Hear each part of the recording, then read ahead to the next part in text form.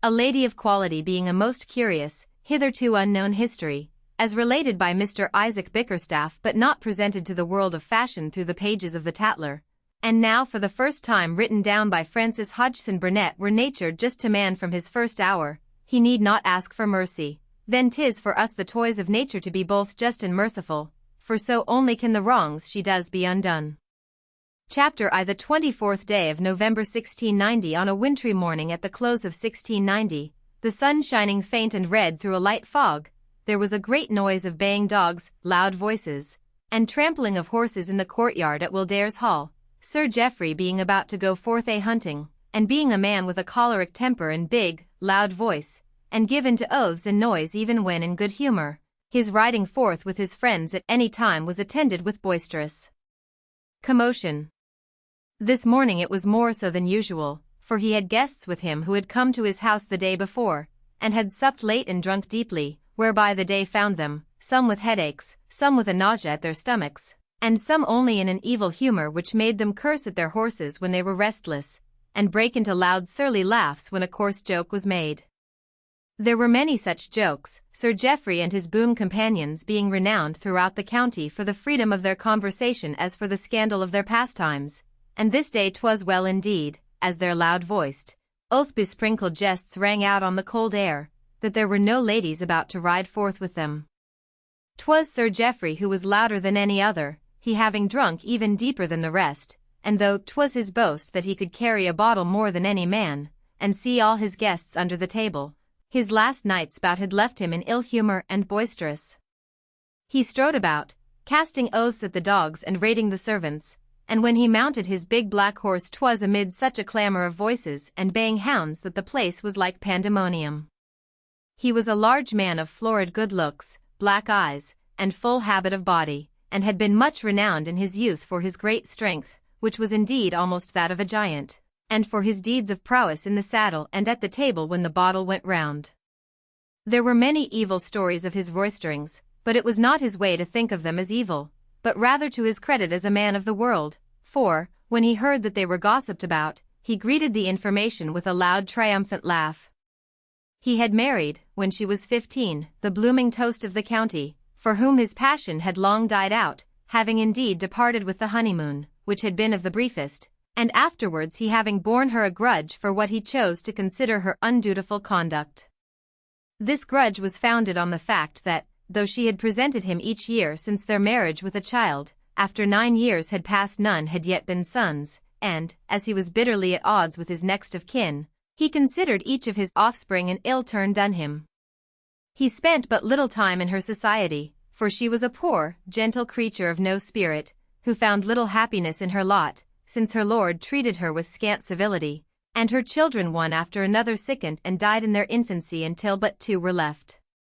He scarce remembered her existence when he did not see her face, and he was certainly not thinking of her this morning, having other things in view, and yet it so fell out that, while a groom was shortening a stirrup and being sworn at for his awkwardness, he by accident cast his eye upward to a chamber window peering out of the thick ivy on the stone. Doing so he saw an old woman draw back the curtain and look down upon him as if searching for him with a purpose. He uttered an exclamation of anger. "Damnation! Mother Posset again," he said. "What does she there, old frump?" The curtain fell and the woman disappeared, but in a few minutes more an unheard-of thing happened among the servants in the hall. The same old woman appeared making her way with a hurried fretfulness, and she descended haltingly the stone steps and came to his side where he sat on his black horse. "The devil," he exclaimed, "what are you here for? 'Tis not time for another wench upstairs, surely?" "'Tis not time," answered the old nurse acidly, taking her tone from his own. "But there is one, but an hour old, and my lady be damned to her," quoth Sir Geoffrey savagely. "A 9th one, and 'tis 9 too many. 'Tis more than man can bear. She does it but to spite me." "'Tis ill treatment for a gentleman who wants an heir," the old woman answered, as disrespectful of his spouse as he was, being a time-serving crone, and knowing that it paid but poorly to coddle women who did not as their husbands would have them in the way of offspring.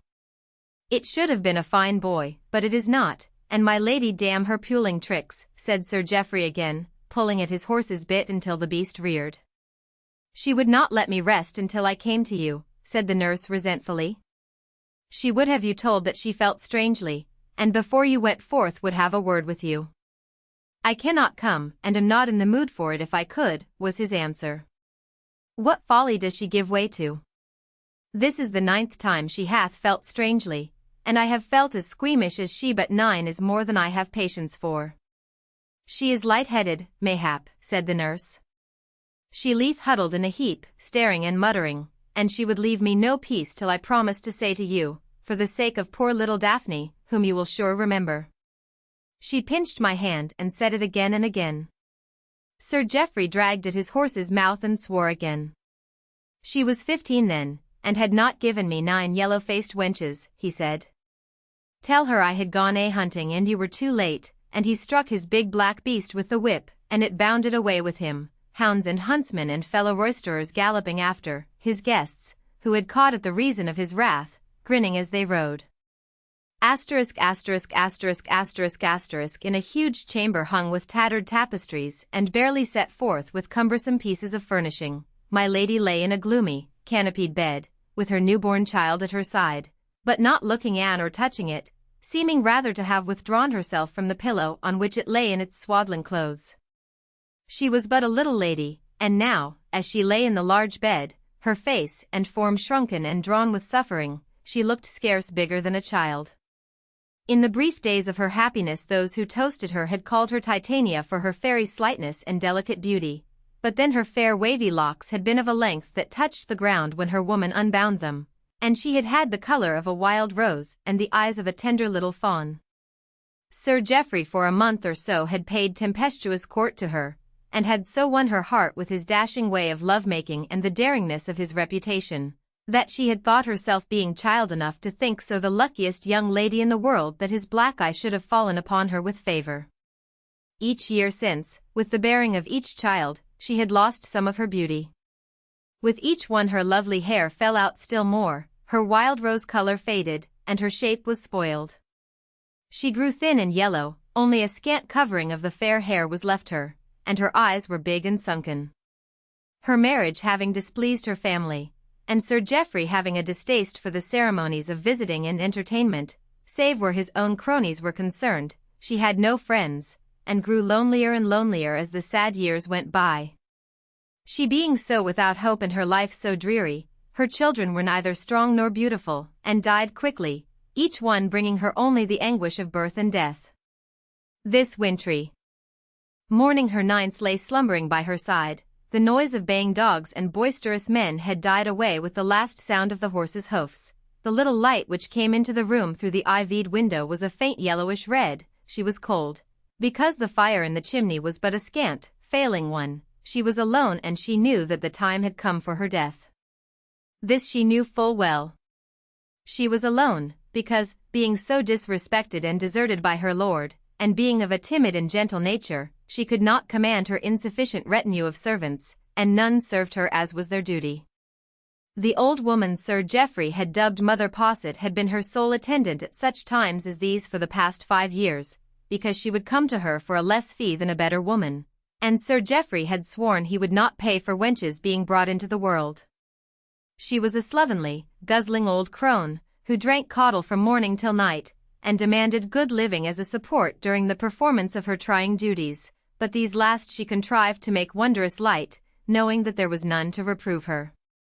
"A fine night I have had," she had grumbled when she brought back Sir Geoffrey's answer to her lady's message. "My old bones are like to break, and my back will not straighten itself. I will go to the kitchen to get victuals and somewhat to warm me. Your ladyship's own woman shall sit with you." Her ladyship's own woman was also the sole attendant of the 2 little girls, Barbara and Anne, whose nursery was in another wing of the house, and my lady knew full well she would not come if she were told, and that there would be no message sent to her. She knew, too, that the fire was going out, but, though she shivered under the bedclothes, she was too weak to call the woman back when she saw her depart without putting fresh fuel upon it. So she lay alone, poor lady, and there was no sound about her, and her thin little mouth began to feebly quiver, and her great eyes, which stared at the hangings, to fill with slow cold tears, for in sooth they were not warm, but seemed to chill her poor cheeks as they rolled slowly down them, leaving a wet streak behind them which she was too far gone in weakness to attempt to lift her hand to wipe away. 9 times like this, she panted faintly, and 'tis for naught but oaths and hard words that blame me. I was but a child myself and he loved me. When 'twas my Daphne, and my beauteous little Daphne, he loved me in his own man's way. But now she faintly rolled her head from side to side. Women are poor things, a chill salt tear sliding past her lips so that she tasted its bitterness only to be kissed for an hour, and then like this only for this and nothing else. I would that this one had been dead. Her breath came slower and more pantingly, and her eyes stared more widely. I was but a child, she whispered, a child as this will be if she lives 15 years. Despite her weakness, and it was great and woefully increasing with each panting breath, she slowly labored to turn herself towards the pillow on which her offspring lay, and, this done, she lay staring at the child and gasping, her thin chest rising and falling convulsively. Ah, how she panted, and how she stared, the glaze of death stealing slowly over her wide-opened eyes, and yet, dimming as they were, they saw in the sleeping infant a strange and troublous thing. Though it was but a few hours old, 'twas not as red and crumple-visaged as newborn infants usually are. Its little head was covered with thick black silk, and its small features were of singular definiteness. She dragged herself nearer to gaze. She looks not like the others, she said. They had no beauty and are safe. She will be like Jeffrey and like _me_. The dying fire fell lower with a shuddering sound. If she is beautiful and has but her father and no mother, she whispered, the words dragged forth slowly, only evil can come to her.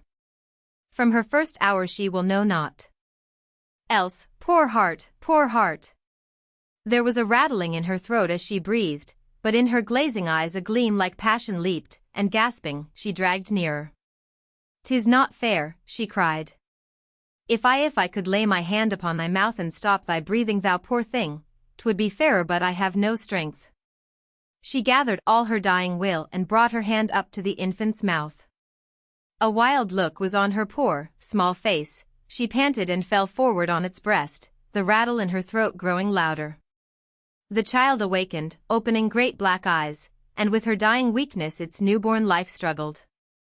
Her cold hand lay upon its mouth, and her head upon its body, for she was too far gone to move if she had willed to do so. But the tiny creature's strength was marvelous. It gasped, it fought, its little limbs struggled beneath her, it writhed until the cold hand fell away, and then, its baby mouth set free, it fell a-shrieking. Its cries were not like those of a newborn thing, but fierce and shrill, and even held the sound of infant passion. 'Twas not a thing to let its life go easily, 'twas of those born to do battle. Its lusty screaming pierced her ear. Perhaps she drew a long, slow breath, and then another, and another still. The last one trembled and stopped short, and the last cinder fell dead from the fire. When the nurse came bustling and fretting back, the chamber was cold as the grave's self. There were only dead embers on the hearth, the newborn child's cries filled all the desolate air, and my lady was lying stone dead, her poor head resting on her offspring's feet, the while her open glazed eyes seemed to stare at it as if in asking fate some awful question. Chapter 2, in which Sir Geoffrey encounters his offspring in a remote wing of the house, in barren, ill-kept rooms. The poor infants of the dead lady had struggled through their brief lives, and given them up, one after the other. Sir Geoffrey had not wished to see them, nor had he done so, but upon the rarest occasions, and then nearly always by some untoward accident. The 6 who had died, even their mother had scarcely wept for. Her weeping had been that they should have been fated to come into the world, and when they went out of it she knew she need not mourn their going as untimely.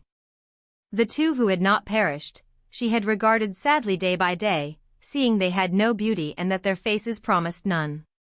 Not but great beauty would have excused their existence in their father's eyes, as beauty might have helped them to good matches which would have rid him of them. But 'twas the sad ill fortune of the children and Barbara to have been treated by nature in a way but niggardly.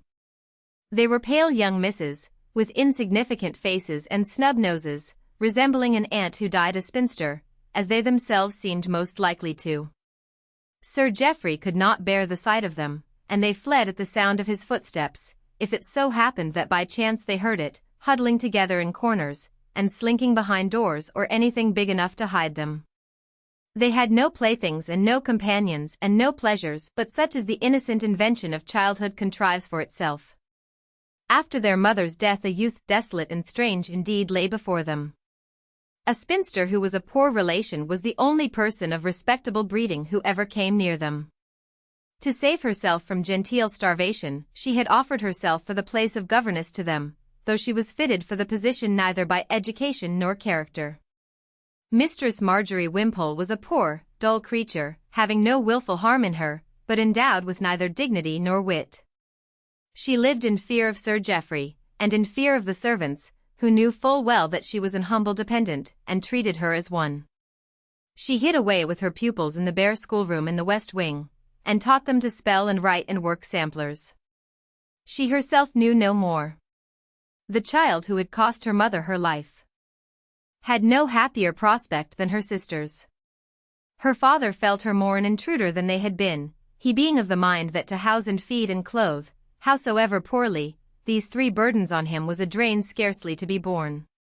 His wife had been a toast and not a fortune, and his estate not being great, he possessed no more than his drinking, roistering, and gambling made full demands upon. The child was baptized Clorinda, and bred, so to speak, from her first hour, in the garret and the servants' hall. Once only did her father behold her during her infancy, which event was a mere accident, as he had expressed no wish to see her, and only came upon her in the nurse's arms some weeks after her mother's death. 'Twas quite by chance. The woman, who was young and buxom, had begun an intrigue with a groom, and having a mind to see him, was crossing the stable-yard, carrying her charge with her, when Sir Geoffrey came by to visit a horse.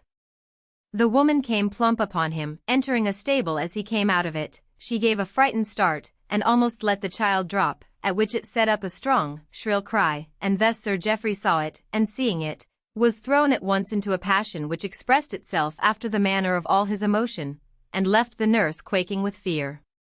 "Thunder and damnation," he exclaimed, as he strode away after the encounter, "'tis the ugliest yet. A yellow-faced girl brat, with eyes like an owl's in an ivy bush, and with a voice like a very peacock's. Another mocking, plain slut that no man will take off my hands." He did not see her again for 6 years. But little wit was needed to learn that 'twas best to keep her out of his sight, as her sisters were kept, and this was done without difficulty, as he avoided the wing of the house where the children lived, as if it were stricken with the plague. But the child Clorinda, it seemed, was of lustier stock than her older sisters, and this those about her soon found out to their grievous disturbance. When Mother Posset had drawn her from under her dead mother's body she had not left shrieking for an hour, but had kept up her fierce cries until the roof rang with them, and the old woman had jogged her about and beat her back in the hopes of stifling her, until she was exhausted and dismayed. For the child would not be stilled, and seemed to have such strength and persistence in her as surely infant never showed before. "Never saw I such a brat among all I have brought into the world," old Posset quavered.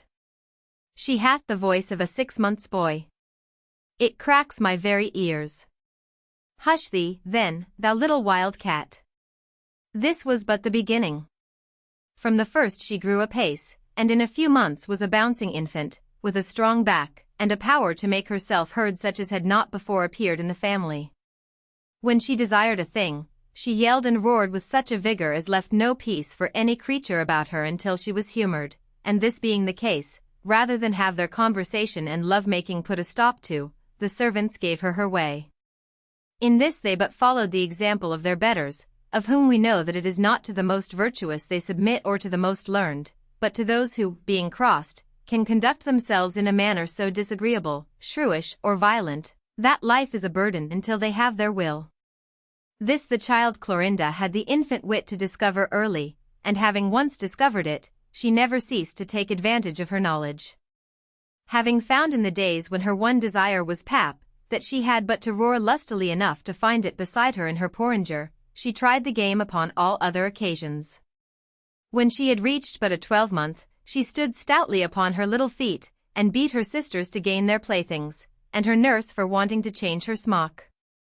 She was so easily thrown into furies, and so raged and stamped in her baby way that she was a sight to behold, and the men servants found amusement in badgering her. To set Mistress Clorinda in their midst on a winter's night when they were dull, and to torment her until her little face grew scarlet with the blood which flew up into it, and she ran from one to the other beating them and screaming like a young spitfire, was among them a favourite entertainment. "I fackins," said the butler one night, "but she is as like Sir Geoffrey in her temper as one pea is like another. Aye, but she grows blood red just as he does, and curses in her little way as he does in man's words among his hounds in their kennel." "And she will be of his build, too," said the housekeeper. "What mishap changed her to a maid instead of a boy, I know not. She would have made a strapping heir. She has the thigh and shoulders of a handsome man-child at this hour, and she is not 3 years old." "Sir Geoffrey missed his mark when he called her an ugly brat," said the woman who had nursed her. "She will be a handsome woman though large in build, it may be. She will be a brown beauty, but she will have a color in her cheeks and lips like the red of Christmas holly, and her owl's eyes are as black as sloes, and have fringes on them like the curtains of a window. See how her hair grows thick on her little head, and how it curls in great rings. My lady, her poor mother, was once a beauty, but she was no such beauty as this one will be, for she has her father's long limbs and fine shoulders, and the will to make every man look her way." "Yes," said the housekeeper, who was an elderly woman, there will be doings when she is a ripe young maid. She will take her way, and God grant she mayn't be _2_ like her father and follow his." It was true that she had no resemblance to her plain sisters, and bore no likeness to them in character. The 2 elder children, and Barbara, were too meek-spirited to be troublesome, but during Clorinda's infancy Mistress Marjorie Wimpole watched her rapid growth with fear and qualms. She dare not reprove the servants who were ruining her by their treatment, and whose manners were forming her own. Sir Geoffrey's servants were no more moral than their master, and being brought up as she was among them, their young mistress became strangely familiar with many sights and sounds it is not the fortune of most young misses of breeding to see and hear. The cooks and kitchen wenches were flighty with the grooms and men servants, and little Mistress Clorinda, having a passion for horses and dogs, spent many an hour in the stables with the women who, for reasons of their own, were pleased enough to take her there as an excuse for seeking amusement for themselves. She played in the kennels and among the horses' heels, and learned to use oaths as roundly as any Giles or Tom whose work was to wield the curry comb.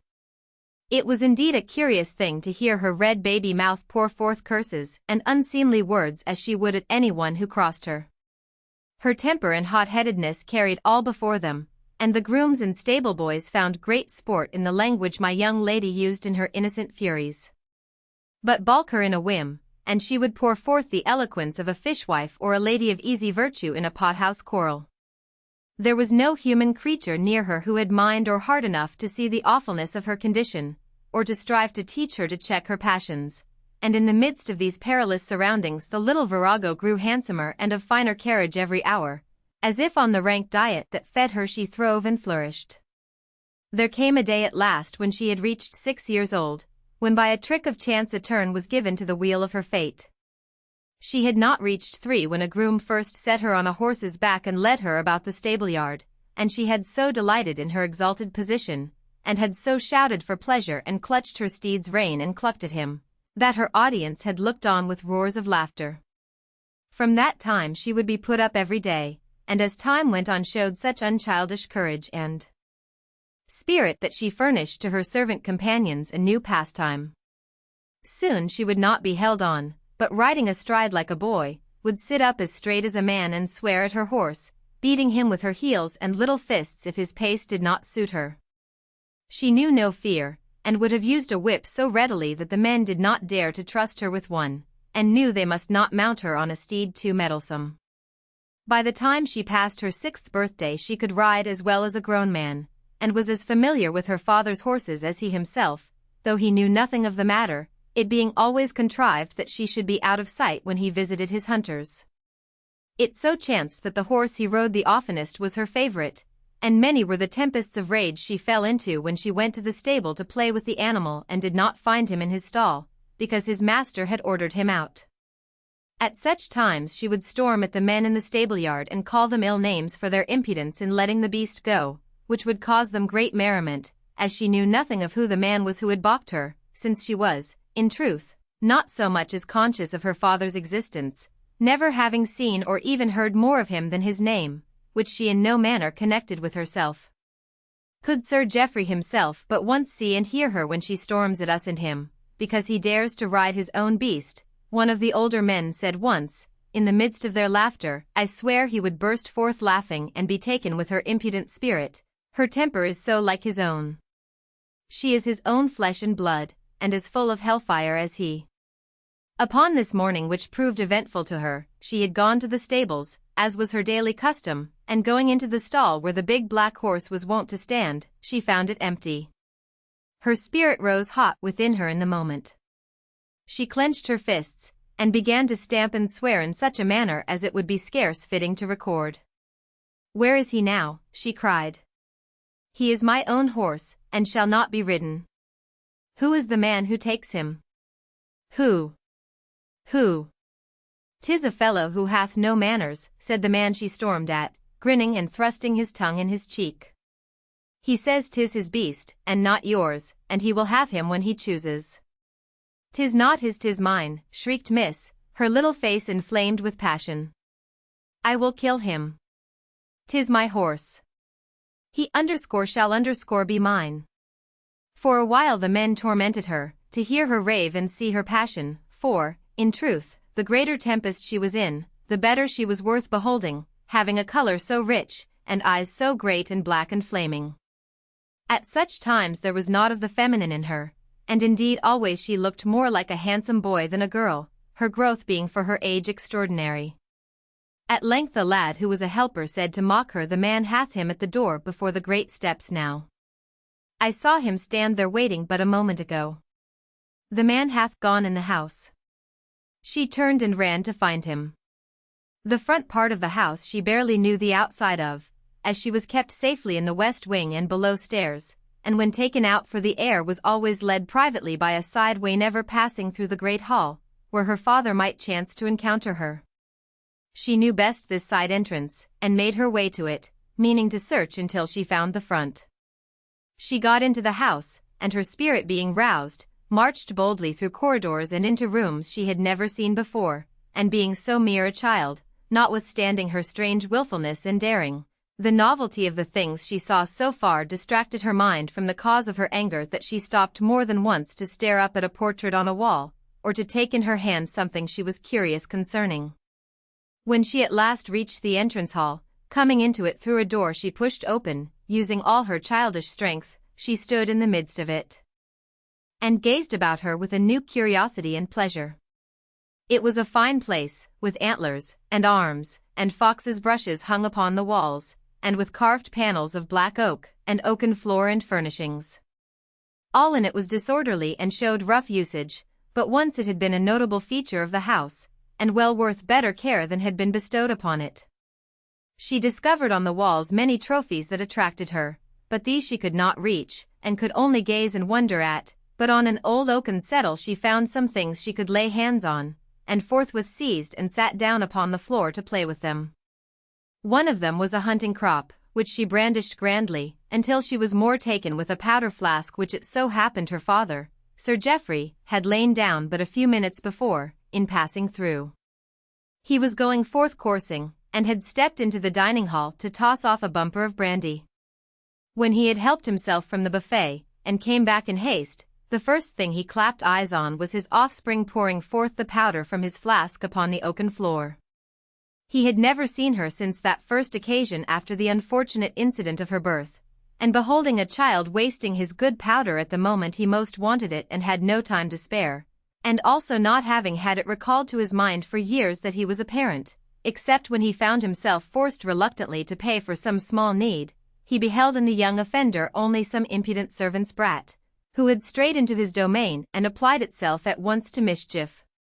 He sprang upon her, and seizing her by the arm, whirled her to her feet with no little violence, snatching the powder flask from her, and dealing her a sound box on the ear. "Blood and damnation on thee, thou impudent little baggage," he shouted. I'll break thy neck for thee, little scurvy beast, and pulled the bell as he were like to break the wire.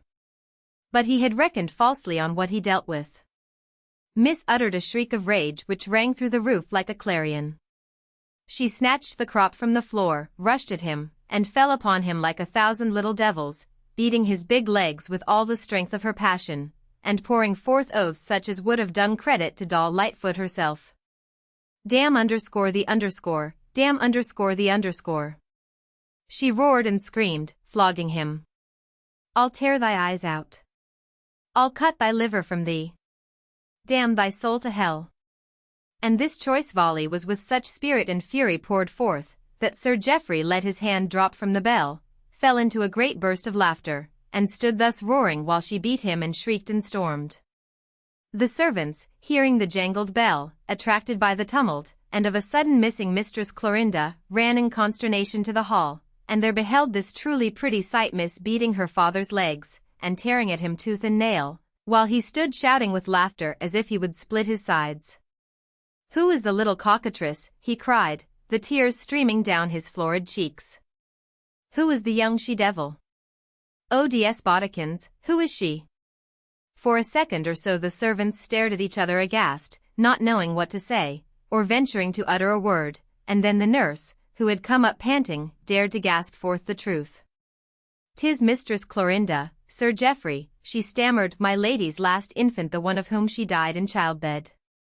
His big laugh broke in two, as one might say. He looked down at the young fury and stared. She was out of breath with beating him, and had ceased and fallen back a pace, and was staring up at him also, breathing defiance and hatred. Her big black eyes were flames, her head was thrown up and back, her cheeks were blood scarlet, and her great crop of crow-black hair stood out about her beauteous, wicked little virago face, as if it might change into Medusa's snakes. "Damn thee," she shrieked at him again. "I'll kill thee, devil." Sir Geoffrey broke into his big laugh afresh. "Clorinda do they call thee, wench," he said. "Geoffrey thou shouldst have been but for thy mother's folly. A fiercer little devil for thy size I never saw nor a handsomer one." And he seized her from where she stood, and held her at his big arm's length, gazing at her uncanny beauty with looks that took her in from head to foot. Chapter 3, wherein Sir Geoffrey's boon companions drink a toast her beauty of face, her fine body, her strength of limb, and great growth for her age, would have pleased him if she had possessed no other attraction, but the daring of her fury and her stable-boy breeding so amused him and suited his roistering tastes that he took to her as the finest plaything in the world. He set her on the floor, forgetting his coursing, and would have made friends with her, but at first she would have none of him, and scowled at him in spite of all he did. The brandy by this time had mounted to his head and put him in the mood for frolic, liquor oftenest making him gamesome. He felt as if he were playing with a young dog or marking the spirit of a little fighting cock. He ordered the servants back to their kitchen, who stole away, the women amazed, and the men concealing grins which burst forth into guffaws of laughter when they came into their hall below. "'Tis as we said," they chuckled. He had but to see her beauty and find her a bigger devil than he, and 'twas done. The mettle of her damning and flogging him. Never was there a finer sight. She feared him no more than if he had been a spaniel, and he roaring and laughing till he was like to burst. "Dost know who I am?" Sir Geoffrey was asking the child, grinning himself as he stood before her where she sat on the oaken settle on which he had lifted her. "No," quoth little mistress, her black brows drawn down, her handsome owl's eyes verily seeming to look him through and through in search of somewhat, for, in sooth, her rage abating before his jovial humor, the big burly laugher attracted her attention, though she was not disposed to show him that she leaned towards any favor or yielding. "I am thy dad," he said. "'Twas thy dad thou gavest such a trouncing. And thou hast an arm, too. Let's cast an eye on it."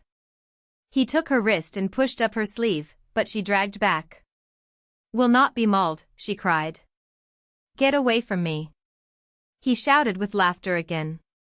He had seen that the little arm was as white and hard as marble, and had such muscles as a great boy might have been a braggart about. "By gad," he said, elated. "What a wench of 6 years old. Wilt have my crop and trounce thy dad again?" He picked up the crop from the place where she had thrown it, and forthwith gave it in her hand. She took it, but was no more in the humor to beat him, and as she looked still frowning from him to the whip, the latter brought back to her mind the horse she had set out in search of. "Where is my horse?" she said, and 'twas in the tone of an imperial demand. "Where is he?" "Thy horse," he echoed. "Which is thy horse then?" "Rake is my horse," she answered, the big black one. The man took him again, and she ripped out a few more oaths and unchaste expressions, threatening what she would do for the man in question, the which delighted him more than ever. "Rake is my horse," she ended. "None else shall ride him." "None else," cried he. "Thou canst not ride him, baggage." She looked at him with scornful majesty. "Where is he?" she demanded. And the next instant, hearing the beast's restless feet grinding into the gravel outside as he fretted at having been kept waiting so long, she remembered what the stable boy had said of having seen her favorite standing before the door, and struggling and dropping from the settle, she ran to look out, whereupon, having done so, she shouted in triumph. "He is here," she said. "I see him," and went pell-mell down the stone steps to his side. Sir Geoffrey followed her in haste. 'Twould not have been to his humor now to have her brains kicked out. "Hey," he called, as he hurried. "Keep away from his heels. Thou little devil."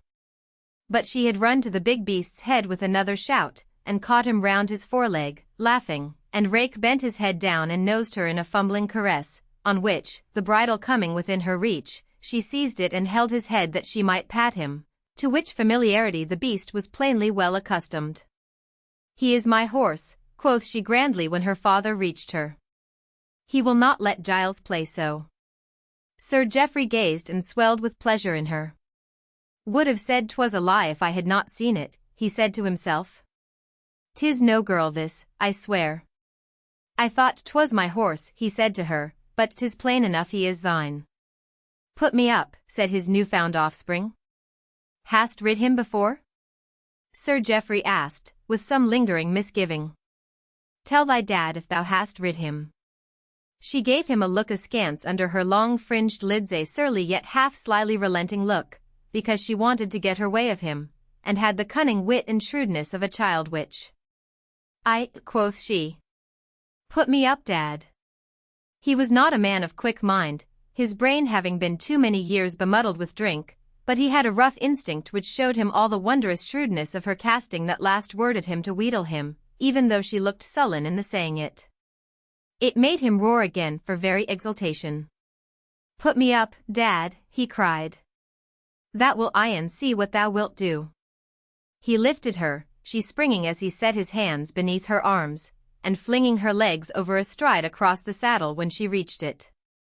She was all fire and excitement, and caught the reins like an old huntsman, and with such a grasp as was amazing.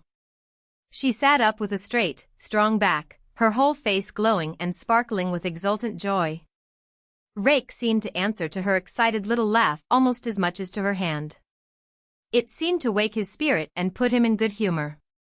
He started off with her down the avenue at a light, spirited trot, while she, clinging with her little legs and sitting firm and fearless, made him change into canter and gallop, having actually learned all his paces like a lesson, and knowing his mouth as did his groom, who was her familiar and slave.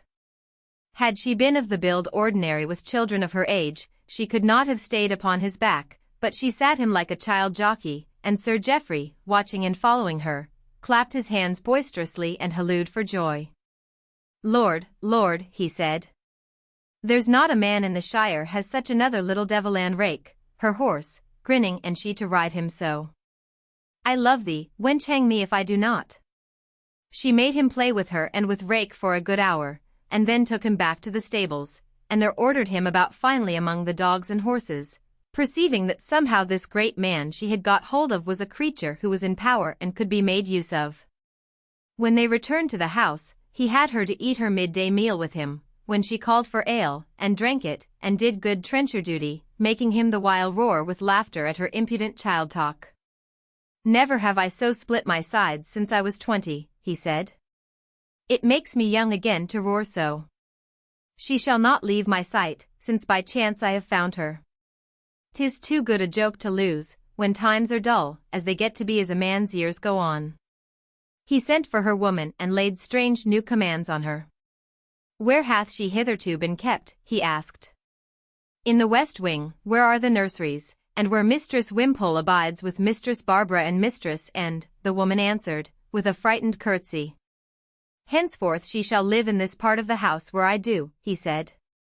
Make ready the chambers that were my lady's, and prepare to stay there with her. From that hour the child's fate was sealed. He made himself her playfellow, and romped with and indulged her until she became fonder of him than of any groom or stable boy she had been companions with before. But, indeed, she had never been given to bestowing much affection on those around her, seeming to feel herself too high a personage to show softness.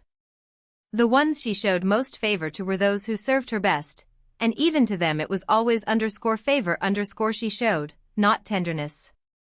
Certain dogs and horses she was fond of, Rake coming nearest to her heart, and the place her father won in her affections was somewhat like to Rake's. She made him her servant and tyrannized over him, but at the same time followed and imitated him as if she had been a young spaniel he was training. The life the child led, it would have broken a motherly woman's heart to hear about, but there was no good woman near her, her mother's relatives, and even Sir Geoffrey's own, having cut themselves off early from the Muldares' Hall and its master being no great credit to those having the misfortune to be connected with them. The neighbouring gentry had gradually ceased to visit the family some time before her ladyship's death, and since then the only guests who frequented the place were a circle of hunting, drinking, and guzzling boon companions of Sir Geoffrey's own, who joined him in all his carousals and debaucheries. To these he announced his discovery of his daughter with tumultuous delight. He told them, amid storms of laughter, of his first encounter with her, of her flogging him with his own crop, and cursing him like a trooper, of her claiming Rake as her own horse, and swearing at the man who had dared to take him from the stable to ride, and of her sitting him like an infant jockey, and seeming, by some strange power, to have mastered him as no other had been able heretofore to do. Then he had her brought into the dining-room, where they sat over their bottles drinking deep, and setting her on the table, he exhibited her to them, boasting of her beauty, showing them her splendid arm and leg and thigh, measuring her height, and exciting her to test the strength of the grip of her hand and the power of her little fist. "Saw you ever a wench like her?" he cried, as they all shouted with laughter and made jokes not too polite, but such as were of the soul kind they were given to. "Has any man among you begot a boy as big and handsome? Hang me if she would not knock down any lad of 10 if she were in a fury. We wild dogs are out of favour with the women," cried one of the best pleased among them, a certain Lord Eldershaw, whose seat was a few miles from Muldares' Hall. "Women like nincompoops and chaplains. Let us take this one for our toast, and bring her up as girls should be brought up to be companions for men. I give you, Mistress Clorinda Wildares, Mistress Clorinda, the enslaver of 6-years-old Bumpers, lads he's Bumpers." And they set her in the very midst of the big table and drank her health, standing, bursting into a jovial, ribald song, and the child, excited by the noise and laughter, actually broke forth and joined them in a high, strong treble, the song being one she was quite familiar with, having heard it often enough in the stable to have learned the words pat. *********. 2 weeks after his meeting with her, Sir Geoffrey was seized with the whim to go up to London and set her forth with finery. 'Twas but rarely he went up to town, having neither money to waste, nor finding great attraction in the more civilized quarters of the world.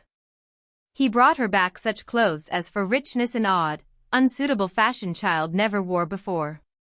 There were brocades that stood alone with splendor of fabric, there was rich lace, fine linen, ribbands, farthingales, swansdown tippets, and little slippers with high red heels.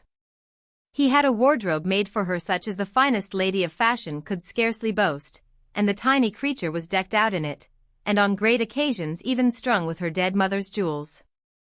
Among these strange things, he had the fantastical notion to have made for her several suits of boys' clothes, pink and blue satin coats, little white, or amber, or blue satin breeches, ruffles of lace, and waistcoats embroidered with colors in silver or gold. There was also a small scarlet-coated hunting costume and all the paraphernalia of the chase. It was Sir Geoffrey's finest joke to bid her woman dress her as a boy, and then he would have her brought to the table where he and his fellows were dining together, and she would toss off her little bumper with the best of them, and rip out childish oaths, and sing them, to their delight, songs she had learned from the stable boys. She cared more for dogs and horses than for finery, and when she was not in the humor to be made a puppet of, neither tire-woman nor devil could put her into her brocades, but she liked the excitement of the dining-room, and, as time went on, would be dressed in her flowered petticoats in a passion of eagerness to go and show herself, and coquette in her lace and gewgaws with men old enough to be her father, and loose enough to find her premature airs and graces a fine joke indeed. She ruled them all with her temper and her shrewish will. She would have her way in all things, or there should be no sport with her, and she would sing no songs for them, but would flout them bitterly, and sit in a great chair with her black brows drawn down, and her whole small person breathing rancour and disdain. Sir Geoffrey, who had bullied his wife, had now the pleasurable experience of being henpecked by his daughter, for so, indeed, he was. Miss ruled him with a rod of iron, and wielded her weapon with such skill that before a year had elapsed he obeyed her as the servants below stairs had done in her infancy. She had no fear of his great oaths, for she possessed a strangely varied stock of her own upon which she could always draw, and her voice being more shrill than his, if not of such bigness, her ear-piercing shrieks and indomitable perseverance always proved too much for him in the end. It must be admitted likewise that her violence of temper and power of will were somewhat beyond his own, notwithstanding her tender years and his reputation. In fact, he found himself obliged to observe this, and finally made something of a merit and joke of it. "There is no managing of the little shrew," he would say. "Neither man nor devil can bend or break her. If I smashed every bone in her carcass, she would die shrieking hell at me and defiance." If one admits the truth, it must be owned that if she had not had bestowed upon her by nature gifts of beauty and vivacity so extraordinary, and had been cursed with 1,000th part of the vixenishness she displayed every day of her life, he would have broken every bone in her carcass without a scruple or a qualm. But her beauty seemed but to grow with every hour that passed, and it was by exceeding good fortune exactly the fashion of beauty which he admired the most. When she attained her 10th year she was as tall as a fine boy of 12, and of such a shape and carriage as young Diana herself might have envied. Her limbs were long, and most divinely molded, and of a strength that caused admiration and amazement in all beholders. Her father taught her to follow him in the hunting field, and when she appeared upon her horse, clad in her little breeches and top boots and scarlet coat, child though she was, she set the field on fire. She learned full early how to coquette and roll her fine eyes, but it is also true that she was not much of a languisher, as all her ogling was of a destructive or proudly attacking kind. It was her habit to leave others to languish, and herself to lead them with disdainful vivacity to doing so. She was the talk, and, it must be admitted, the scandal, of the county by the day she was 15. The part wherein she lived was a boisterous hunting shire where there were wide ditches and high hedges to leap, and rough hills and moors to gallop over, and within the region neither polite life nor polite education were much thought of. But even in the worst portions of it there were occasional virtuous matrons who shook their heads with much gravity and wonder over the beautiful Mistress Clorinda. Chapter 4 Lord Twenlow's chaplain visits his patron's kinsman, and Mistress Clorinda shines on her birthday night uncivilized and almost savage as her girlish life was, and unregulated by any outward training as was her mind. There were none who came in contact with her who could be blind to a certain strong, clear wit, and unconquerableness of purpose, for which she was remarkable. She ever knew full well what she desired to gain or to avoid, and once having fixed her mind upon any object, she showed an adroitness and brilliancy of resource, a control of herself and others, the which there was no circumventing. She never made a blunder because she could not control the expression of her emotions, and when she gave way to a passion, 'twas because she chose to do so, having naught to lose, and in the midst of all their riotous jesting with her the boon companions of Sir Geoffrey knew this. Had she a secret to keep, child though she is, said Eldershaw, there is none man or woman who could scare or surprise it from her, and 'tis a strange quality to note so early in a female creature. She spent her days with her father and his dissolute friends, treated half like a boy, half a fantastical queen, until she was 14. She hunted and coursed, shot birds, leaped hedges and ditches, reigned at the riotous feastings, and coquetted with these mature, and in some cases elderly, men, as if she looked forward to doing naught else all her life. But one day, after she had gone out hunting with her father, riding Rake, who had been given to her, and wearing her scarlet coat, breeches, and top boots, one of the few remaining members of her mother's family sent his chaplain to remonstrate and advise her father to command her to forbear from appearing in such impudent attire. There was, indeed, a stirring scene when this message was delivered by its bearer. The chaplain was an awkward, timid creature, who had heard stories enough of Wildair's Hall and its master to undertake his mission with a quaking soul. To have refused to obey any behest of his patron would have cost him his living, and knowing this beyond a doubt, he was forced to gird up his loins and gather together all the little courage he could muster to beard the lion in his den. The first thing he beheld on entering the big hall was a beautiful tall youth wearing his own rich black hair, and dressed in scarlet coat for hunting. He was playing with a dog, making it leap over his crop, and both laughing and swearing at its clumsiness.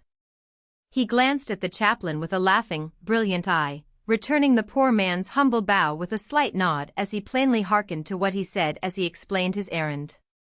"I come from my Lord Twemlow, who is your master's kinsman," the chaplain faltered. "I am bidden to see and speak to him if it be possible, and his lordship much desires that Sir Geoffrey will allow it to be so." My Lord Twemlow, the beautiful youth, left his playing with the dog and came forward with all the air of the young master of the house. "My Lord Twemlow sends you," he said. "'Tis long since his lordship favoured us with messages." "Where is Sir Geoffrey, Lovett?" "In the dining hall," answered the servant. "He went there but a moment past, mistress." The chaplain gave such a start as made him drop his shovel hat. Mistress!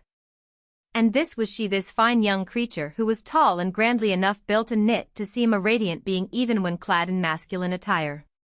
He picked up his hat and bowed so low that it almost swept the floor in his obeisance. He was not used to female beauty which deigned to cast great smiling eyes upon him, for at my Lord Twemlow's table he sat so far below the salt that women looked not his way. This beauty looked at him as if she was amused at the thought of something in her own mind.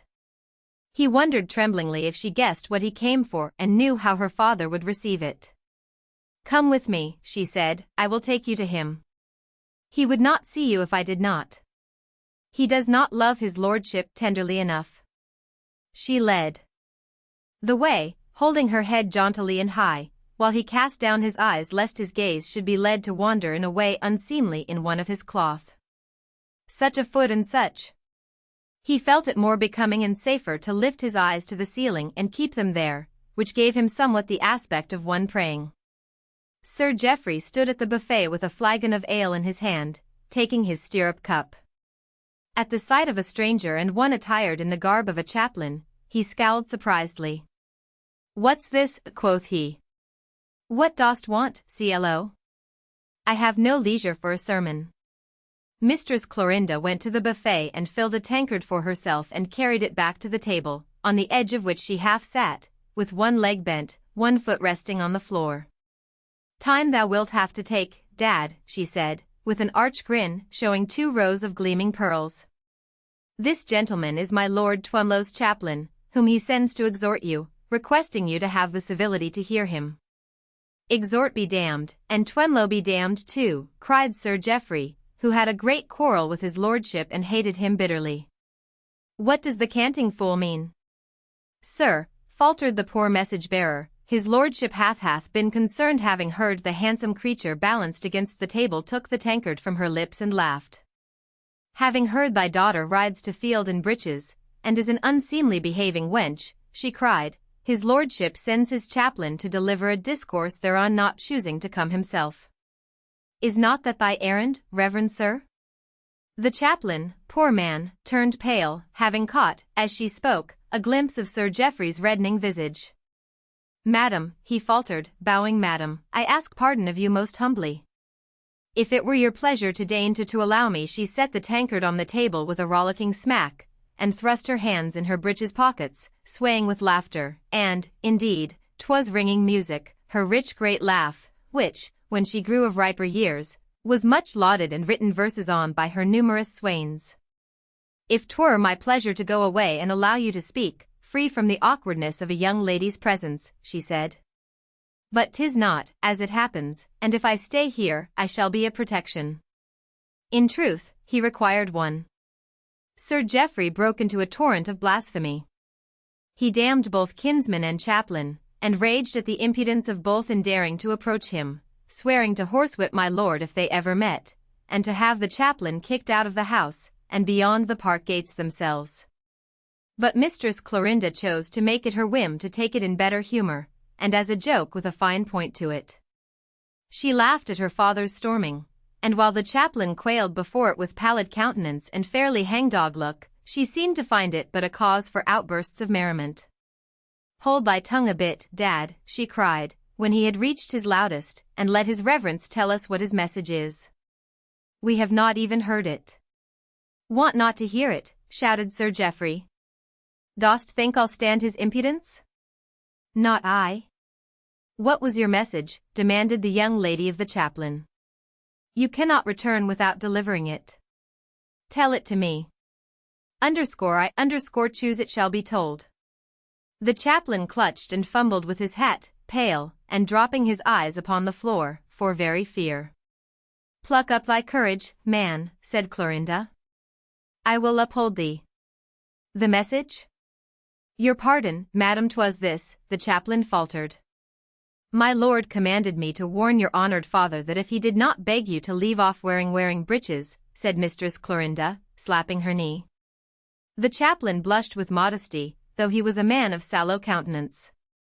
"No gentleman," he went on, going more lamely at each word, "notwithstanding your great beauty, no gentleman would marry me," the young lady ended for him, with merciful good humor. "For if a young lady be permitted to bear herself in such a manner as will cause her to be held lightly, she can make no match that will not be a dishonour to her family and may do worse," quoth Mistress Clo, and laughed until the room rang. Sir Geoffrey's rage was such as made him like to burst, but she restrained him when he would have flung his tankard at the chaplain's head, and amid his storm of curses bundled the poor man out of the room, picking up his hat which in his hurry and fright he let fall, and thrusting it into his hand. "Tell his lordship," she said, laughing still as she spoke the final words, "that I say he is right, and I will see to it that no disgrace befalls him." "Forsooth, Dad," she said, returning, "perhaps the old son of a something unmannerly is not so great a fool.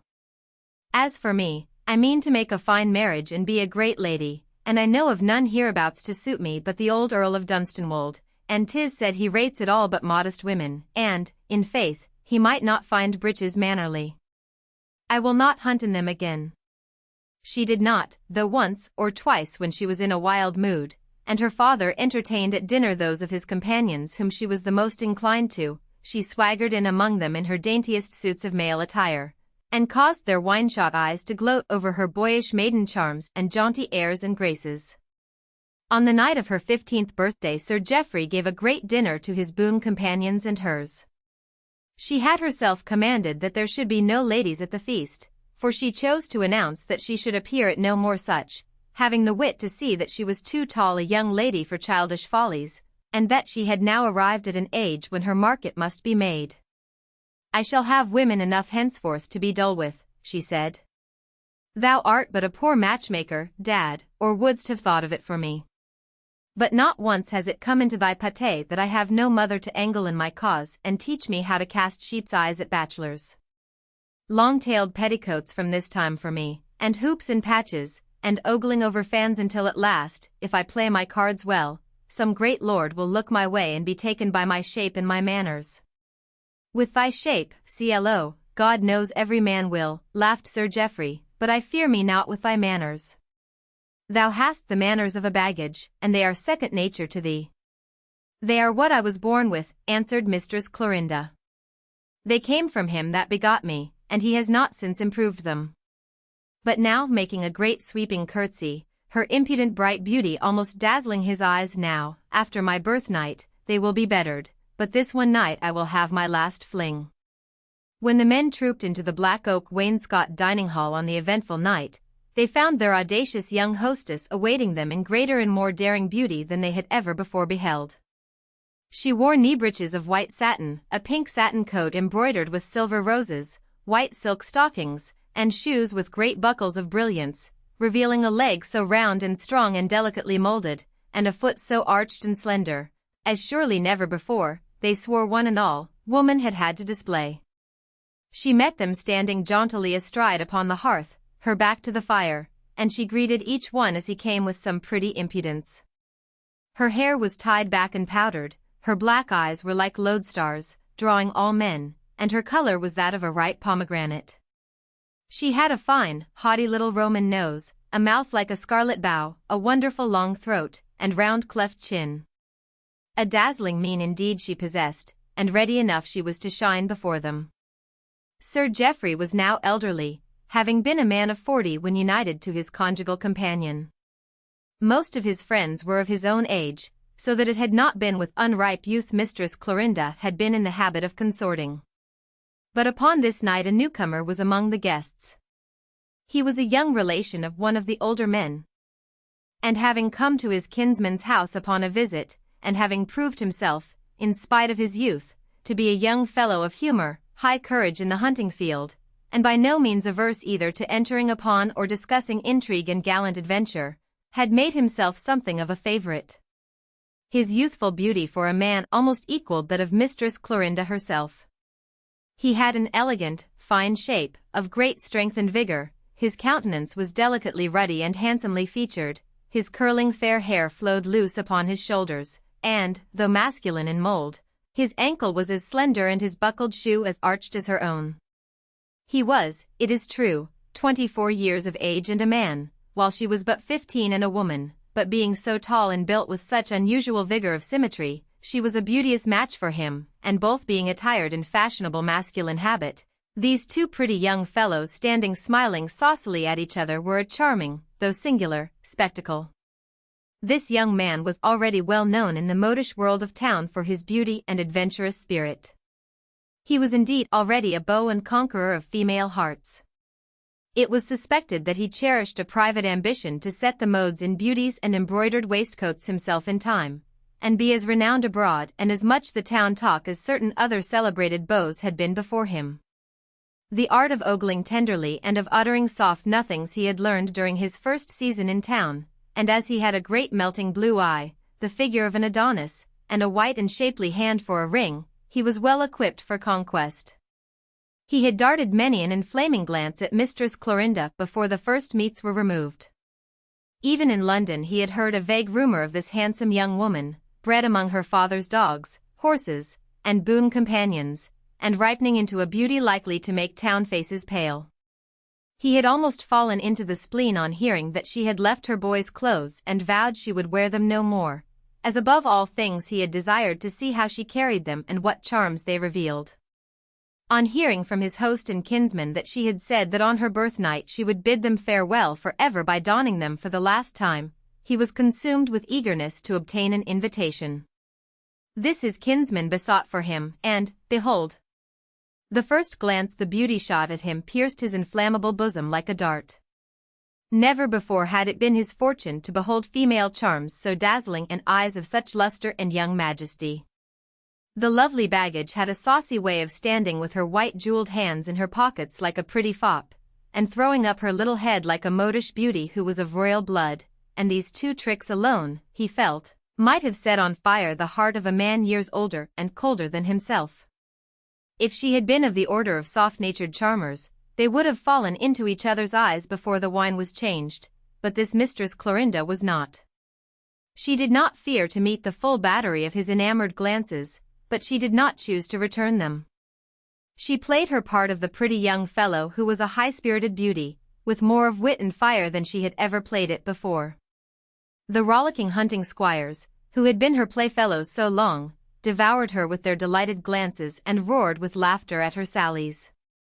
Their jokes and flatteries were not of the most seemly, but she had not been bred to seemliness and modesty, and was no more ignorant than if she had been, in sooth, some gay young springald of a lad.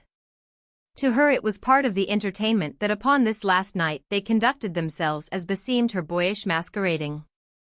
Though country-bred, she had lived among companions who were men of the world and lived without restraints, and she had so far learned from them that at 15 years old she was as worldly and as familiar with the devices of intrigue as she would be at 40.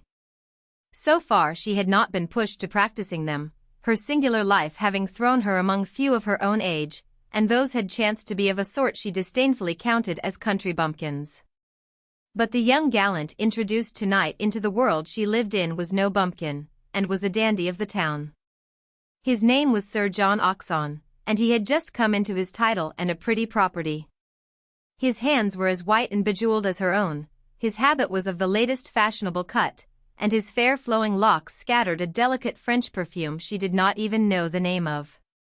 But though she observed all these attractions and found them powerful, young Sir John remarked, with a slight sinking qualm, that her great eye did not fall before his amorous glances, but met them with high smiling readiness, and her color never blanched or heightened a whit for all their masterly skillfulness.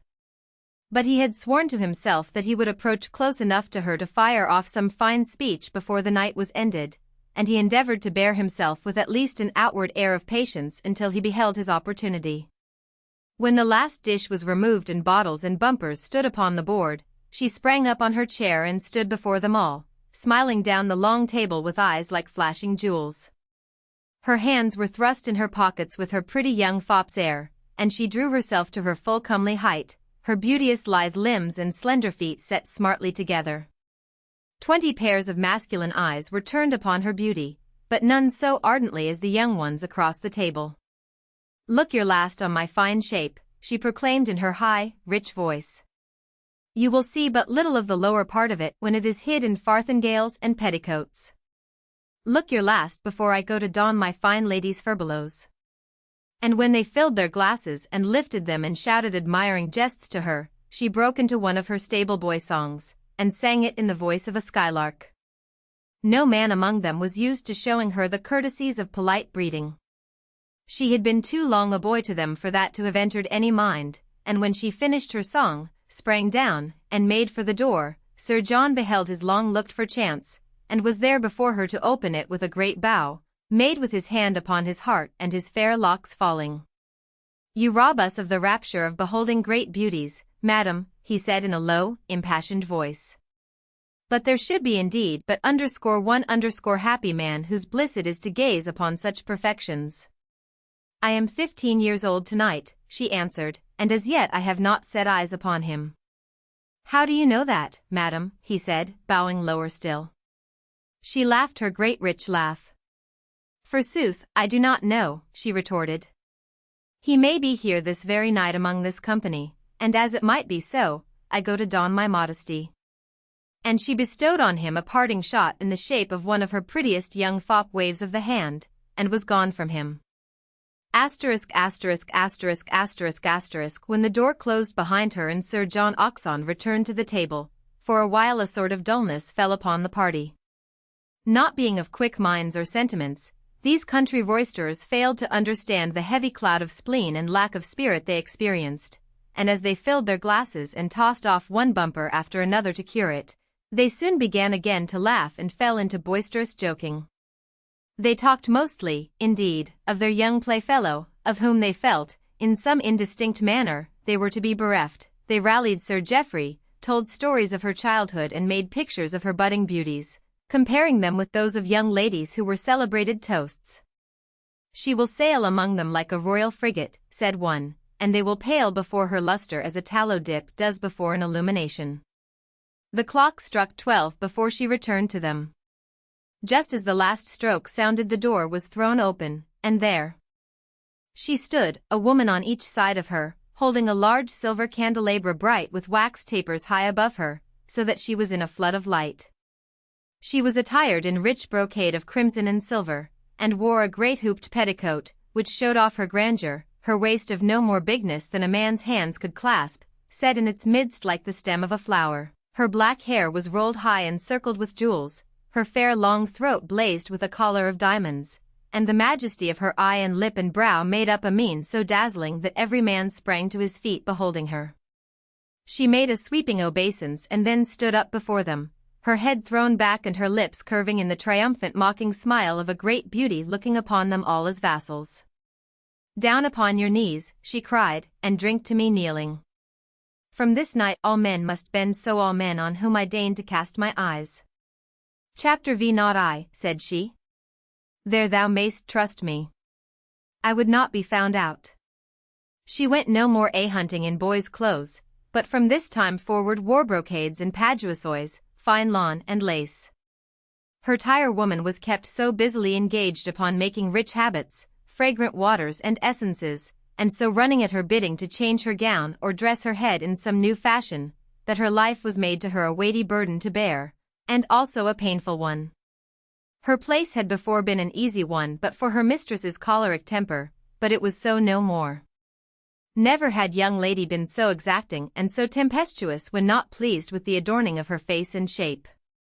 In the presence of polite strangers, whether ladies or gentlemen, Mistress Clorinda in these days chose to chasten her language and give less rein to her fantastical passions, but alone in her closet with her woman, if a ribbon did but not suit her fancy, or a hoop not please, she did not fear to be as scurrilous as she chose.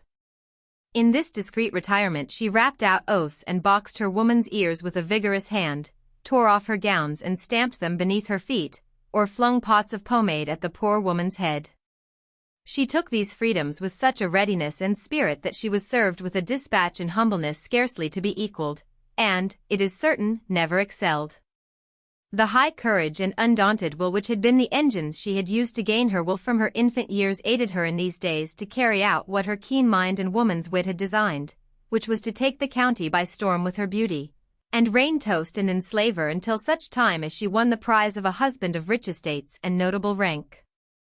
It was soon bruited abroad, to the amazement of the county, that Mistress Clorinda Wildares had changed her strange and unseemly habits of life, and had become as much a young lady of fashion and breeding as her birth and charm demanded.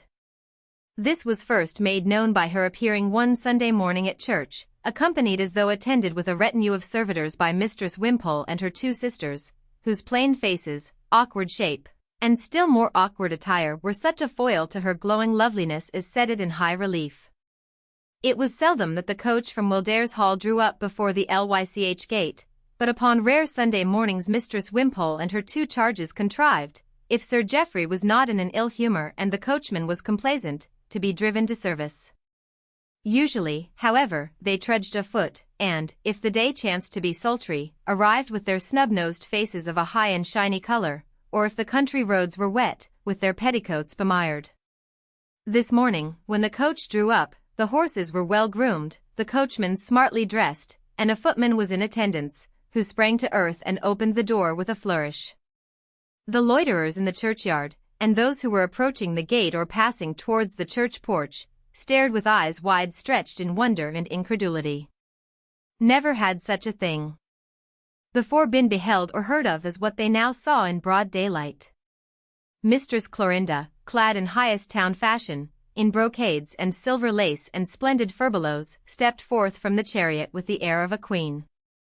She had the majestic composure of a young lady who had worn nothing less modish than such raiment all her life, and who had prayed decorously beneath her neighbor's eyes since she had left her nurse's care.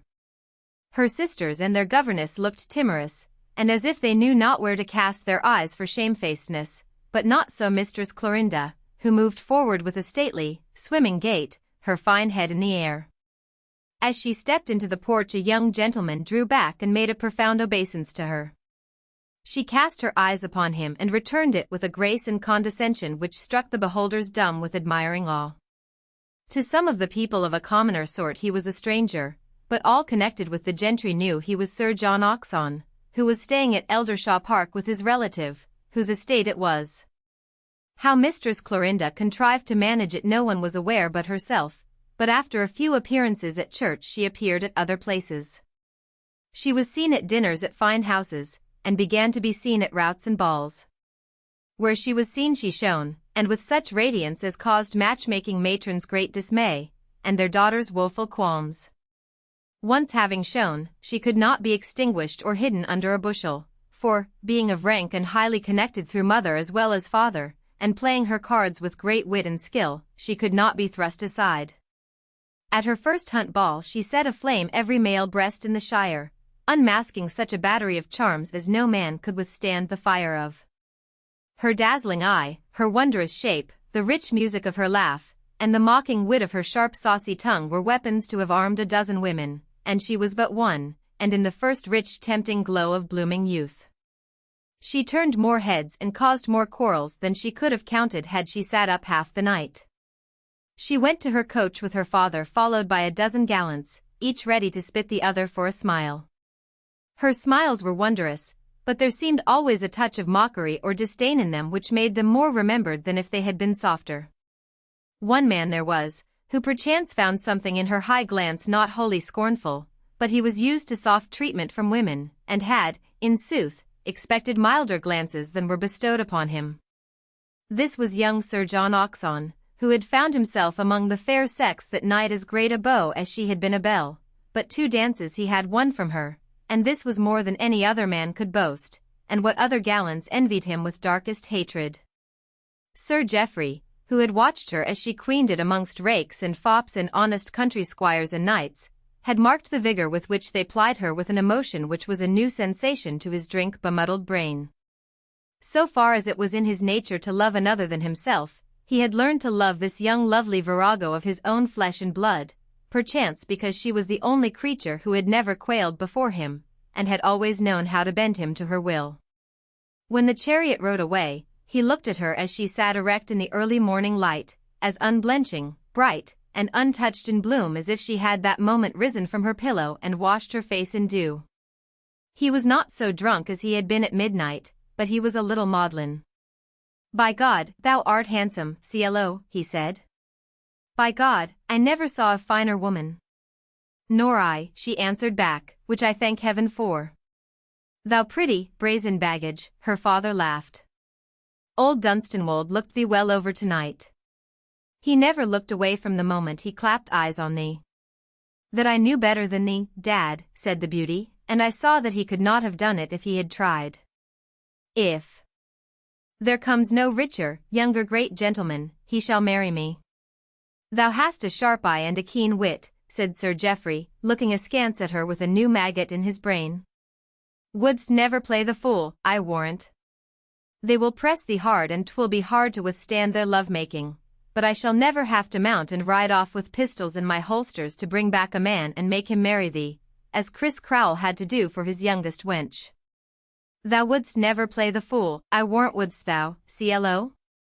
She tossed her head and laughed like a young scornful devil, showing her white pearl teeth between her lips scarlet. "Not I," she said.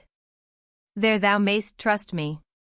I would not be found out."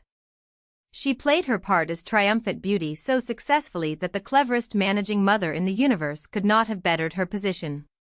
Gallants brawled for her, honest men fell at her feet, romantic swains wrote verses to her, praising her eyes, her delicate bosom, the carnation of her cheek, and the awful majesty of her mien.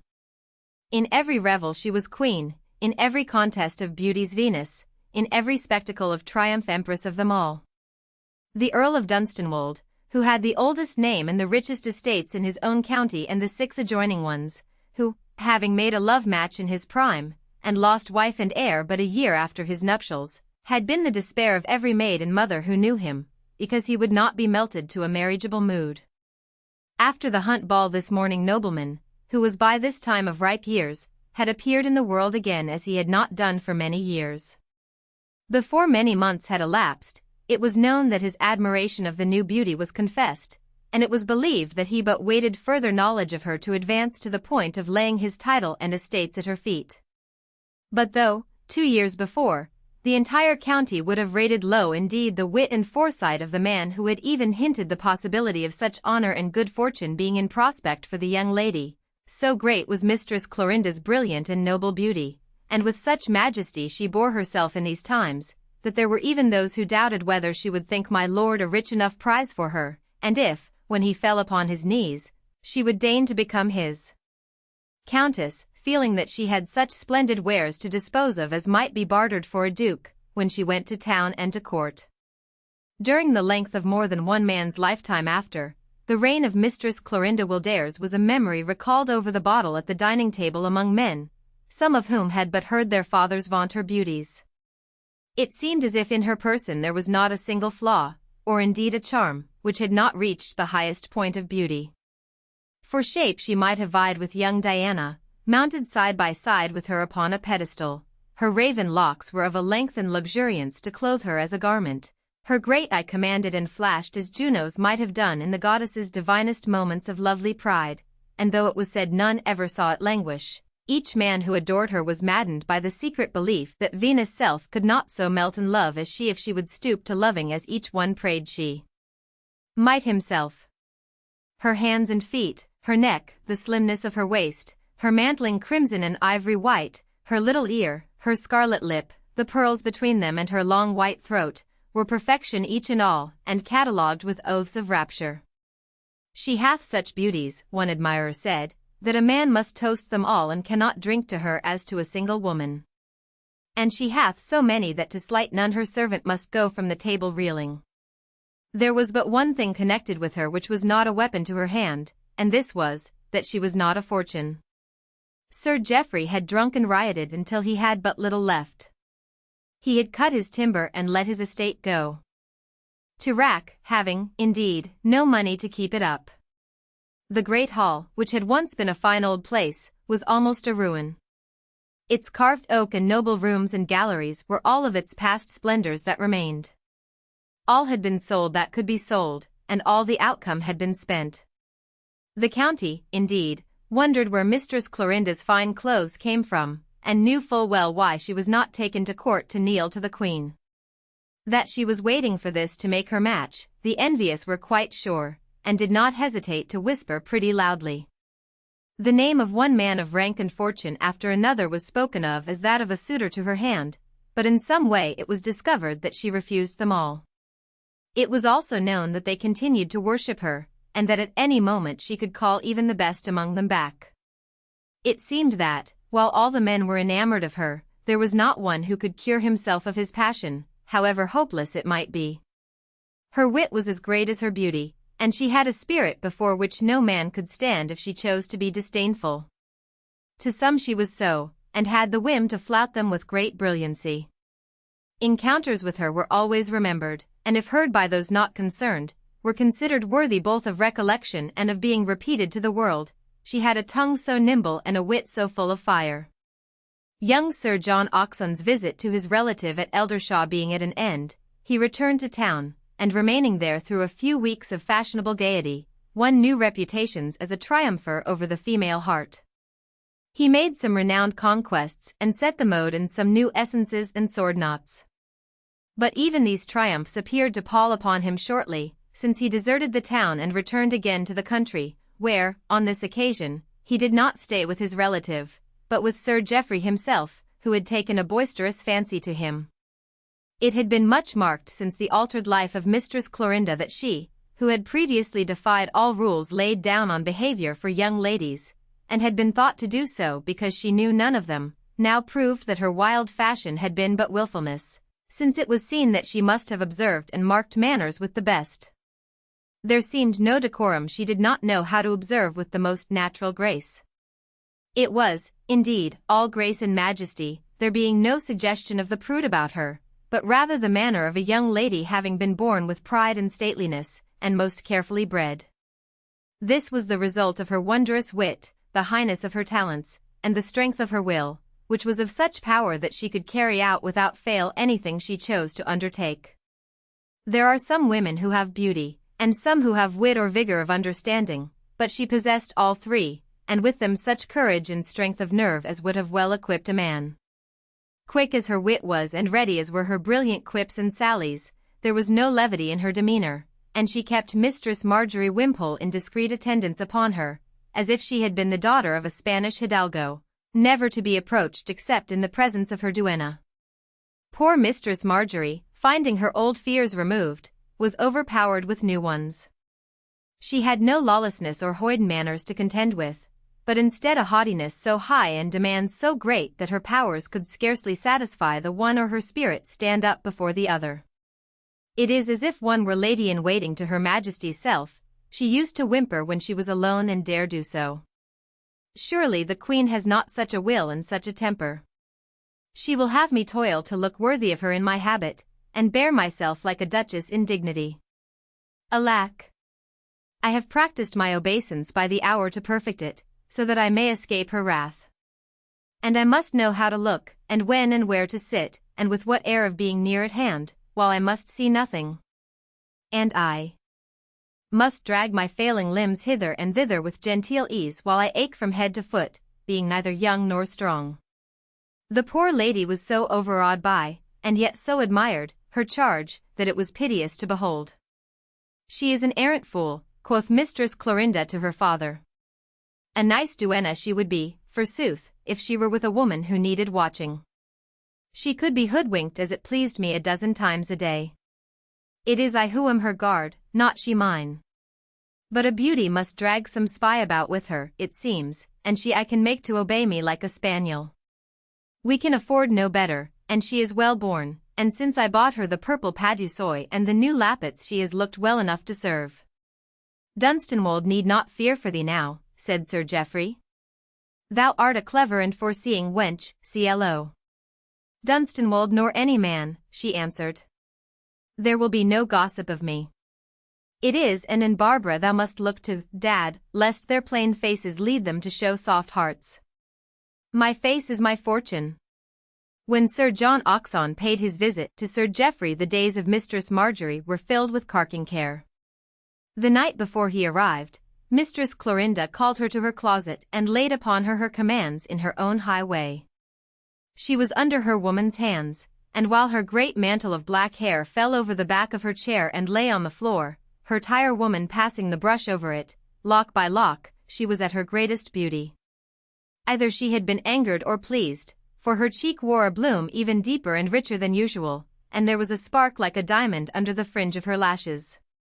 At her first timorous glance at her, Mistress Marjorie thought she must have been angered, the spark so burned in her eyes, and so evident was the light but quick heave of her bosom, but the next moment it seemed as if she must be in a pleasant humor, for a little smile deepened the dimples in the corner of her bowed, full lips. But quickly she looked up and resumed her stately air. This gentleman who comes to visit tomorrow, she said, Sir John Oxon, do you know aught of him? But little, madam, Mistress Marjorie answered with fear and humility. Then it will be well that you should, since I have commands to lay upon you concerning him, said the beauty. You do me honor, said the poor gentlewoman. Mistress Clorinda looked her straight in the face. He is a gentleman from town, the kinsman of Lord Eldershaw, she said. He is a handsome man, concerning whom many women have been fools. He chooses to allow it to be said that he is a conqueror of female hearts and virtue, even among women of fashion and rank. If this be said in the town, what may not be said in the country?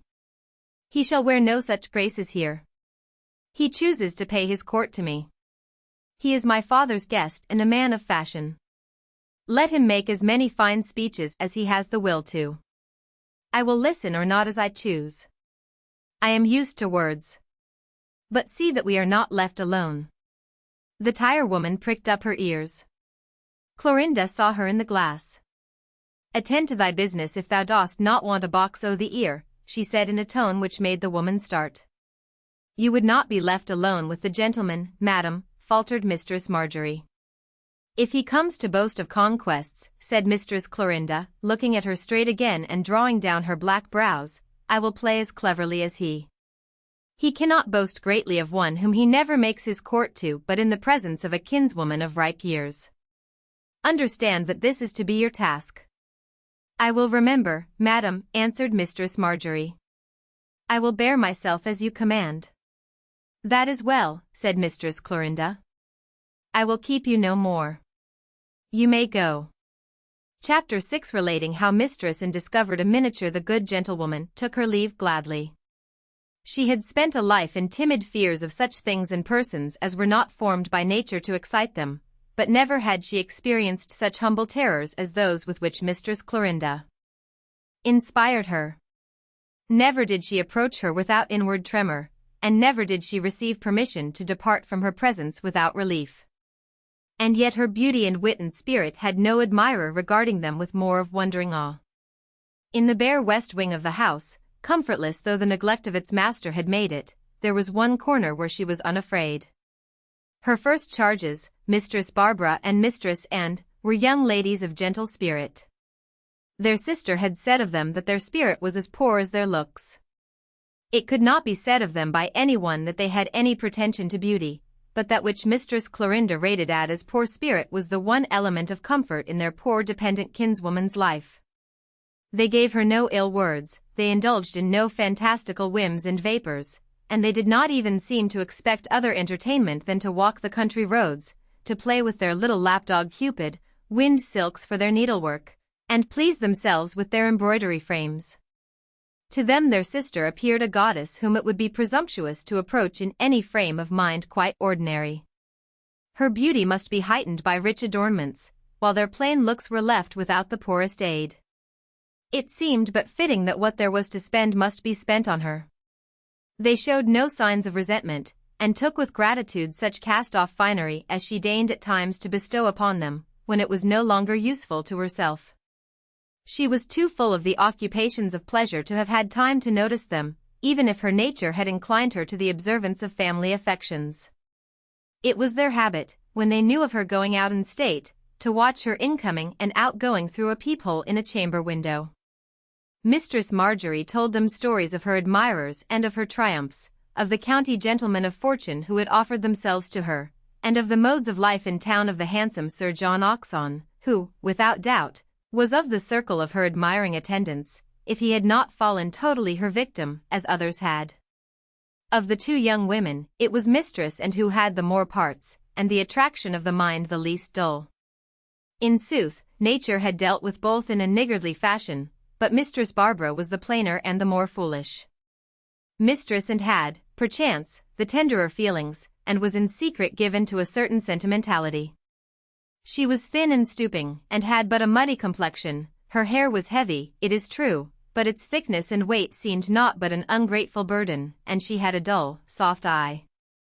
In private she was fond of reading such romances as she could procure by stealth from the library of books gathered together in past times by some ancestor Sir Geoffrey regarded as an idiot. Doubtless she met with strange reading in the volumes she took to her closet, and her simple virgin mind found cause for the solving of many problems, but from the pages she contrived to cull stories of lordly lovers and cruel or kind beauties, whose romances created for her a strange world of pleasure in the midst of her loneliness. Poor, neglected young female, with every guileless maiden instinct withered at birth, she had need of some tender dreams to dwell upon, though fate herself seemed to have decreed that they must be no more than visions. It was, in sooth, always the beauteous Clorinda about whose charms she builded her romances. In her great power she saw that for which knights fought in tourney and great kings committed royal sins, and to her splendid beauty she had in secrecy felt that all might be forgiven. She cherished such fancies of her, that one morning, when she believed her absent from the house, she stole into the corridor upon which Clorinda's apartment opened. Her first timid thought had been, that if a chamber door were opened she might catch a glimpse of some of the splendors her sister's woman was surely laying out for her wearing at a birthnight ball, at the house of one of the gentry of the neighborhood. But it so happened that she really found the door of entrance open, which, indeed, she had not more than dared to hope, and finding it so, she stayed her footsteps to gaze with beating heart within.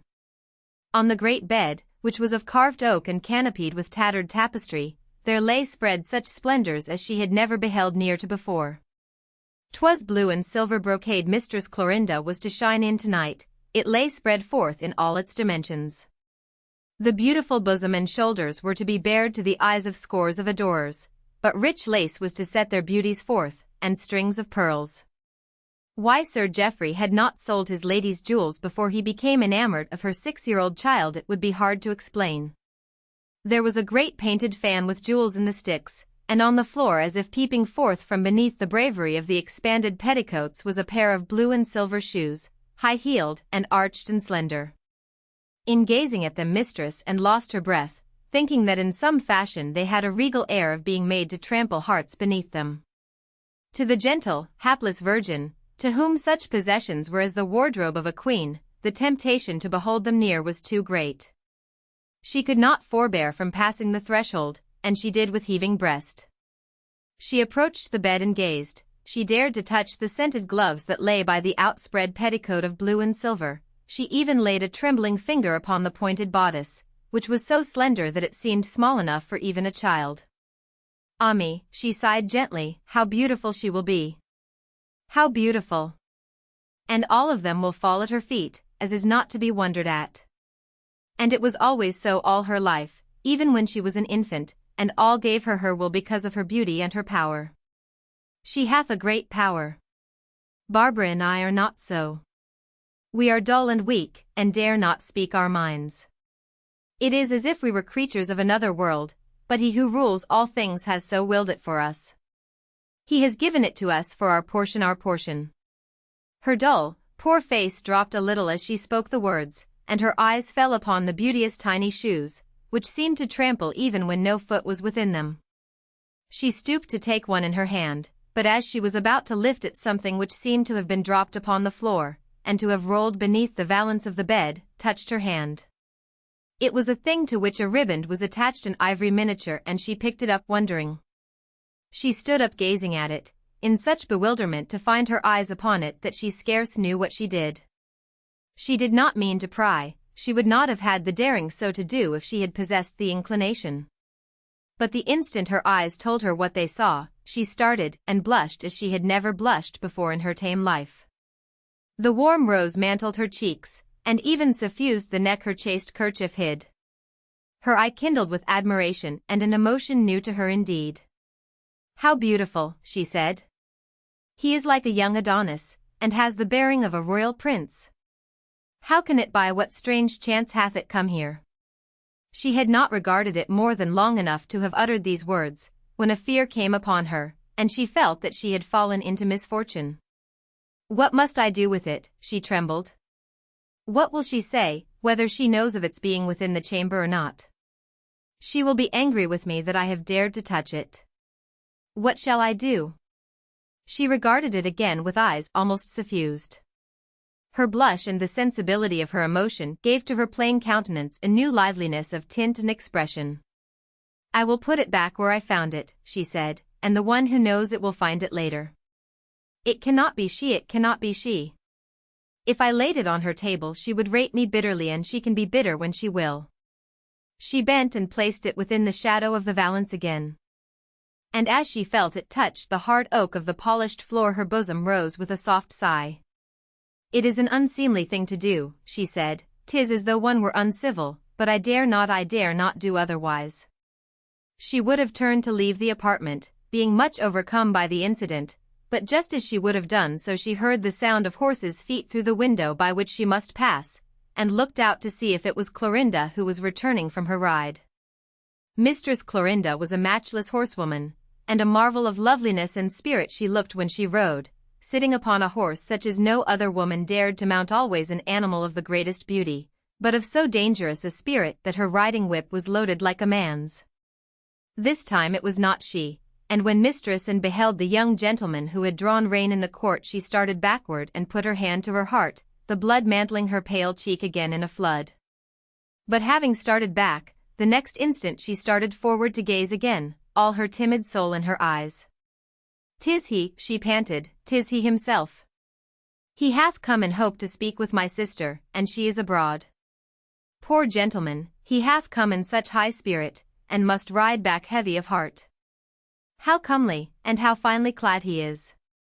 He was, in sooth, with his rich riding habit, his handsome face, his plumed hat, and the sun shining on the fair luxuriant locks which fell beneath it. It was Sir John Oxon, and he was habited as when he rode in the park in town and the court was there. Not so were attired the country gentry whom and had been wont to see, though many of them were well mounted, knowing horseflesh and naught else, as they did. She pressed her cheek against the side of the oriel window, over which the ivy grew thickly. She was so intent that she could not withdraw her gaze. She watched him as he turned away, having received his dismissal, and she pressed her face closer that she might follow him as he rode down the long avenue of oak trees, his servant riding behind. Thus she bent forward gazing, until he turned and the oaks hid him from her sight, and even then the spell was not dissolved, and she still regarded the place where he had passed, until a sound behind her made her start violently. It was a peal of laughter, high and rich, and when she so started and turned to see whom it might be, she beheld her sister Clorinda, who was standing just within the threshold, as if movement had been arrested by what had met her eye as she came in. Poor Anne put her hand to her side again. "Oh, sister," she gasped, "oh, sister," but could say no more. She saw that she had thought falsely, and that Clorinda had not been out at all, for she was in home attire. And even in the midst of her trepidation there sprang into Anne's mind the awful thought that through some servant's blunder the comely young visitor had been sent away. For herself, she expected but to be driven forth with wrathful, disdainful words for her presumption. For what else could she hope from this splendid creature, who, while of her own flesh and blood, had never seemed to regard her as being more than a poor superfluous underling? But strangely enough, there was no anger in Clorinda's eyes. She but laughed, as though what she had seen had made her merry. "You hear, and," she said, and looking with light-mindedness after gallant gentlemen. "Mistress Marjorie should see to this and watch more closely, or we shall have unseemly stories told. You, sister, with your modest face and bashfulness. I had not thought it of you." Suddenly she crossed the room to where her sister stood drooping, and seized her by the shoulder, so that she could look her well in the face. "What," she said, with a mocking not quite harsh, "what is this? Does a glance at a fine gallant, even taken from behind an oriel window, make such change indeed? I never before saw this look, nor this color, forsooth, it hath improved thee wondrously, and wondrously." "Sister," faltered Anne, "I so desired to see your birthnight ball gown, of which Mistress Marjorie hath much spoken. I so desired I thought it would not matter if, the door being open and it spread forth upon the bed, I stole a look at it. And then I was tempted and came in. And then was tempted more," Clorinda laughed, still regarding her downcast countenance shrewdly, "by a thing far less to be resisted, a fine gentleman from town, with love-locks falling on his shoulders and ladies' hearts strung at his saddle-bow by scores. Which found you the most beautiful?" "Your gown is splendid, sister," said Anne, with modest shyness. "There will be no beauty who will wear another like it, or should there be one, she will not carry it as you will. But the man, and," Clorinda laughed again. "What of the man?" And plucked up just enough of her poor spirit to raise her eyes to the brilliant ones that mocked at her. "With such gentlemen, sister," she said, "is it like that I have aught to do?" Mistress Clorinda dropped her hand and left laughing. "'Tis true," she said, "it is not, but for this one time, and thou lookest almost a woman." "'Tis not beauty alone that makes womanhood," said Anne, her head on her breast again. "In some book I have read that it is mostly pain. I am woman enough for that." You have read," quoted Clorinda. "You are the bookworm, I remember, and filch romances and poems from the shelves. And you have read that it is mostly pain that makes a woman? 'Tis not true. 'Tis a poor lie. I am a woman, and I do not suffer, for I will not, that I swear. And when I take an oath I keep it, mark you. It is men women suffer for. That was what your scholar meant for such fine gentlemen as the one you have just watched while he rode away. More fools they.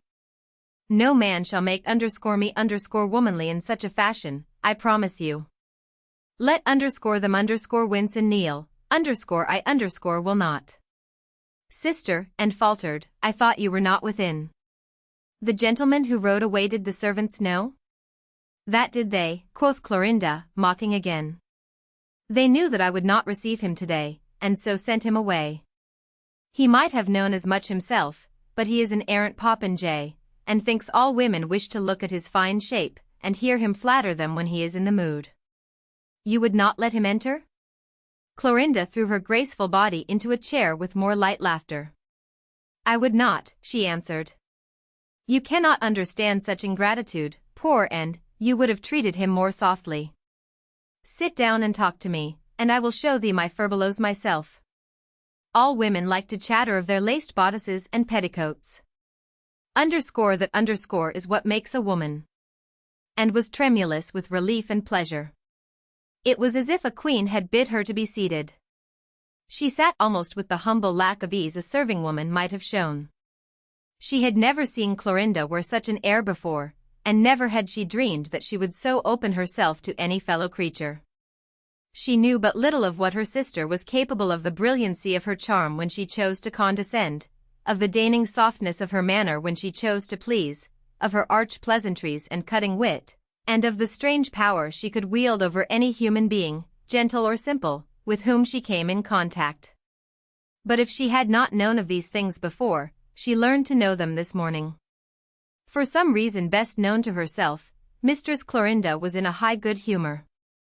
She kept in with her for more than an hour, and was dazzling through every moment of its passing. She showed her the splendors she was to shine in at the birthnight ball, even bringing forth her jewels and displaying them. She told her stories of the house of which the young heir today attained his majority, and mocked at the poor youth because he was ungainly, and at a distance had been her slave since his 19th year. "I have scarce looked at him," she said. "He is a lout, with great eyes staring, and a red nose. It does not need that one should look at men to win them. They look at us, and that is enough." To poor Mistress N, who had seen no company and listened to no wits, the entertainment bestowed upon her was as wonderful as a night at the playhouse would have been. To watch the vivid changing face, to hearken to jesting stories of men and women who seemed like the heroes and heroines of her romances, to hear love itself, the love she trembled and palpitated at the mere thought of, spoken of openly as an experience which fell to all, to hear it mocked at with dainty or biting quips, to learn that women of all ages played with, enjoyed, or lost themselves for it was with her as if a nun had been withdrawn from her cloister and plunged into the vortex of the world. "Sister," she said, looking at the beauty with humble, adoring eyes, "you make me feel that my romances are true. You tell such things. It is like seeing pictures of things to hear you talk. No wonder that all listen to you, for indeed 'tis wonderful the way you have with words. You use them so that 'tis as though they had shapes of their own and colors, and you builded with them. I thank you for being so gracious to me, who have seen so little and cannot tell the poor, quiet things I have seen." And being led into the loving boldness by her gratitude, she bent forward and touched with her lips the fair hand resting on the chair's arm. Mistress Clorinda fixed her fine eyes upon her in a new way. "I faith, it doth not seem fair, and," she said, "I should not like to change lives with thee. Thou hast eyes like a shot pheasant soft, and with the bright hid beneath the dull. Some man might love them, even if thou art no beauty. Stay." Suddenly, methinks she uprose from her chair and went to the oaken wardrobe, and threw the door of it open wide while she looked within. "There is a gown and tippet or so here, and a hood and some ribbons I might do without," she said. "My woman shall bear them to your chamber, and show you how to set them to rights. She is a nimble-fingered creature, and a gown of mine would give almost stuff enough to make you two. Then some days, when I am not going abroad and Mistress Marjorie frets me too much, I will send for you to sit with me, and you shall listen to the gossip when a visitor drops in to have a dish of tea." And would have kissed her feet then, if she had dared to do so. She blushed red all over, and adored her with a more worshipping gaze than before. "I should not have dared to hope so much," she stammered. "I could not, perhaps it is not fitting, perhaps I could not bear myself as I should. I would try to show myself a gentlewoman and seemly. I am a gentlewoman, though I have learned so little. I could not be aught but a gentlewoman, could I, sister, being of your own blood and my parents' child, half afraid to presume even this much." "No," said Clorinda. "Do not be a fool, and carry yourself too humbly before the world. You can be as humble as you like to me." I shall be your servant and worship you, sister," cried the poor soul, and she drew near and kissed again the white hand which had bestowed with such royal bounty all this joy. It would not have occurred to her that a cast-off robe and riband were but small largesse. It was not a minute after this grateful caress that Clorinda made a sharp movement, a movement which was so sharp that it seemed to be one of dismay. At first, as if involuntarily, she had raised her hand to her tucker, and after doing so she started, though 'twas but for a second's space, after which her face was as it had been before. "What is it?" exclaimed Anne. "Have you lost anything?" "No," quoth Mistress Clorinda quite carelessly, as she once more turned to the contents of the oaken wardrobe, "but I thought I missed a trinket I was wearing for a wager, and I would not lose it before the bet is won." "Sister," ventured Anne before she left her and went away to her own dull world in the west wing, "there is a thing I can do if you will allow me. I can mend your tapestry hangings which have holes in them. I am quick at my needle, and should love to serve you in such poor ways as I can, and it is not seemly that they should be so worn. All things about you should be beautiful and well kept." "Can you make these broken things beautiful?" said Clorinda. "Then indeed you shall. You may come here to mend them when you will." "They are very fine hangings, though so old and ill cared for," said Anne, looking up at them, "and I shall be only too happy sitting here thinking of all you are doing while I am at my work." "Thinking of all I am doing," laughed Mistress Clorinda. "That would give you such wondrous things to dream of, and that you would have no time for your needle, and my hangings would stay as they are." "I can think and darn also," said Mistress, "and so I will come." Chapter 7. 'Twas the face of Sir John Oxon the moon shone upon. From that time henceforward into the young woman's dull life there came a little change. It did not seem a little change to her, but a great one, though to others it would have seemed slight indeed. She was an affectionate, housewifely creature, who would have made the best of wives and mothers if it had been so ordained by fortune, and something of her natural instincts found outlet in the furtive service she paid her sister, who became the empress of her soul.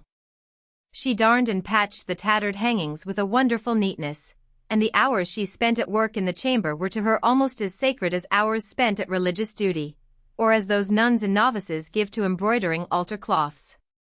There was a brightness in the room that seemed in no other in the house, and the lingering essences in the air of it were as incense to her.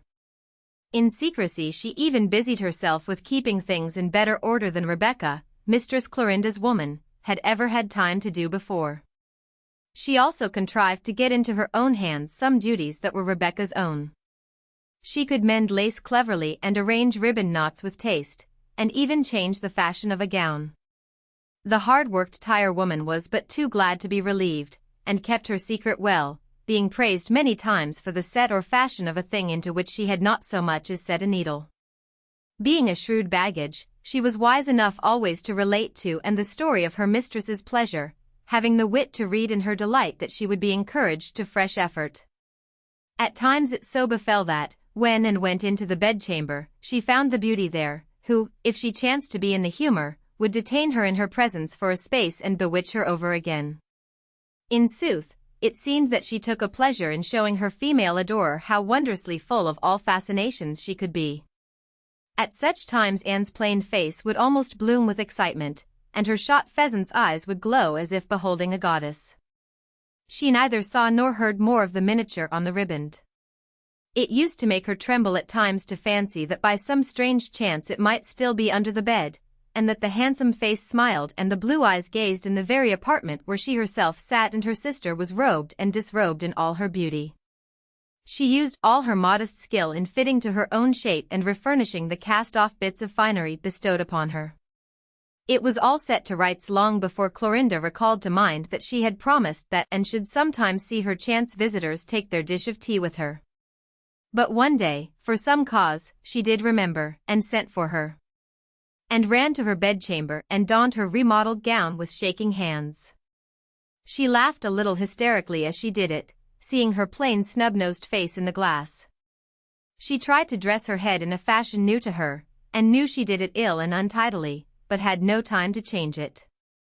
If she had had some red she would have put it on, but such vanities were not in her chamber or Barbara's. So she rubbed her cheeks hard, and even pinched them, so that in the end they looked as if they were badly rouged. It seemed to her that her nose grew red too, and indeed 'twas no wonder, for her hands and feet were like ice. She must be ashamed of me, the humble creature said to herself.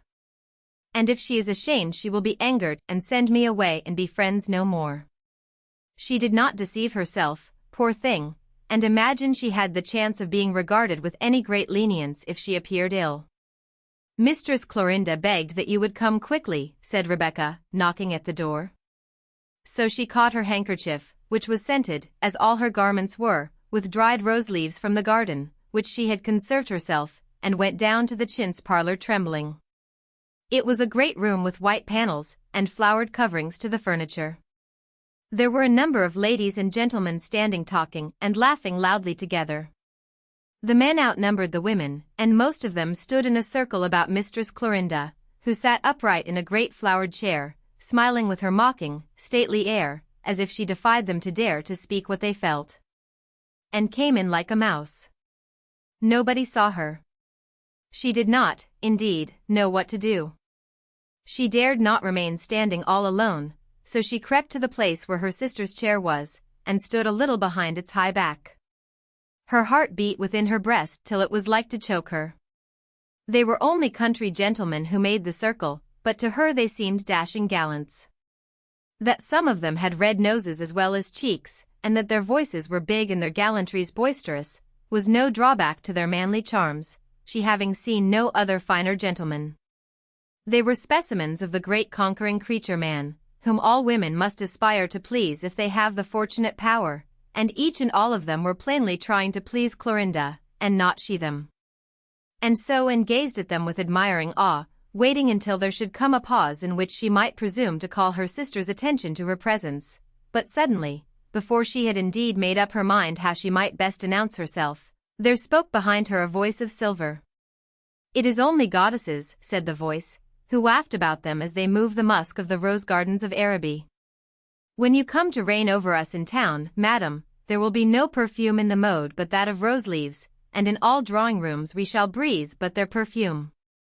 And there, at her side, was bowing, in cinnamon and crimson, with jeweled buttons on his velvet coat, the beautiful being whose fair locks the sun had shone on the morning she had watched him ride away, the man whom the imperial beauty had dismissed and called a popinjay.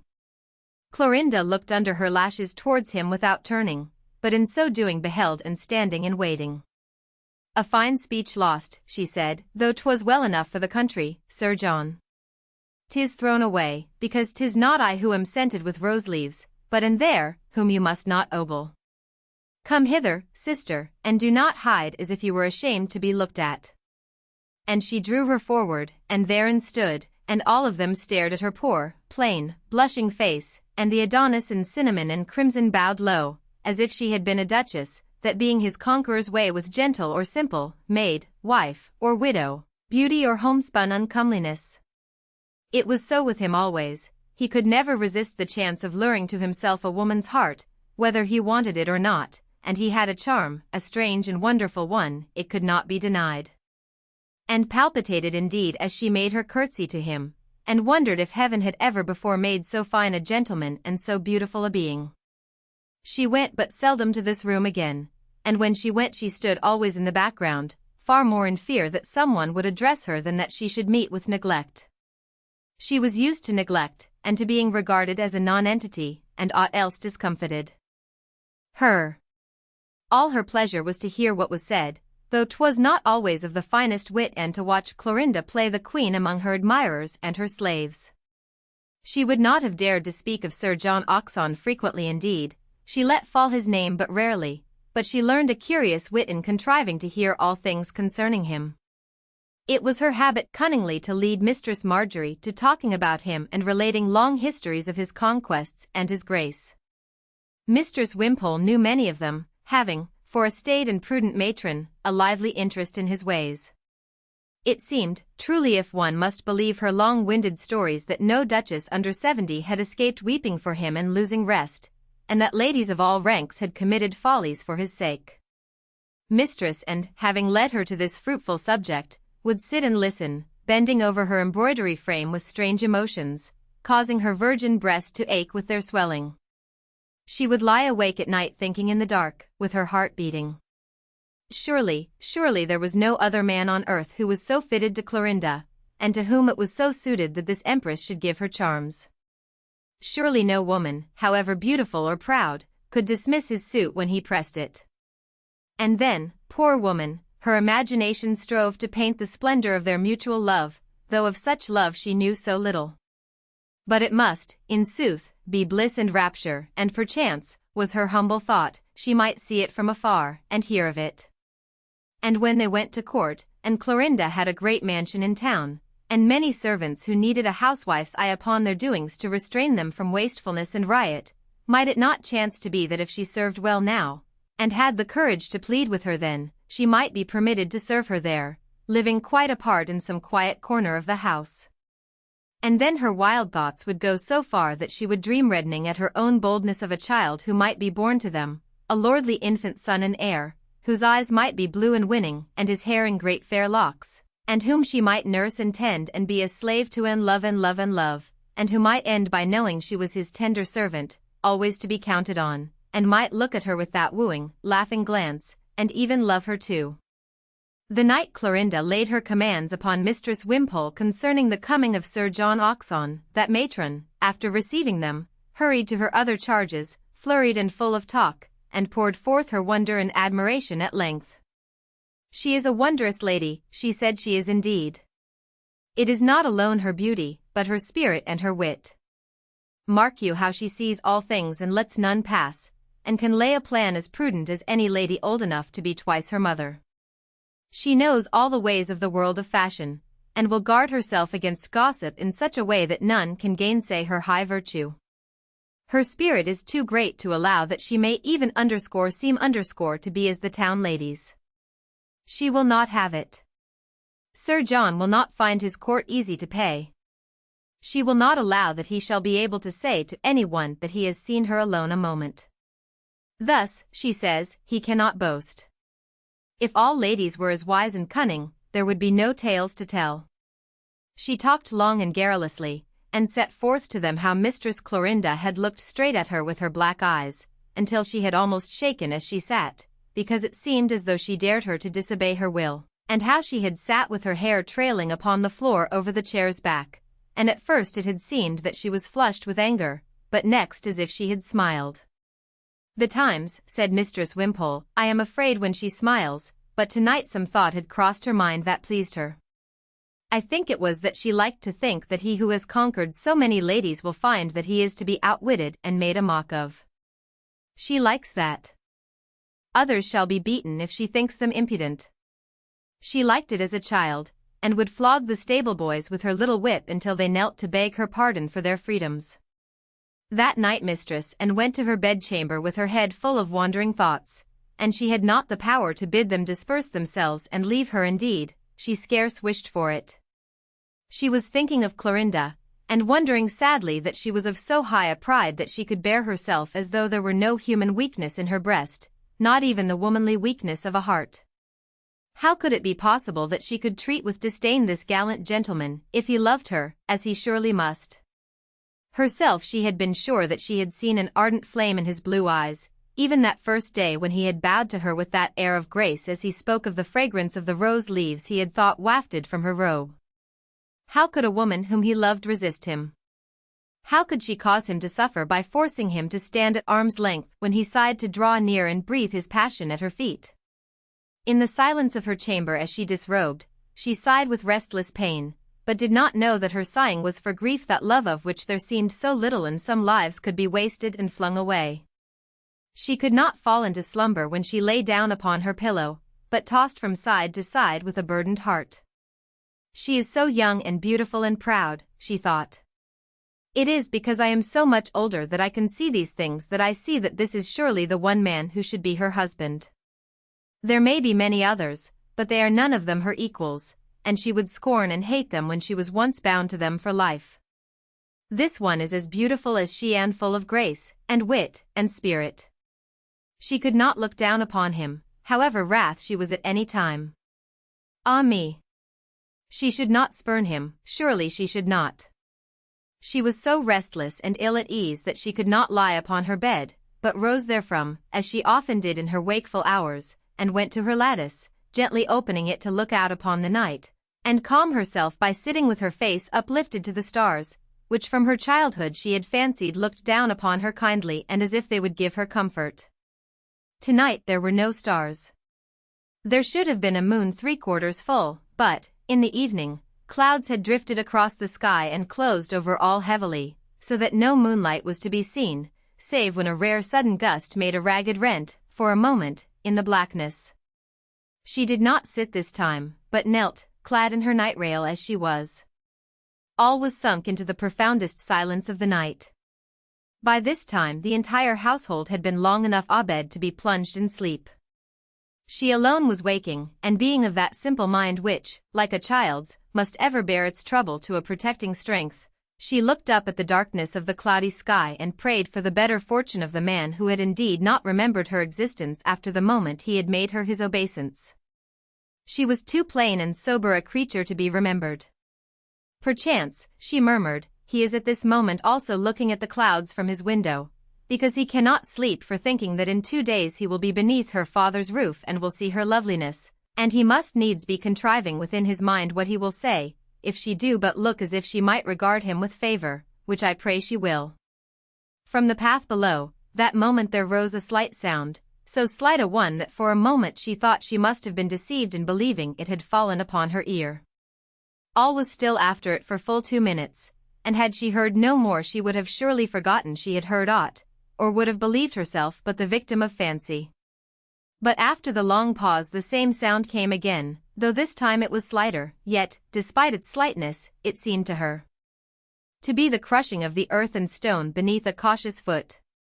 It was a foot so cautious that it was surely stealthy and scarce dared to advance at all. And then all was still again. She was for a moment overcome with fears, not being of a courageous temper, and having heard, but of late, of a bold gypsy vagabond who, with a companion, had broken into the lower rooms of a house of the neighborhood, and being surprised by its owner, had only been overcome and captured after a desperate fight, in which shots were exchanged, and one of the hurriedly awakened servants killed. So she leaned forward to hearken further, wondering what she should do to best alarm the house, and, as she bent so, she heard the sound again in a smothered oath, and with her straining eyes saw that surely upon the path there stood a dark-draped figure. She rose with great care to her feet, and stood a moment shaking and clinging to the window ledge, while she bethought her of what servants she could wake first, and how she could reach her father's room. Her poor heart beat in her side, and her breath came quickly. The soundlessness of the night was broken by one of the strange sudden gusts of wind which tossed the trees, and tore at the clouds as they hurried. She heard the footsteps again, as if it feared its own sound the less when the wind might cover it.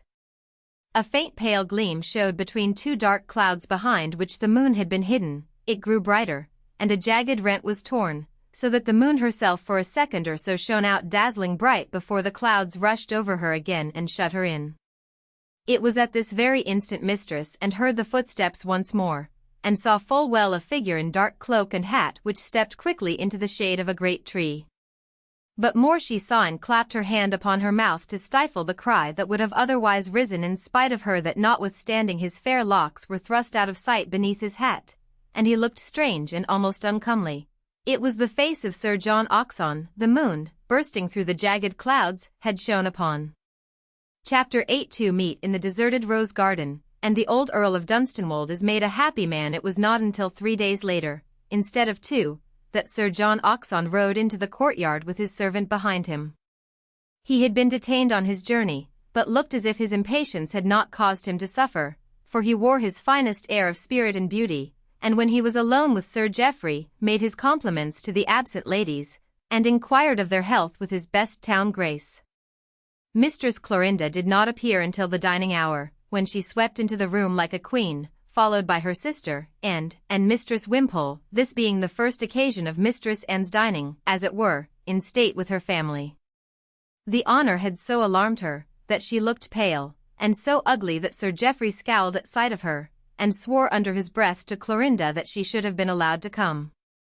"I know my own affairs the best, by your leave, sir," answered Clorinda, as low and with a grand flash of her eye. "She hath been drilled well." This she had indeed, and so had Mistress Wimpole, and throughout Sir John Oxon's stay they were called upon to see that they played well their parts. 2 weeks he stayed and then rode gaily back to town, and when Clorinda made her sweeping curtsy to the ground to him upon the threshold of the flowered room in which he bade her farewell, both and Mistress Wimpole curtsied a step behind her. Now that he has gone and you have shown me that you can attend me as I wish, she said, turning to them as the sound of his horse's hoofs died away, it will not trouble me should he choose some day to come again. He has not carried with him much that he can boast of. In truth, it seemed to the outer world that she had held him well in hand. If he had come as a sighing lover, the whole county knew she had shown him but small favor. She had invited companies to the house on several occasions, and all could see how she bore herself towards him. She carried herself with a certain proud courtesy as becoming the daughter of his host, but her wit did not spare him, and sometimes when it was more than in common cutting he was seen to wince though he held himself gallantly. There were one or two who thought they now and then had seen his blue eyes fall upon her when he believed none were looking, and rest there burningly for a moment, but 'twas never for more than an instant, when he would rouse himself with a start and turn away. She had been for a month or two less given to passionate outbreaks, having indeed decided that it was to her interest as a young lady and a future great one to curb herself. Her tirewoman, Rebecca, had begun to dare to breathe more freely when she was engaged about her person, and had, in truth, spoken of her pleasanter fortune among her fellows in the servants' hall. But a night or two after the visitor took his departure, she gave way to such an outburst as even Rebecca had scarce ever beheld, being roused to it by a small thing in one sense, though in yet another perhaps great enough, since it touched upon the despoiling of one of her beauties. She was at her toilet table being prepared for the night, and her long hair brushed and dressed before retiring. Mistress Wimpole had come into the chamber to do something at her bidding, and chancing to stand gazing at her great and heavy fall of locks as she was waiting, she observed a thing which caused her, foolish woman that she was, to give a start and utter an unwise exclamation. "Madam," she gasped, "madam." "What then?" quoth Mistress Clorinda angrily. "You bring my heart to my throat." "Your hair," stammered Wimpole, losing all her small wit, "your beauteous hair." "A lock is gone, madam." Clorinda started to her feet, and flung the great black mass over her white shoulder, that she might see it in the glass. "Gone," she cried. "Where? How? What mean you?" "Ah!" Her voice rose to a sound that was well nigh a scream. She saw the rifled spot, a place where a great lock had been severed jaggedly, and it must have been 5 feet long. She turned and sprang upon her woman, her beautiful face distorted with fury, and her eyes like flames of fire. She seized her by each shoulder and boxed her ears until her head spun round and bells rang within it. "'Twas you," she shrieked. "'Twas you, she devil beast slut that you are. 'Twas when you used your scissors to the new head you made for me. You set it on my hair that you might set a lupin in your sluttish way. You snipped a lock by accident and hid it from me." She beat her till her own black hair flew about her like the mane of a fury, and having used her hands till they were tired, she took her brush from the table and beat her with that till the room echoed with the blows on the stout shoulders. "Mistress, 'twas not so," cried the poor thing, sobbing and struggling. "'Twas not so, madam." "Madam, you will kill the woman," wept Mistress Wimpole. "I beseech you. 'Tis not seemly, I beseech." Mistress Clorinda flung her woman from her and threw the brush at Mistress Wimpole, crying at her with the lordly rage she had been wont to shriek with when she wore breeches. "Damnation to thy seemliness," she cried, "and to thee too. Get thee gone from me, both get thee gone from my sight." And both women fled weeping, and sobbing, and gasping from the room incontinently. She was shrewish and sullen with her woman for days after, and it was the poor creature's labor to keep from her sight, when she dressed her head, the place from whence the lock had been taken. In the servants' hall the woman vowed that it was not she who had cut it, that she had had no accident, though it was true she had used the scissors about her head, yet it was but in snipping a ribbon, and she had not touched a hair. If she were another lady, she said, I should swear some gallant had robbed her of it, but, forsooth, she does not allow them to come near enough for such sport, and with 5 feet of hair wound up in coronals, how could a man unwind a lock, even if 'twas permitted him to stand at her very side? 2 years passed, and the beauty had no greater fields to conquer than those she found in the country, since her father, Sir Geoffrey, had not the money to take her to town, he becoming more and more involved and so fallen into debt that it was even whispered that at times it went hard with him to keep even the poor household he had. Mistress Clorinda's fortunes the gentry of the neighborhood discussed with growing interest and curiosity. What was like to become of her great gifts and powers in the end, if she could never show them to the great world, and have the chance to carry her splendid wares to the fashionable market where there were men of quality and wealth who would be like to bid for them. She had not chosen to accept any of those who had offered themselves so far, and it was believed that for some reason she had held off my Lord of Dunstanwold in his suit. 'Twas evident that he admired her greatly, and why he had not already made her his countess was a sort of mystery which was productive of many discussions and bore much talking over.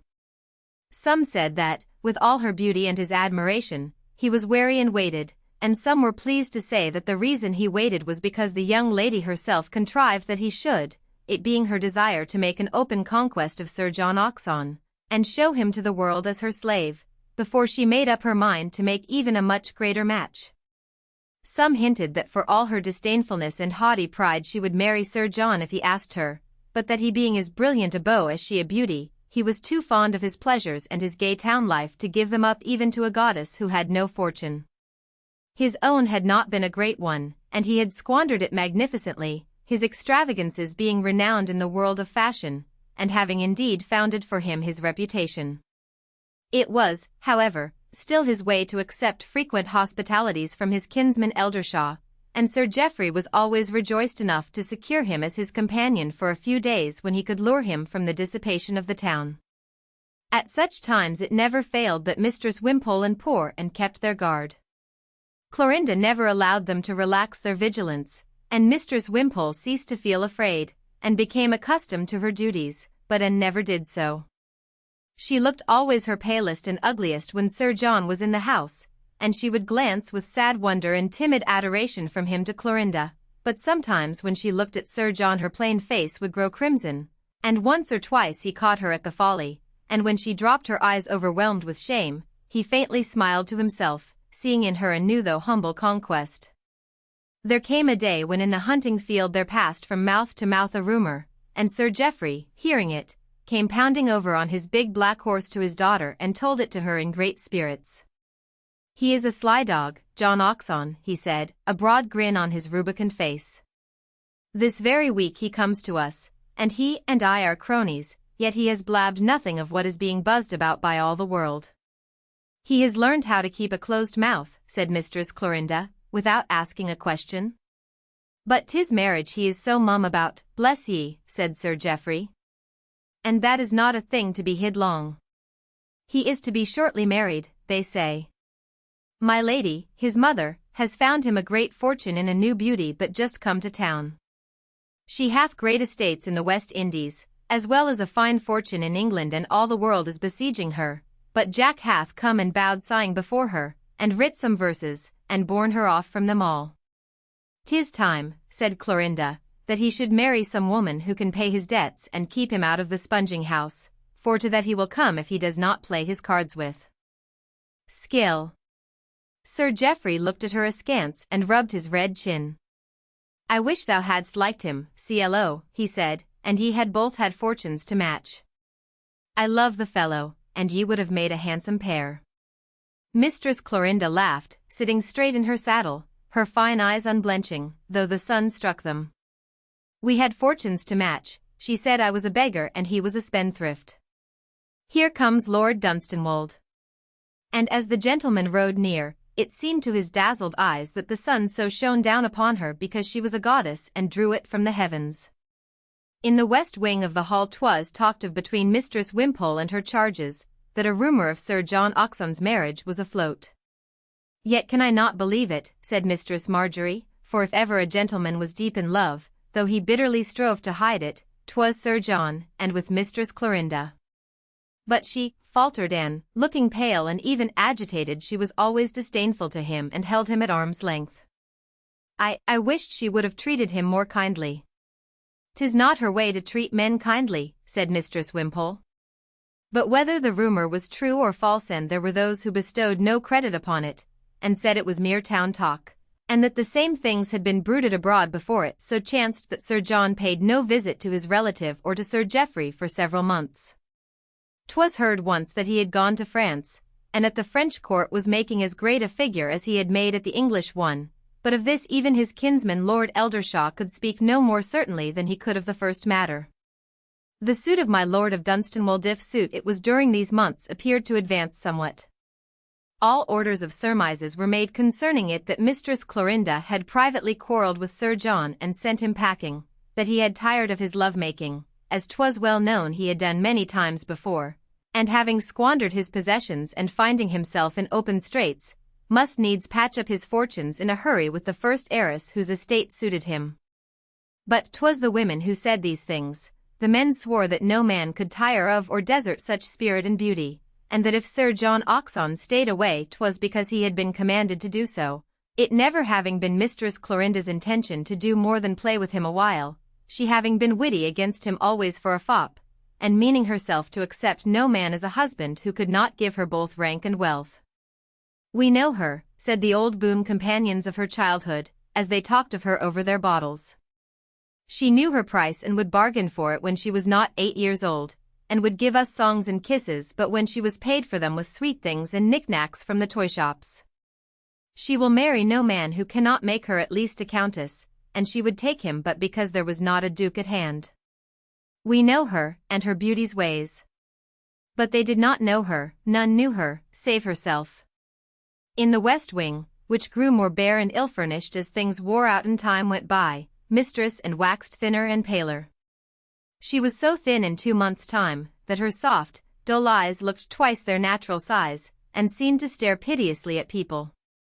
One day, indeed, as she sat at work in her sister's room, Clorinda being there at the time, the beauty, turning and beholding her face suddenly, uttered a violent exclamation. "Why look you at me so?" she said. "Your eyes stand out of your head like a new-hatched, unfeathered bird's. They irk me with their strange asking look. Why do you stare at me?" "I do not know," and faltered.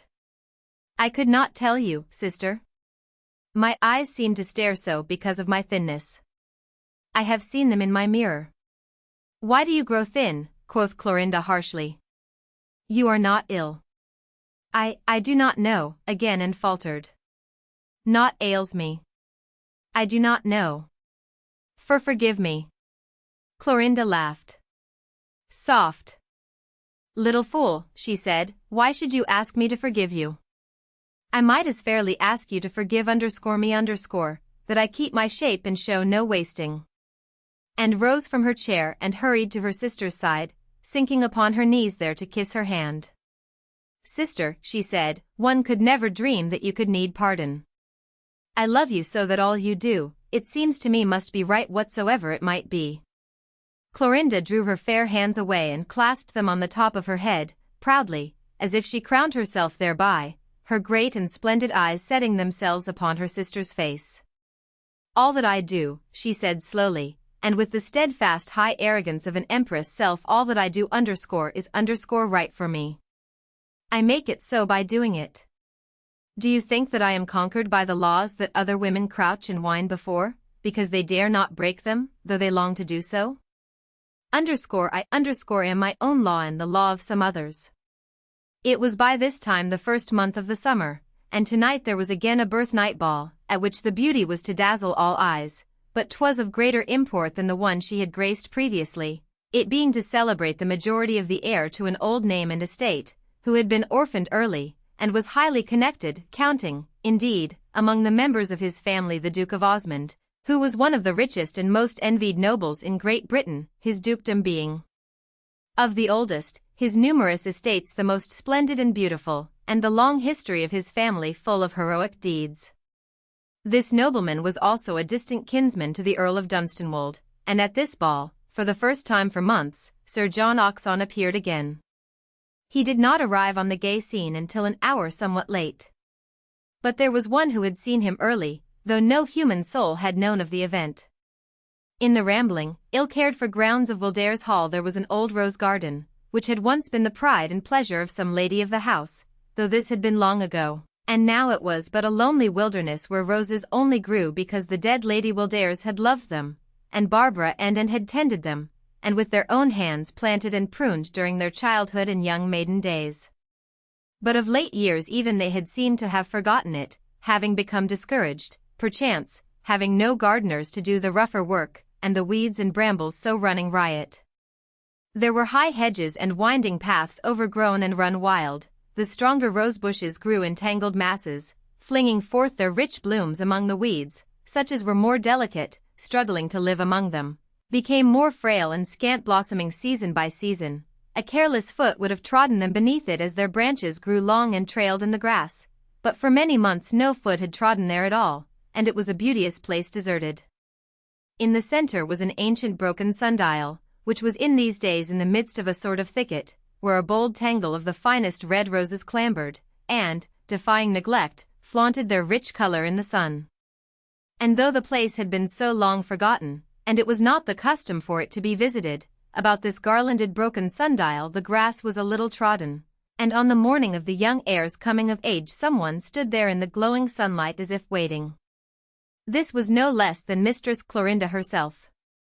She was clad in a morning gown of white, which seemed to make of her more than ever a tall, transcendent creature, less a woman than a conquering goddess, and she had piled the dial with scarlet red roses, which she was choosing to weave into a massive wreath or crown, for some purpose best known to herself. Her head seemed haughtier and more splendidly held on high even than was its common wont, but upon these roses her lustrous eyes were downcast and were curiously smiling, as also was her ripe, arching lip, whose scarlet the blossoms vied with but poorly.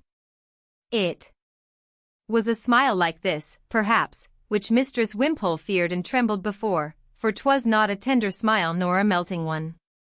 If she was waiting, she did not wait long, nor, to be sure, would she have long waited if she had been kept by any daring laggard.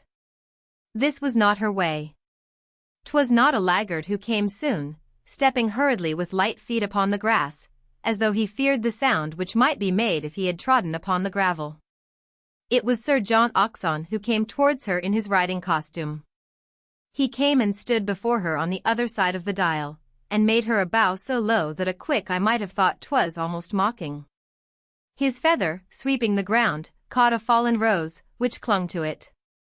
His beauty, when he stood upright, seemed to defy the very morning's self and all the morning world, but Mistress Clorinda did not lift her eyes, but kept them upon her roses, and went on weaving.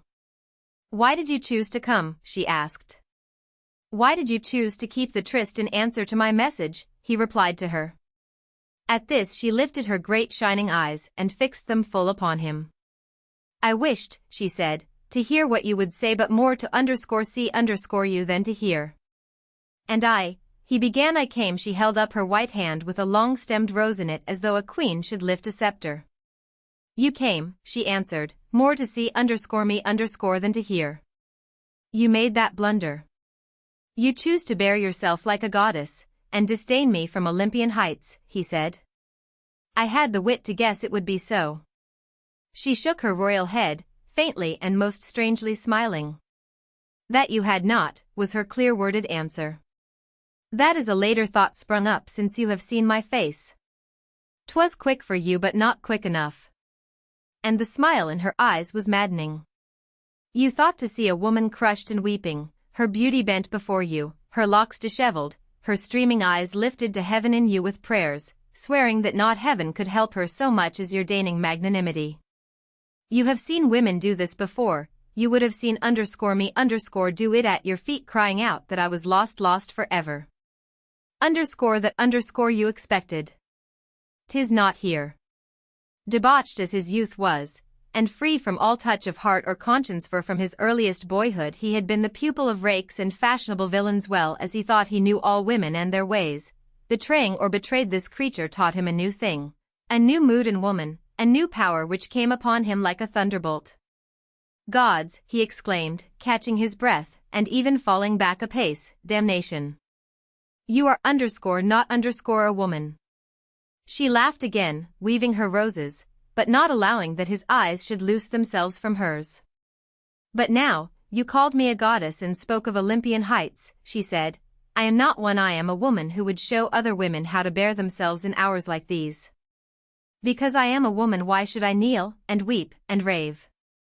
What have I lost in losing you? I should have lost the same had I been twice your wife. What is it women weep and beat their breasts for because they love a man, because they lose his love? They never have them. She had finished the wreath, and held it up in the sun to look at it. What a strange beauty was hers, as she held it so a heavy, sumptuous thing in her white hands, her head thrown backward. "You marry soon?" she asked. "If the match is not broken?" "Yes," he answered, watching her, a flame growing in his eyes and in his soul in his own despite. "It cannot be too soon," she said. And she turned and faced him, holding the wreath high in her two hands, poised like a crown above her head, the brilliant sun embracing her, her lips curling, her face uplifted as if she turned to defy the light, the crimson of her cheek. 'Twas as if from foot to brow the woman's whole person was aflame, rising and burning triumphant high above him. Thus for 1 second's space she stood, dazzling his very eyesight with her strange, dauntless splendor, and then she set the great rose wreath upon her head, so crowning it.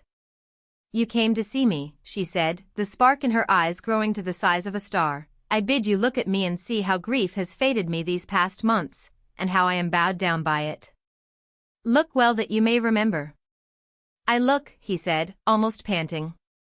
"Then," she said, her fine-cut nostril pinching itself with her breath, as she pointed down the path before her, "Go back to your kennel."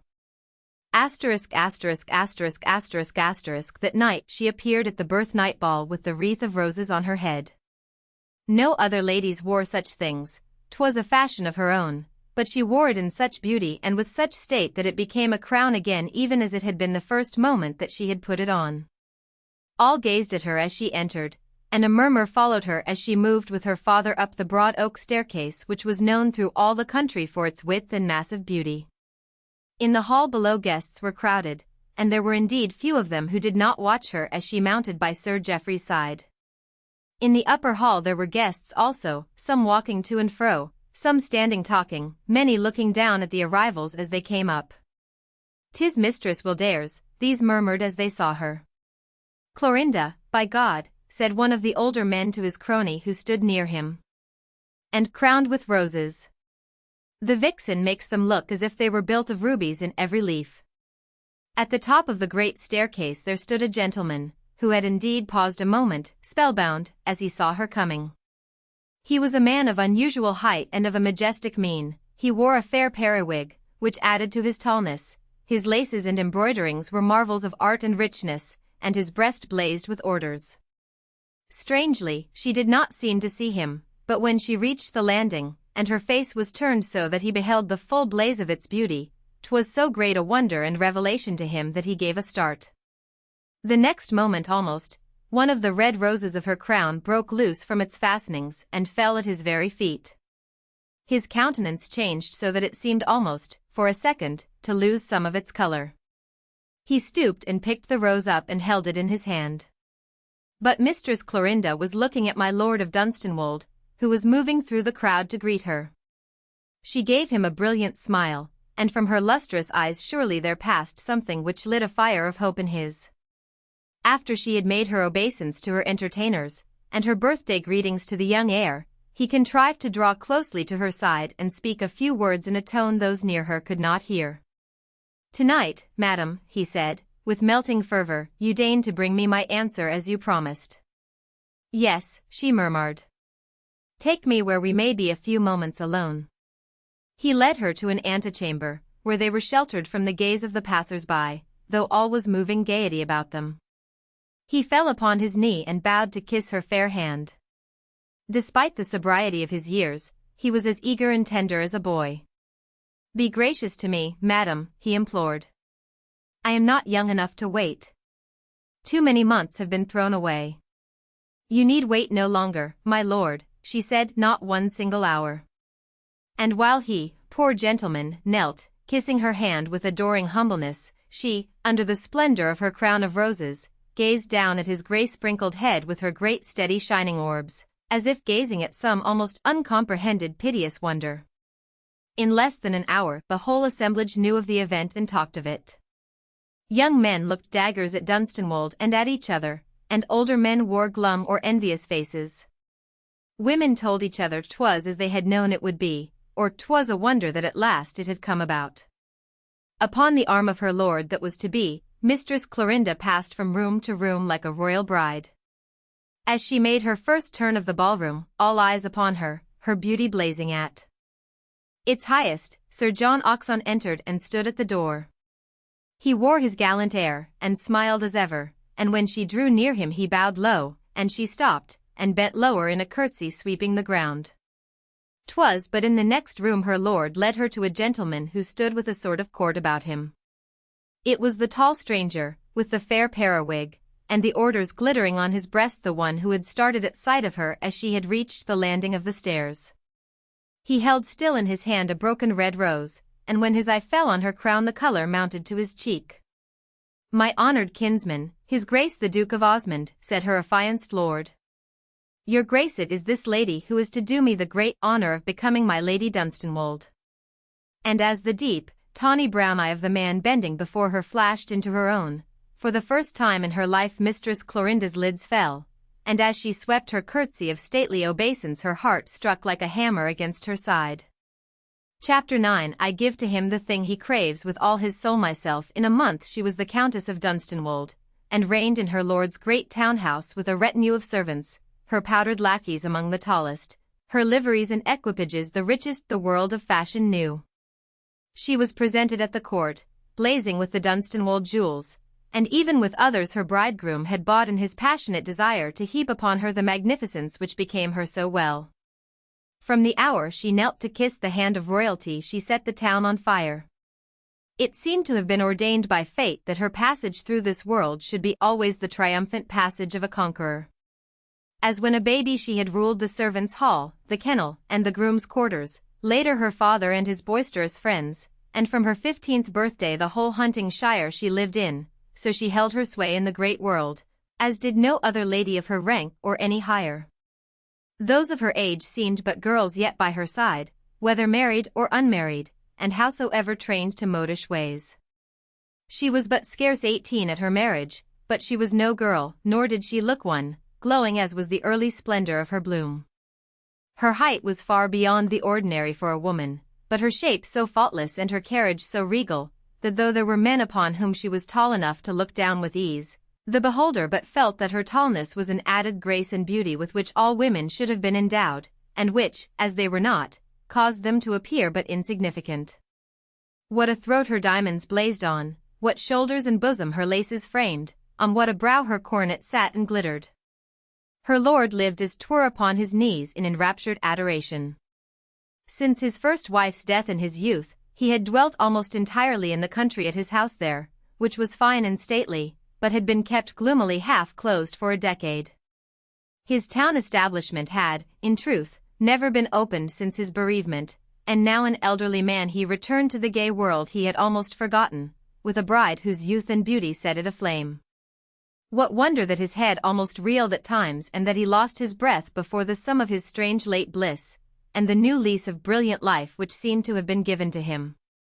In the days when, while in the country, he had heard such rumors of the lawless days of Sir Geoffrey Wildair's daughter, when he had heard of her dauntless boldness, her shrewish temper, and her violent passions, he had been awed at the thought of what a wife such a woman would make for a gentleman accustomed to a quiet life, and he had indeed striven hard to restrain the desperate admiration he was forced to admit she had inspired in him even at her first ball.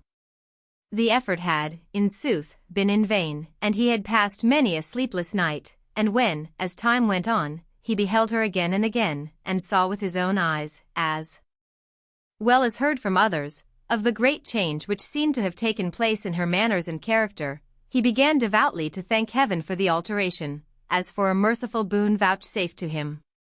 He had been wise enough to know that even a stronger man than himself could never conquer or rule her, and when she seemed to begin to rule herself and bear herself as befitted her birth and beauty, he had dared to allow himself to dream of what perchance might be if he had great good fortune.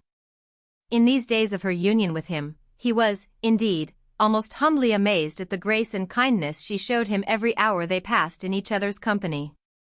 He knew that there were men, younger and handsomer than himself, who, being wedded to beauties far less triumphant than she, found that their wives had but little time to spare them from the world, which knelt at their feet, and that in some fashion they themselves seemed to fall into the background. But 'twas not so with this woman, powerful and worshipped though she might be. She bore herself with the high dignity of her rank, but rendered to him the gracious respect and deference due both to his position and his merit. She stood by his side and not before him, and her smiles and wit were bestowed upon him as generously as to others. If she had once been a vixen, she was surely so no longer, for he never heard a sharp or harsh word pass her lips, though it is true her manner was always somewhat imperial, and her lackeys and waiting women stood in greatest awe of her. There was that in her presence and in her eye before which all commoner or weaker creatures quailed. The men of the world who flocked to pay their court to her, and the popinjays who followed them, all knew this look, and a tone in her rich voice which could cut like a knife when she chose that it should do so. But to my Lord of Dunstanwold she was all that a worshipped lady could be. "Your ladyship has made of me a happier man than I ever dared to dream of being, even when I was but 30, he would say to her, with reverent devotion. "I know not what I have done to deserve this late summer which hath been given me." "When I consented to be your wife," she answered once, "I swore to myself that I would make one for you," and she crossed the hearth to where he sat. She was attired in all her splendor for a court ball, and starred with jewels, bent over his chair and placed a kiss upon his grizzled hair. Upon the night before her wedding with him, her sister, Mistress N, had stolen to her chamber at a late hour. When she had knocked upon the door, and had been commanded to enter, she had come in, and closing the door behind her, had stood leaning against it, looking before her, with her eyes wide with agitation and her poor face almost grey. All the tapers for which places could be found had been gathered together, and the room was a blaze of light. In the midst of it, before her mirror, Clorinda stood attired in her bridal splendor of white satin and flowing rich lace, a diamond crescent on her head, sparks of light flaming from every point of her raiment. When she caught sight of Anne's reflection in the glass before her, she turned and stood staring at her in wonder. "What is this?" she cried. "What do you come for? On my soul, you come for something or you have gone mad." And started forward, trembling, her hands clasped upon her breast, and fell at her feet with sobs. Yes, she gasped, "I came for something to speak to pray you.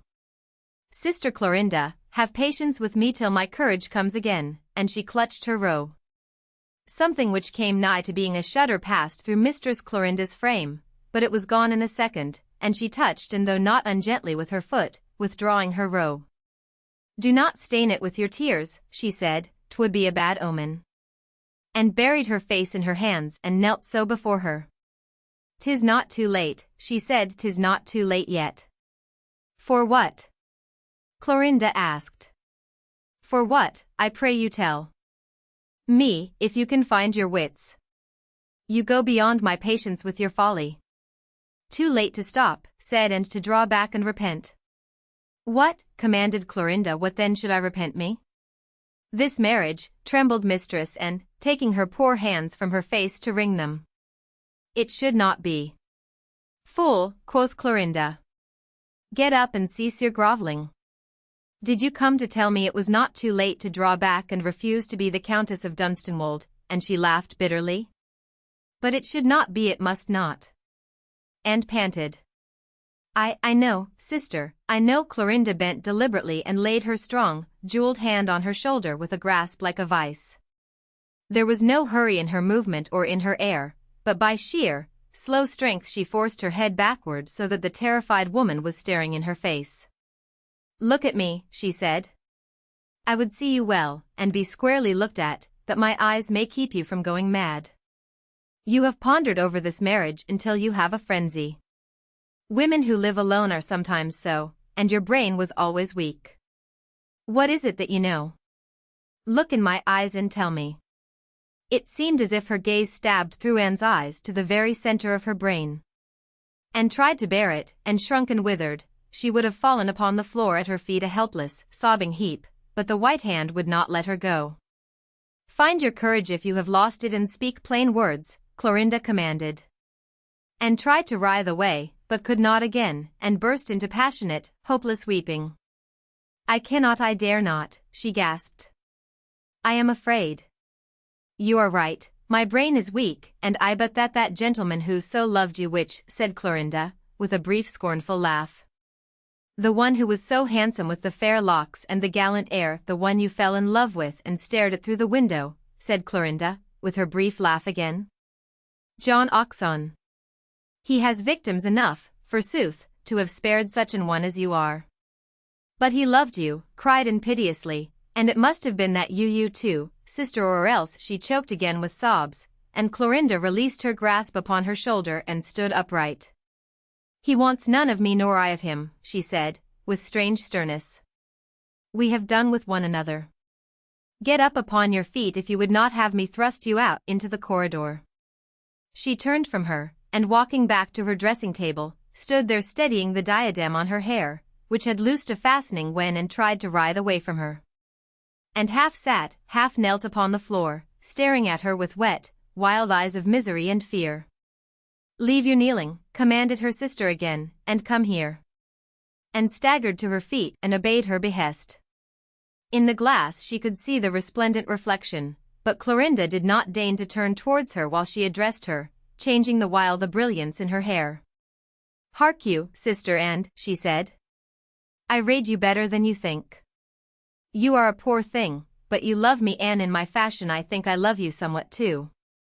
You think I should not marry a gentleman whom you fancy I do not love as I might a younger, handsomer man. You are full of love, and spinster dreams of it which make you flighty. I love my Lord of Dunstanwold as well as any other man, and better than some, for I do not hate him. He has a fine estate, and is a gentleman and worships me. Since I have been promised to him, I own I have for a moment seen another gentleman who might but 'twas but for a moment, and 'tis done with. 'Twas too late then. If we had met 2 years agone 'twould not have been so. My Lord Dunstanwold gives to me wealth, and rank, and life at court. I give to him the thing he craves with all his soul myself. It is an honest bargain, and I shall bear my part of it with honesty. I have no virtues, where should I have got them from, forsooth, in a life like mine? I mean, I have no women's virtues, but I have one that is. Sometimes not always a man's. 'Tis that I am not a coward and a trickster, and keep my word when 'tis given. You fear that I shall lead my lord a bitter life of it. 'Twill not be so. He shall live smoothly, and not suffer from me. What he is paid for he shall honestly have. I will not cheat him as weaker women do their husbands, for he pays poor gentlemen he pays. And then, still looking at the glass, she pointed to the doorway through which her sister had come, and in obedience to her gesture of command, mistress and stole silently away.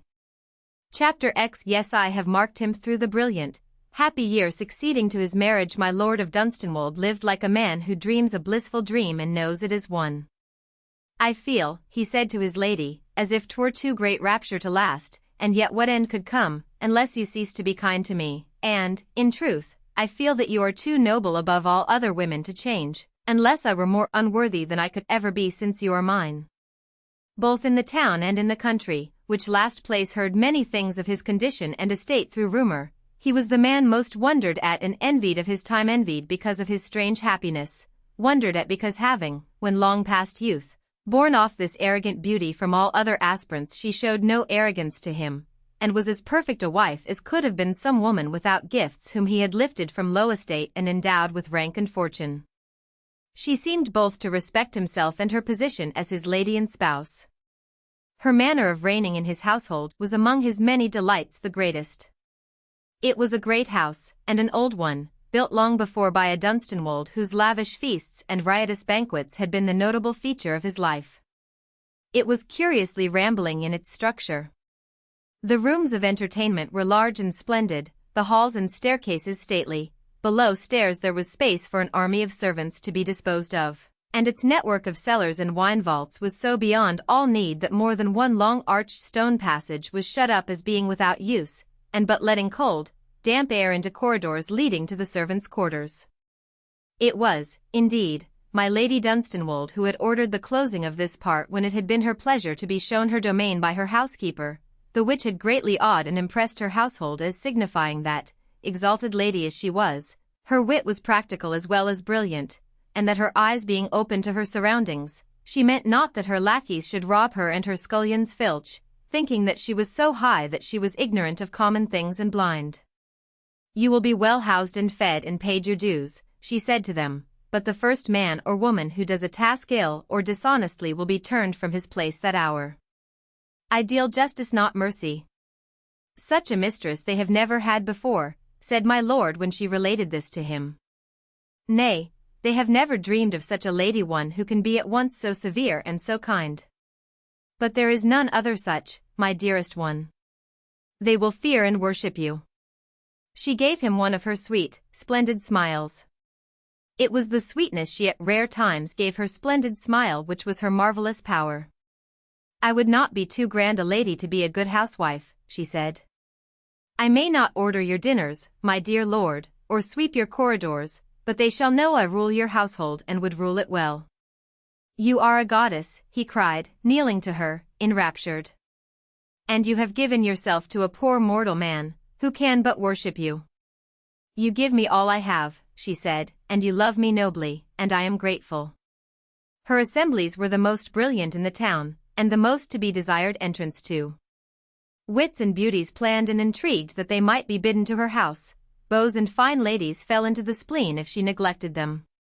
Her lord's kinsman, the Duke of Osmond, who had been present when she first knelt to royalty, had scarce removed his eyes from her so long as he could gaze. He went to Dunstanwold afterwards and congratulated him with stately courtesy upon his great good fortune and happiness, speaking almost with fire of her beauty and majesty, and thanking his kinsman that through him such perfections had been given to their name and house. From that time, at all special assemblies given by his kinsman he was present, the observed of all observers. He was a man of whom 'twas said that he was the most magnificent gentleman in Europe, that there was none to compare with him in the combination of gifts given both by nature and fortune. His beauty both of feature and carriage was of the greatest, his mind was of the highest, and his education far beyond that of the age he lived in. It was not the fashion of the day that men of his rank should devote themselves to the cultivation of their intellects instead of to a life of pleasure, but this he had done from his earliest youth, and now, in his perfect though early maturity, he had no equal in polished knowledge and charm of bearing. He was the patron of literature and art. Men of genius were not kept waiting in his antechamber, but were received by him with courtesy and honor. At the court 'twas well known there was no man who stood so near the throne in favor, and that there was no union so exalted that he might not have made his suit as rather that of a superior than an equal. The Queen both loved and honored him, and condescended to avow as much with gracious frankness.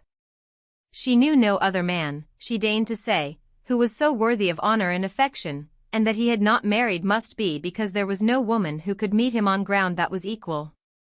If there were no scandals about him, and there were none, 'twas not because he was cold of heart or imagination. No man or woman could look into his deep eye and not know that when love came to him 'twould be a burning passion, and an evil fate if it went ill instead of happily. Being past his callow, youthful days, 'tis time he made some woman a duchess, Dunstanwold said reflectively once to his wife. 'Twould be more fitting that he should, and it is his way to honor his house in all things, and bear himself without fault as the head of it. Methinks it strange he makes no move to do it. No, 'tis not strange, said my lady, looking under her black-fringed lids at the glow of the fire, as though reflecting also. There is no strangeness in it. Why not? Her lord asked. There is no mate for him, she answered slowly. A man like him must mate as well as marry, or he will break his heart with silent raging at the weakness of the thing he is tied to. He is too strong and splendid for a common woman. If he married one, would be as if a lion had taken to himself for mate a jackal or a sheep. Ah, with a long-drawn breath he would go mad with misery, and her hands, which lay upon her knee, wrung themselves hard together, though none could see it. He should have a goddess, were they not so rare, said Dunstanwold, gently smiling. He should hold a bitter grudge against me, that I, his unworthy kinsman, have been given the only one. Yes, he should have a goddess, said my lady slowly again, and there are but women, not but women. You have marked him well, said her lord, admiring her wisdom. Methinks that you, though you have spoken to him but little, and have but of late become his kinswoman, have marked and read him better than the rest of us. Yes, I have marked him, was her answer. He is a man to mark, and I have a keen eye. She rose up as she spoke, and stood before the fire, lifted by some strong feeling to her fullest height, and towering there, splendid in the shadow, for 'twas by twilight they talked. "He is a man," she said, "he is a man. Nay, he is as God meant man should be. And if men were so, there would be women great enough for them to mate with and to give the world men like them." And but that she stood in the shadow, her lord would have seen the crimson torrent rush up her cheek and brow, and overspread her long round throat itself. If none other had known of it, there was one man who knew that she had marked him, though she had borne herself towards him always with her stateliest grace. This man was his Grace the Duke himself. From the hour that he had stood transfixed as he watched her come up the broad oak stair, from the moment that the red rose fell from her wreath at his feet, and he had stooped to lift it in his hand, he had seen her as no other man had seen her, and he had known that had he not come but just too late, she would have been his own. Each time he had beheld her since that night he had felt this burn more deeply in his soul. He was too high and fine in all his thoughts to say to himself that in her he saw for the first time the woman who was his peer, but this was very truth, or might have been, if fate had set her youth elsewhere, and a lady who was noble and her own mother had trained and guarded her. When he saw her at the court surrounded, as she ever was, by a court of her own, when he saw her reigning in her lord's house, receiving and doing gracious honor to his guests and hers, when she passed him in her coach, drawing every eye by the majesty of her presence, as she drove through the town, he felt a deep pang, which was all the greater that his honor bade him conquer it. He had no ignoble thought of her, he would have scorned to sully his soul with any light passion. To him she was the woman who might have been his beloved wife and duchess, who would have upheld with him the honor and traditions of his house, whose strength and power and beauty would have been handed down to his children, who so would have been born endowed with gifts befitting the state to which heaven had called them. It was of this he thought when he saw her, and of not less like to do her honor. And as he had marked her so, he saw in her eyes, despite her dignity and grace, she had marked him. He did not know how closely, or that she gave him the attention he could not restrain himself from bestowing upon her. But when he bowed before her, and she greeted him with all courtesy, he saw in her great, splendid eye that had fate willed it so, she would have understood all his thoughts, shared all his ambitions, and aided him to uphold his high ideals. Nay, he knew she understood him even now, and was stirred by what stirred him also, even though they met but rarely, and when they encountered each other, spoke but as kinsman and kinswoman who would show each other all gracious respect and honor. It was because of this pang which struck his great heart at times that he was not a frequent visitor at my Lord Dunstanwold's mansion, but appeared there only at such assemblies as were matters of ceremony, his absence from which would have been a noted thing. His kinsman was fond of him, and though himself of so much riper age, honored him greatly. At times he strove to lure him into visits of greater familiarity, but though his kindness was never met coldly or repulsed, a further intimacy was in some gracious way avoided. "My lady must beguile you to be less formal with us," said Dunstanwold. And later her ladyship spoke as her husband had privately desired. "My lord would be made greatly happy if your grace would honor our house oftener," she said one night, when at the end of a great ball he was bidding her adieu. Osmond's deep eye met hers gently and held it. "My Lord Dunstanwold is always gracious and warm of heart to his kinsman," he replied. "Do not let him think me discourteous or ungrateful. In truth, your ladyship, I am neither the one nor the other." The eyes of each gazed into the other's steadfastly and gravely. The Duke of Osmond thought of Juno's as he looked at hers, they were of such velvet and held such fathomless deeps. "Your grace is not so free as lesser men," Clorinda said. "You cannot come and go as you would." "No," he answered gravely, "I cannot, as I would." And this was all. It having been known by all the world that, despite her beauty and her conquests, Mistress Clorinda Wildares had not smiled with great favour upon Sir John Oxon in the country, it was not wondered at or made any matter of gossip that the Countess of Dunstanwold was but little familiar with him and saw him but rarely at her house in town. Once or twice he had appeared there, it is true, at my Lord Dunstanwold's instance, but my lady herself scarce seemed to see him after her first courtesies as hostess were over. "You never smiled on him, my love," Dunstanwold said to his wife. "You bore yourself towards him but cavalierly, as was your ladyship's way with all but one poor servant, tenderly, but he was one of the many who followed in your train, and if these gay young fellows stay away, 'twill be said that I keep them at a distance because I am afraid of their youth and gallantry. I would not have it fancied that I was so ungrateful as to presume upon your goodness and not leave to you your freedom. Nor would I, my lord, she answered. But he will not come often, I do not love him well enough. His marriage with the heiress who had wealth in the West Indies was broken off, or rather 'twas said had come to naught. All the town knew it, and wondered, and talked, because it had been believed at first that the young lady was much enamored of him, and that he would soon lead her to the altar, the which his creditors had greatly rejoiced over as promising them some hope that her fortune would pay their bills of which they had been in despair. Later, however, gossip said that the heiress had not been so tender as was thought, that, indeed, she had been found to be in love with another man, and that even had she not, she had heard such stories of Sir John as promised but little nuptial happiness for any woman that took him to husband.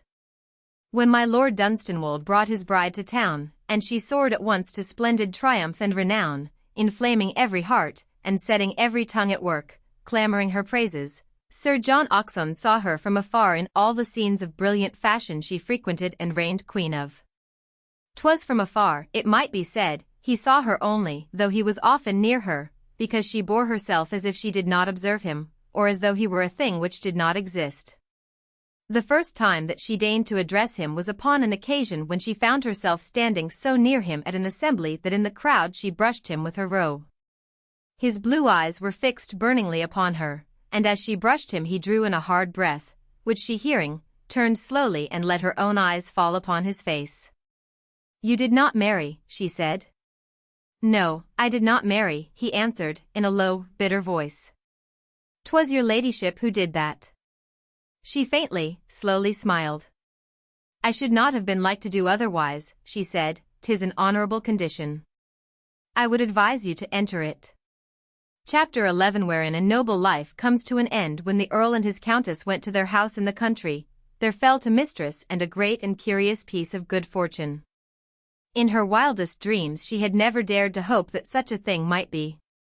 My Lady Dunstanwolde, on her first visit home, bore her sister back with her to the manor, and there established her. She gave her a suite of rooms and a waiting woman of her own, and even provided her with a suitable wardrobe. This last she had chosen herself with a taste and fitness which only such wit as her own could have devised. "They are not great rooms I give thee, and," she said, "but quiet and small ones, which you can make homelike in such ways as I know your taste lies. My lord has aided me to choose romances for your shelves, he knowing more of books than I do. And I shall not dress thee out like a peacock with gay colors and great farthingales.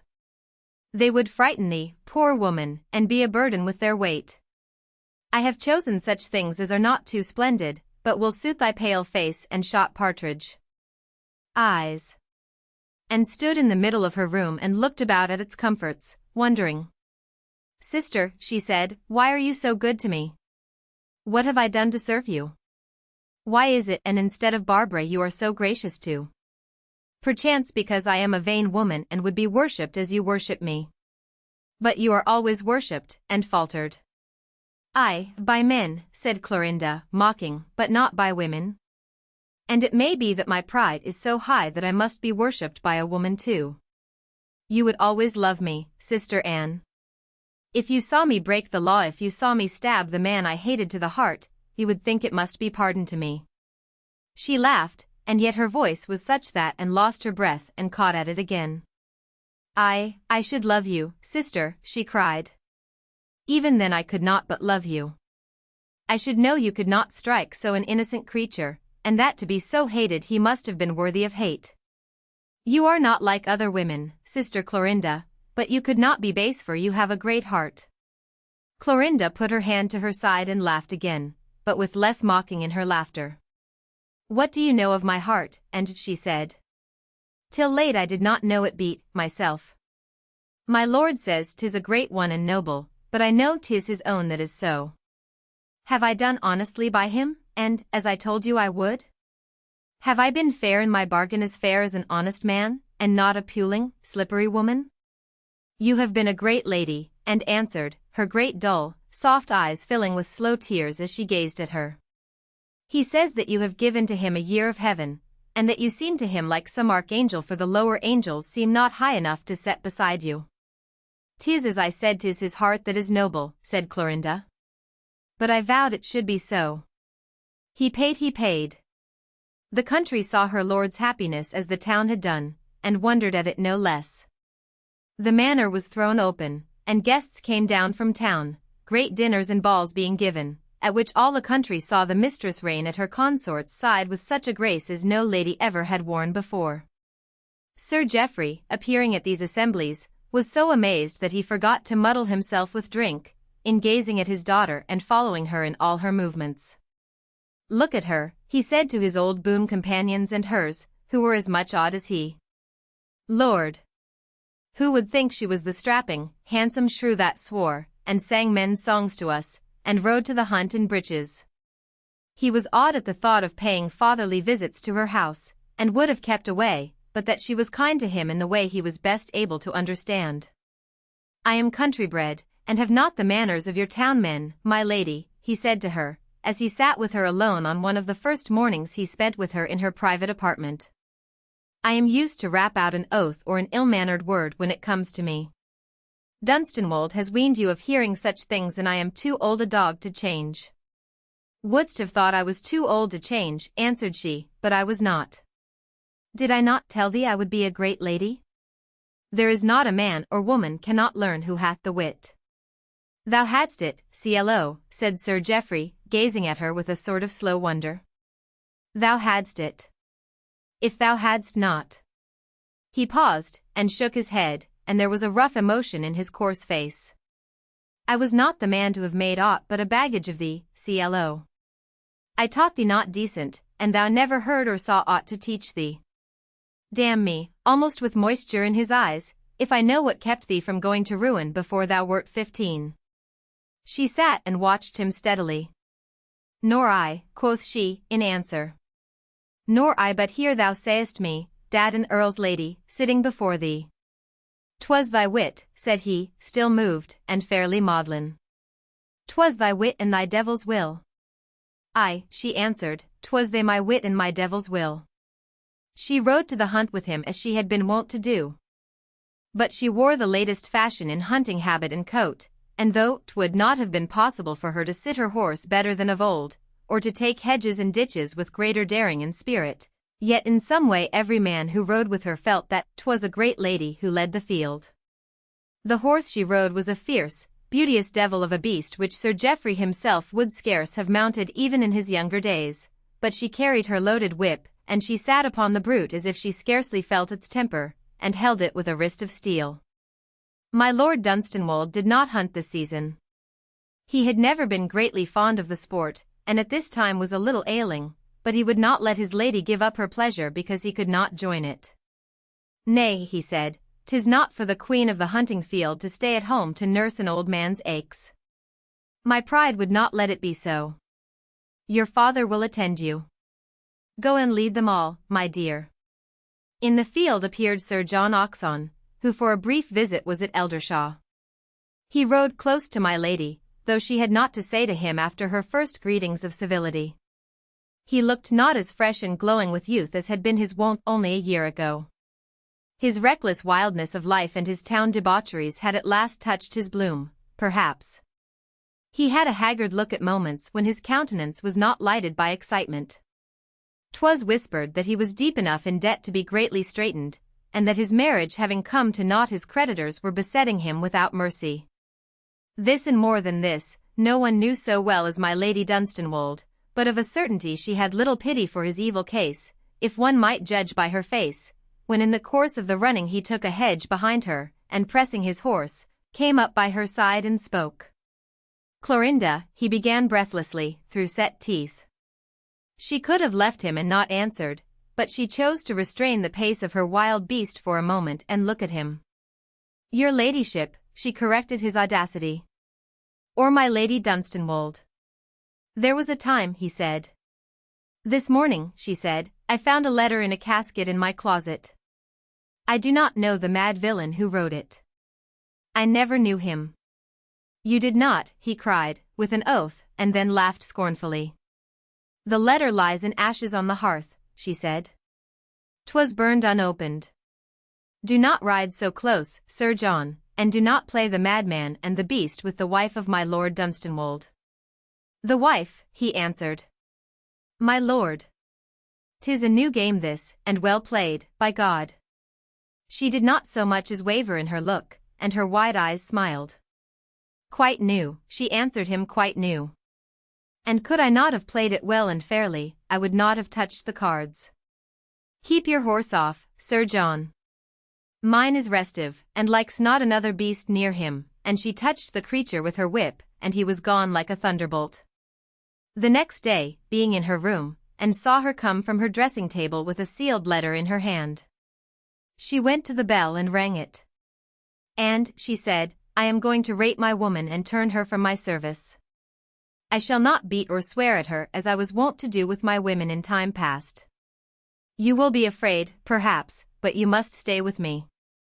She was standing by the fire with the letter held almost at arm's length in her fingertips, when the woman entered, who, seeing her face, turned pale, and casting her eyes upon the letter, paler still, and began to shake.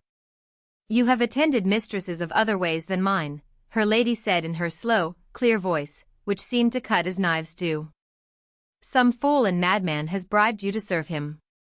You cannot serve me also. Come hither and put this in the fire. If 'twere to be done I would make you hold it in the live coals with your hand. The woman came shuddering, looking as if she thought she might be struck dead. She took the letter and kneeled, ashen pale, to burn it. When 'twas done, her mistress pointed to the door. Go and gather your goods and chattels together, and leave within this hour, she said. I will be my own tirewoman till I can find one who comes to me honest. When she was gone, and sat gazing at the ashes on the hearth. She was pale also. Sister, she said, do you? Yes, answered my lady.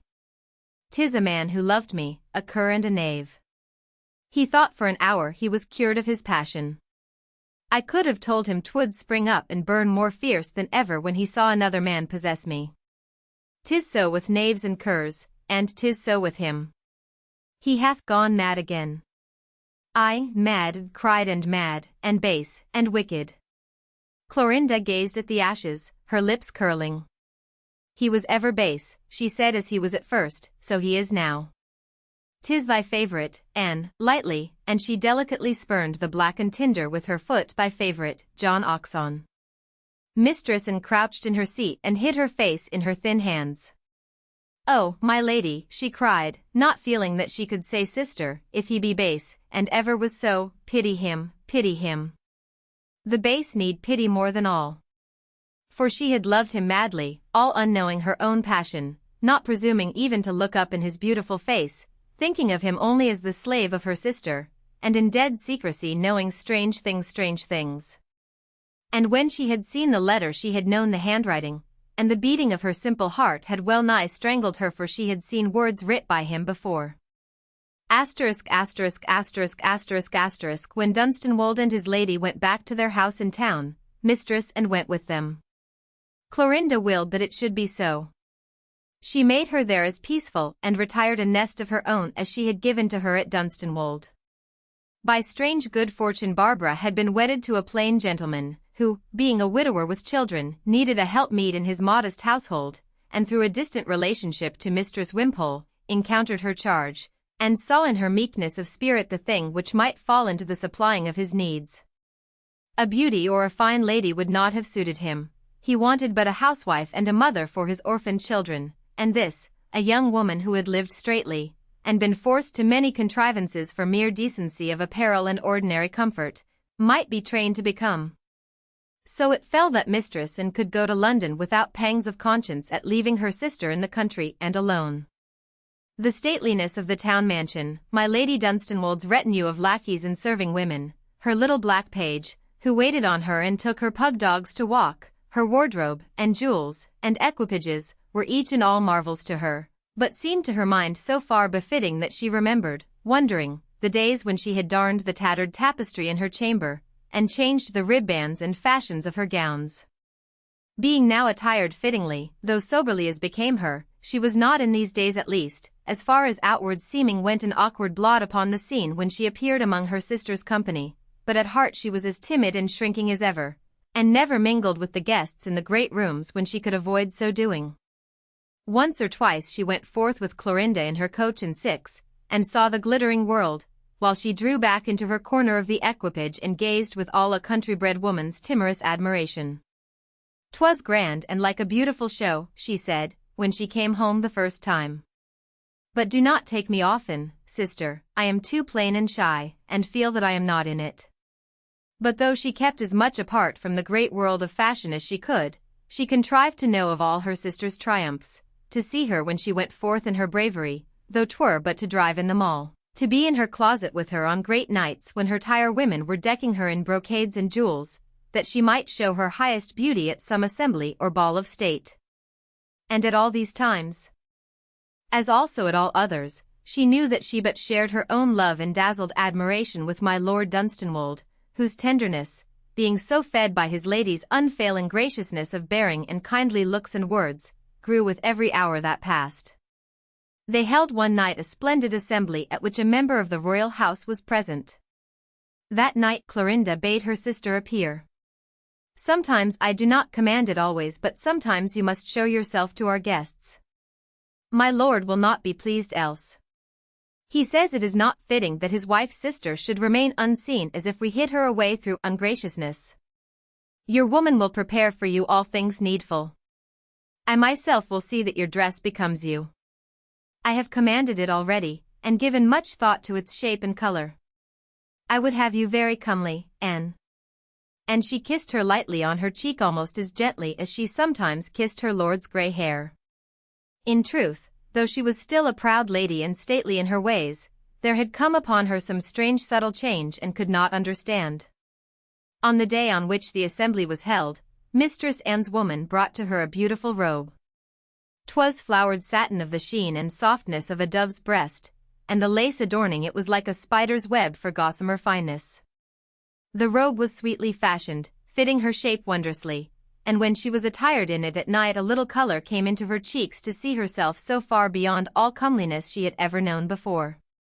When she found herself in the midst of the dazzling scene in the rooms of entertainment, she was glad when at last she could feel herself lost among the crowd of guests. Her only pleasure in such scenes was to withdraw to some hidden corner and look on as at a pageant or a play. Tonight she placed herself in the shadow of a screen, from which retreat she could see Clorinda and Dunstanwold as they received their guests. Thus she found enjoyment enough, for, in truth, her love and almost abject passion of adoration for her sister had grown as his lordship's had, with every hour.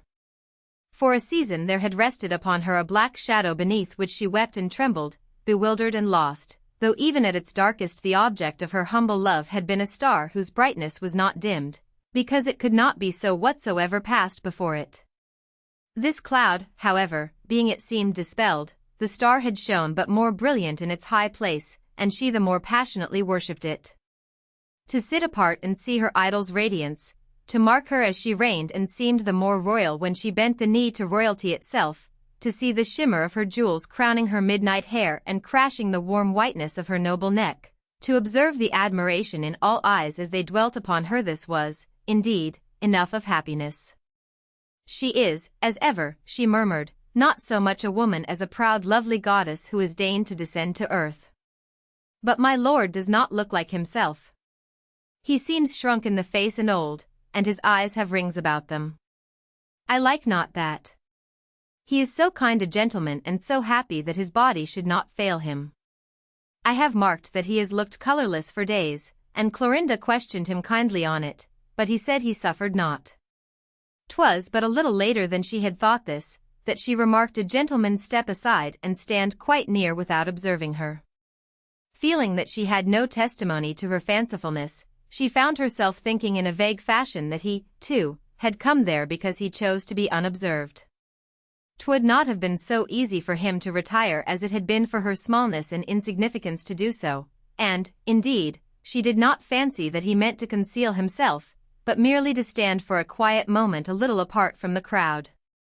And as she looked up at him, wondering why this should be, she saw he was the noblest and most stately gentleman she had ever beheld. She had never seen him before. He must either be a stranger or a rare visitor. As Clorinda was beyond a woman's height, he was beyond a man's.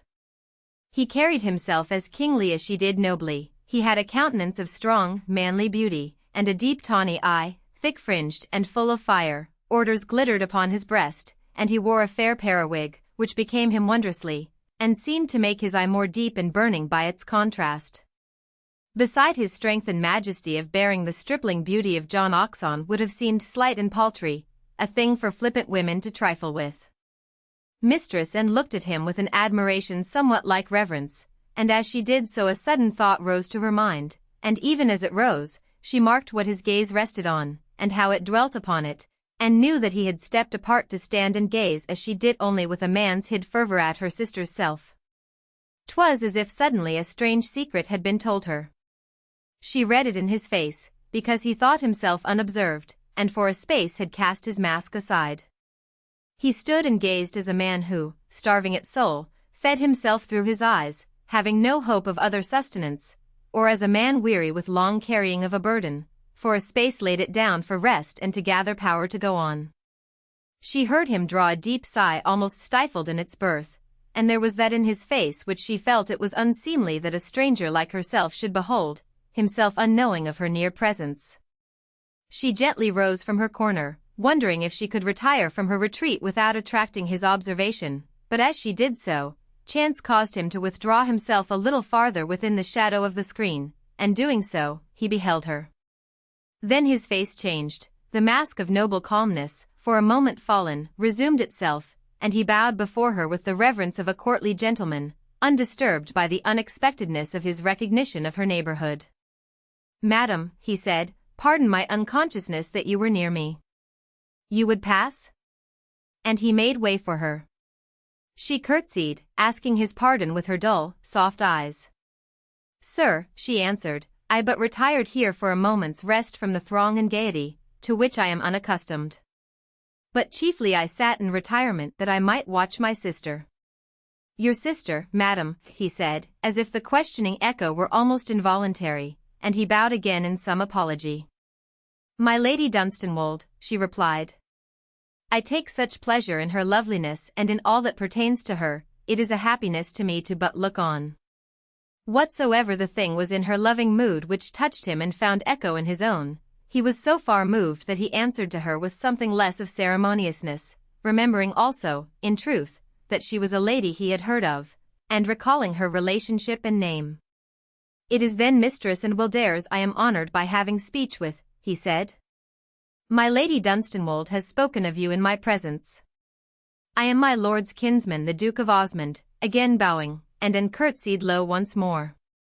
Despite his greatness, she felt a kindness and grace in him which was not condescension, and which almost dispelled the timidity which, being part of her nature, so unduly beset her at all times when she addressed or was addressed by a stranger.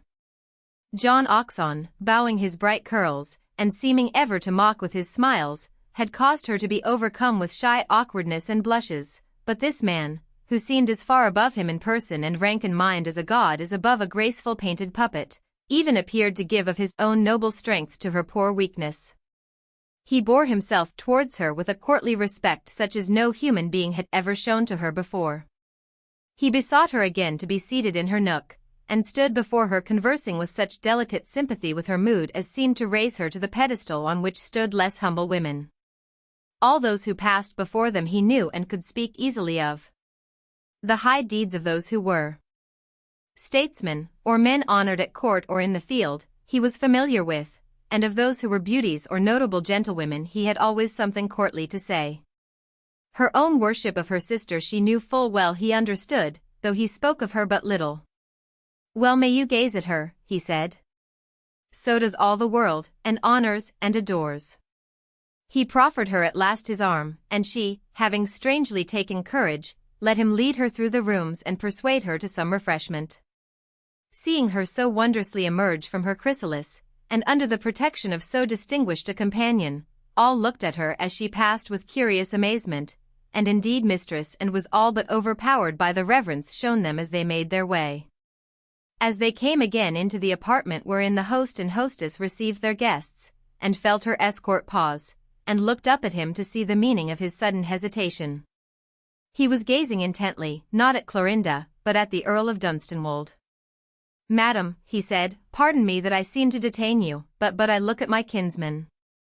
Madam," with a sudden fear in his voice, "he is ailing, he sways as he stands. Let us go to him. Quickly. He falls." And, in sooth, at that very moment there arose a dismayed cry from the guests about them, and there was a surging movement, and as they pressed forward themselves through the throng, and saw Dunstanwold no more above the people, for he had indeed fallen and lay outstretched and deathly on the floor. 'Twas but a few seconds before she and Osmond were close enough to him to mark his fallen face and ghastly pallor, and a strange dew starting out upon his brow. But 'twas his wife who knelt beside his prostrate body, waving all else aside with a great majestic gesture of her arm. "Back! Back!" she cried. "Air! Air! And water! My lord! My dear lord!" But he did not answer, or even stir, though she bent close to him and thrust her hand within his breast. And then the frightened guests beheld a strange but beautiful and loving thing, such as might have moved any heart to tenderness and wonder. This great beauty, this worshipped creature, put her arms beneath and about the helpless, awful body, for so its pallor and stillness indeed made it, and lifted it in their powerful whiteness as if it had been the body of a child, and so bore it to a couch near and laid it down, kneeling beside it. And Osmond were beside her. Osmond pale himself, but gently calm and strong. He had dispatched for a physician the instant he saw the fall. "My lady," he said, bending over her, "permit me to approach. I have some knowledge of these seizures. Your pardon." He knelt also and took the moveless hand, feeling the pulse. He, too, thrust his hand within the breast and held it there, looking at the sunken face. "My dear lord," her ladyship was saying, as if to the prostrate man's ear alone, knowing that her tender voice must reach him if aught would, as indeed was truth. "Edward. My dear lord." Osmond held his hand steadily over the heart. The guests shrunk back, stricken with terror. There was that in this corner of the splendid room which turned faces pale. Osmond slowly withdrew his hand, and turning to the kneeling woman with a pallor like that of marble, but with a noble tenderness and pity in his eyes, "My lady," he said, "you are a brave woman. Your great courage must sustain you. The heart beats no more. A noble life is finished." The guests heard, and drew still farther back, a woman or two faintly whimpering. A hurrying lackey parted the crowd, and so, way being made for him, the physician came quickly forward, and put her shaking hands up to cover her gaze. Osmond stood still, looking down. My Lady Dunstanwold knelt by the couch and hid her beautiful face upon the dead man's breast. Chapter XII, which treats of the obsequies of my Lord of Dunstanwold, of his lady's widowhood, and of her return to town. All that remained of my Lord Dunstanwold was borne back to his ancestral home, and there laid to rest in the ancient tomb in which his father slept. Many came from town to pay him respect, and the Duke of Osmond was, as was but fitting, among them. The Countess kept her own apartments, and none but her sister, mistress, and beheld her. The night before the final ceremonies she spent sitting by her lord's coffin, and it seemed that her mood was a stranger one than ever woman had before been ruled by. She did not weep or moan, and only once kneeled down. In her sweeping black robes she seemed more a majestic creature than she had ever been, and her beauty more that of a statue than of a mortal woman. She sent away all other watchers, keeping only her sister with her, and observed in her a strange protecting gentleness when she spoke of the dead man. "I do not know whether dead men can feel and hear," she said. "Sometimes there has come into my mind and made me shudder the thought that, though they lie so still, mayhap they know what we do and how they are spoken of as nothings whom live men and women but wait a moment to thrust away, that their own living may go on again in its accustomed way, or perchance more merrily. If my lord knows aught, he will be grateful that I watch by him tonight in this solemn room." He was ever grateful, and moved by any tenderness of mine. 'Twas as she said, the room was solemn, and this almost to awfulness. It was a huge cold chamber at best, and draped with black, and hung with hatchments. A silent gloom filled it which made it like a tomb. Tall wax candles burned in it dimly, but adding to its solemn shadows with their faint light, and in his rich coffin the dead man lay in his shroud, his hands like carvings of yellowed ivory clasped upon his breast. Mistress Anne dared not have entered the place alone, and was so overcome at sight of the pinched nostrils and sunk eyes that she turned cold with fear. But Clorinda seemed to feel no dread or shrinking. She went and stood beside the great funeral-draped bed of state on which the coffin lay, and thus standing, looked down with a grave, protecting pity in her face. Then she stooped and kissed the dead man long upon the brow. "I will sit by you tonight," she said. "That which lies here will be alone tomorrow. I will not leave you this last night. Had I been in your place you would not leave me." She sat down beside him and laid her strong warm hand upon his cold waxen ones, closing it over them as if she would give them heat. And knelt and prayed that all might be forgiven, that sins might be blotted out, that this kind poor soul might find love and peace in the kingdom of heaven, and might not learn there what might make bitter the memory of his last year of rapture and love. She was so simple that she forgot that no knowledge of the past could embitter aught when a soul looked back from paradise. Throughout the watches of the night her sister sat and held the dead man's hand. She saw her more than once smooth his gray hair almost as a mother might have touched a sick sleeping child's. Again she kissed his forehead, speaking to him gently, as if to tell him he need not fear, for she was close at hand. Just once she knelt, and then wondered if she prayed, and in what manner, knowing that prayer was not her habit. 'Twas just before dawn she knelt so, and when she rose and stood beside him, looking down again, she drew from the folds of her robe a little package. "And," she said, as she untied the ribband that bound it, "when first I was his wife I found him one day at his desk looking at these things as they lay upon his hand. He thought at first it would offend me to find him so, but I told him that I was gentler than he thought, though not so gentle as the poor innocent girl who died in giving him his child." 'Twas her picture he was gazing at, and a little ring and 2 locks of hair, one a brown ringlet from her head, and one such a tiny wisp of down from the head of her infant. I told him to keep them always and look at them often, remembering how innocent she had been, and that she had died for him. There were tears on my hand when he kissed it in thanking me. He kept the little package in his desk, and I have brought it to him." The miniature was of a sweet-faced girl with large loving childish eyes, and cheeks that blushed like the early morning. Clorinda looked at her almost with tenderness.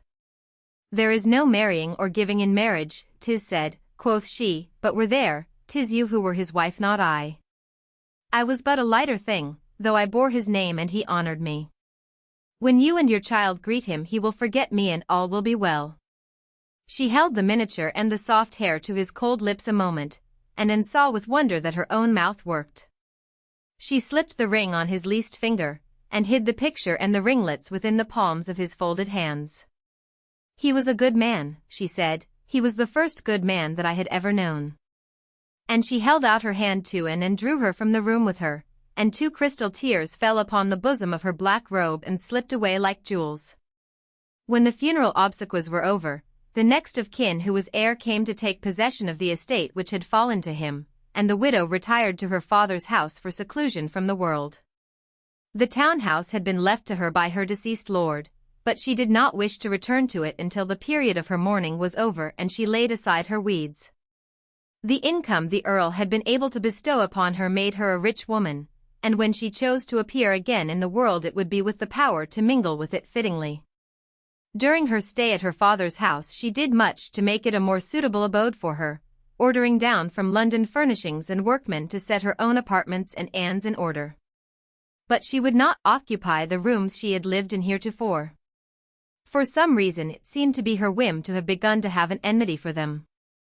The first day she entered them with, and she stopped upon the threshold. "I will not stay here," she said. "I never loved the rooms and now I hate them. It seems to me it was another woman who lived in them in another world.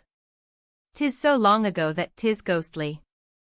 Make ready the old red chambers for me, to her woman, I will live there. They have been long closed, and are worm-eaten and mouldy perchance, but a great fire will warm them. And I will have furnishings from London to make them fit for habitation. The next day it seemed for a brief space as if she would have changed even from the red chambers. I did not know, she said, turning with a sudden movement from a side window, that one might see the old rose garden from here. I would not have taken the room had I guessed it. It is too dreary a wilderness, with its tangle of briars and its broken sundial.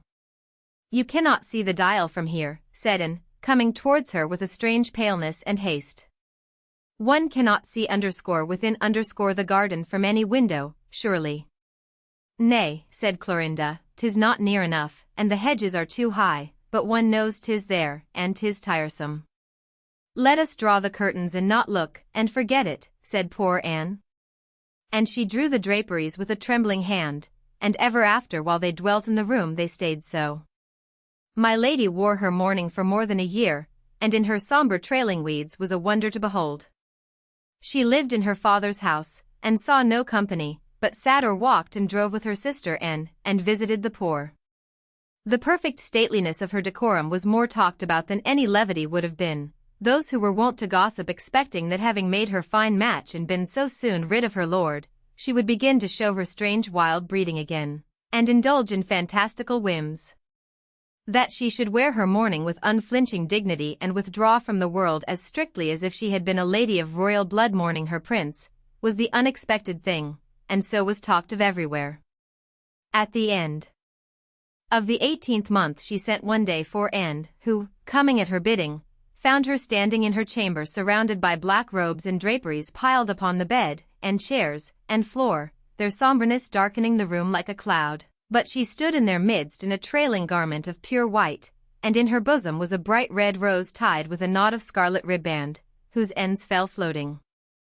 Her woman was upon her knees before a coffer in which she was laying the weeds as she folded them. Mistress Anne paused within the doorway, her eyes dazzled by the tall radiant shape and blot of scarlet color as if by the shining of the sun. She knew in that moment that all was changed, and that the world of darkness they had been living in for the past months was swept from existence. When her sister had worn her mourning weeds she had seemed somehow almost pale, but now she stood in the sunlight with the rich scarlet on her cheek and lip, and the stars in her great eyes. "Come in, Sister Anne," she said. "I lay aside my weeds, and my woman is folding them away for me. Dost know of any poor creature newly left a widow whom some of them would be a help to? 'Tis a pity that so much sombreness should lie in chests when there are perhaps poor souls to whom it would be a godsend." Before the day was over, there was not a shred of black stuff left in sight, such as had not been sent out of the house to be distributed, being packed away in coffers in the garrets under the leads. "You will wear it no more, sister?" Anne asked once. "You will wear gay colors as if it had never been?" "It underscores as if it had never been," Clorinda answered. "Ere now her lord is happy with her, and he is so happy that I am forgot. I had a fancy that perhaps at first if he had looked down on earth remembering he would have seen I was faithful in my honoring of him. But now, I am sure," she stopped with a half laugh. "'Twas but a fancy," she said. "Perchance he is known not since that night he fell at my feet, and even so, poor gentleman, he hath a happy fate. Yes, I will wear gay colors," flinging up her arms as if she dropped fetters, and stretched her beauteous limbs for ease, "gay colors and roses and rich jewels and all things _ that will make me beautiful." The next day there came a chest from London, packed close with splendid raiment. When she drove out again in her chariot her servants' sad-colored liveries had been laid by, and she was attired in rich hues, amidst which she glowed like some flower new bloomed. Her house in town was thrown open again, and set in order for her coming. She made her journey back in state, mistress and accompanying her in her traveling coach. As she passed over the highroad with her equipage and her retinue, or spent the night for rest at the best inns in the towns and villages, all seemed to know her name and state. "'Tis the young widow of the Earl of Dunstanwold," people said to each other. "She that is the great beauty, and of such a wit and spirit that she is scarce like a mere young lady. 'Twas said she wed him for his rank, but afterwards 'twas known she made him a happy gentleman, though she gave him no heir. She wore weeds for him beyond the accustomed time, and is but now issuing from her retirement. Mistress and felt as if she were attending some royal lady's progress. People so gazed at them and nudged each other, wondered and admired. "You do not mind that all eyes rest on you," she said to her sister. "You are accustomed to be gazed at." "I have been gazed at all my life," my lady answered. "I scarce take note of it." On their arrival at home they met with fitting welcome and reverence. The doors of the townhouse were thrown open wide, and in the hall the servants stood in line, the housekeeper at the head with her keys at her girdle, the little jet-black Negro page grinning beneath his turban with joy to see his lady again, he worshipping her as a sort of fetish, after the manner of his race. 'Twas his duty to take heed to the pet dogs, and he stood holding by their little silver chains a smart-faced pug and a pretty spaniel. His lady stopped a moment to pat them and to speak to him a word of praise of their condition, and being so favored, he spoke also, rolling his eyes in his delight at finding somewhat to impart. "Yesterday, ladyship, when I took them out," he said, "a gentleman marked them, knowing whose they were. He asked me when my lady came again to town, and I answered him today. 'Twas the fair gentleman in his own hair." "'Twas Sir John Oxon, your ladyship," said the lackey nearest to him. Her ladyship left caressing her spaniel and stood upright. Little Nero was frightened, fearing she was angered. She stood so straight and tall, but she said nothing and passed on. At the top of the staircase she turned to mistress and with a laugh. "Thy favorite again, and," she said. "He means to haunt me, now we are alone. 'Tis thee he comes after." Chapter 13, wherein a deadly war begins. The town and the world of fashion greeted her on her return with open arms.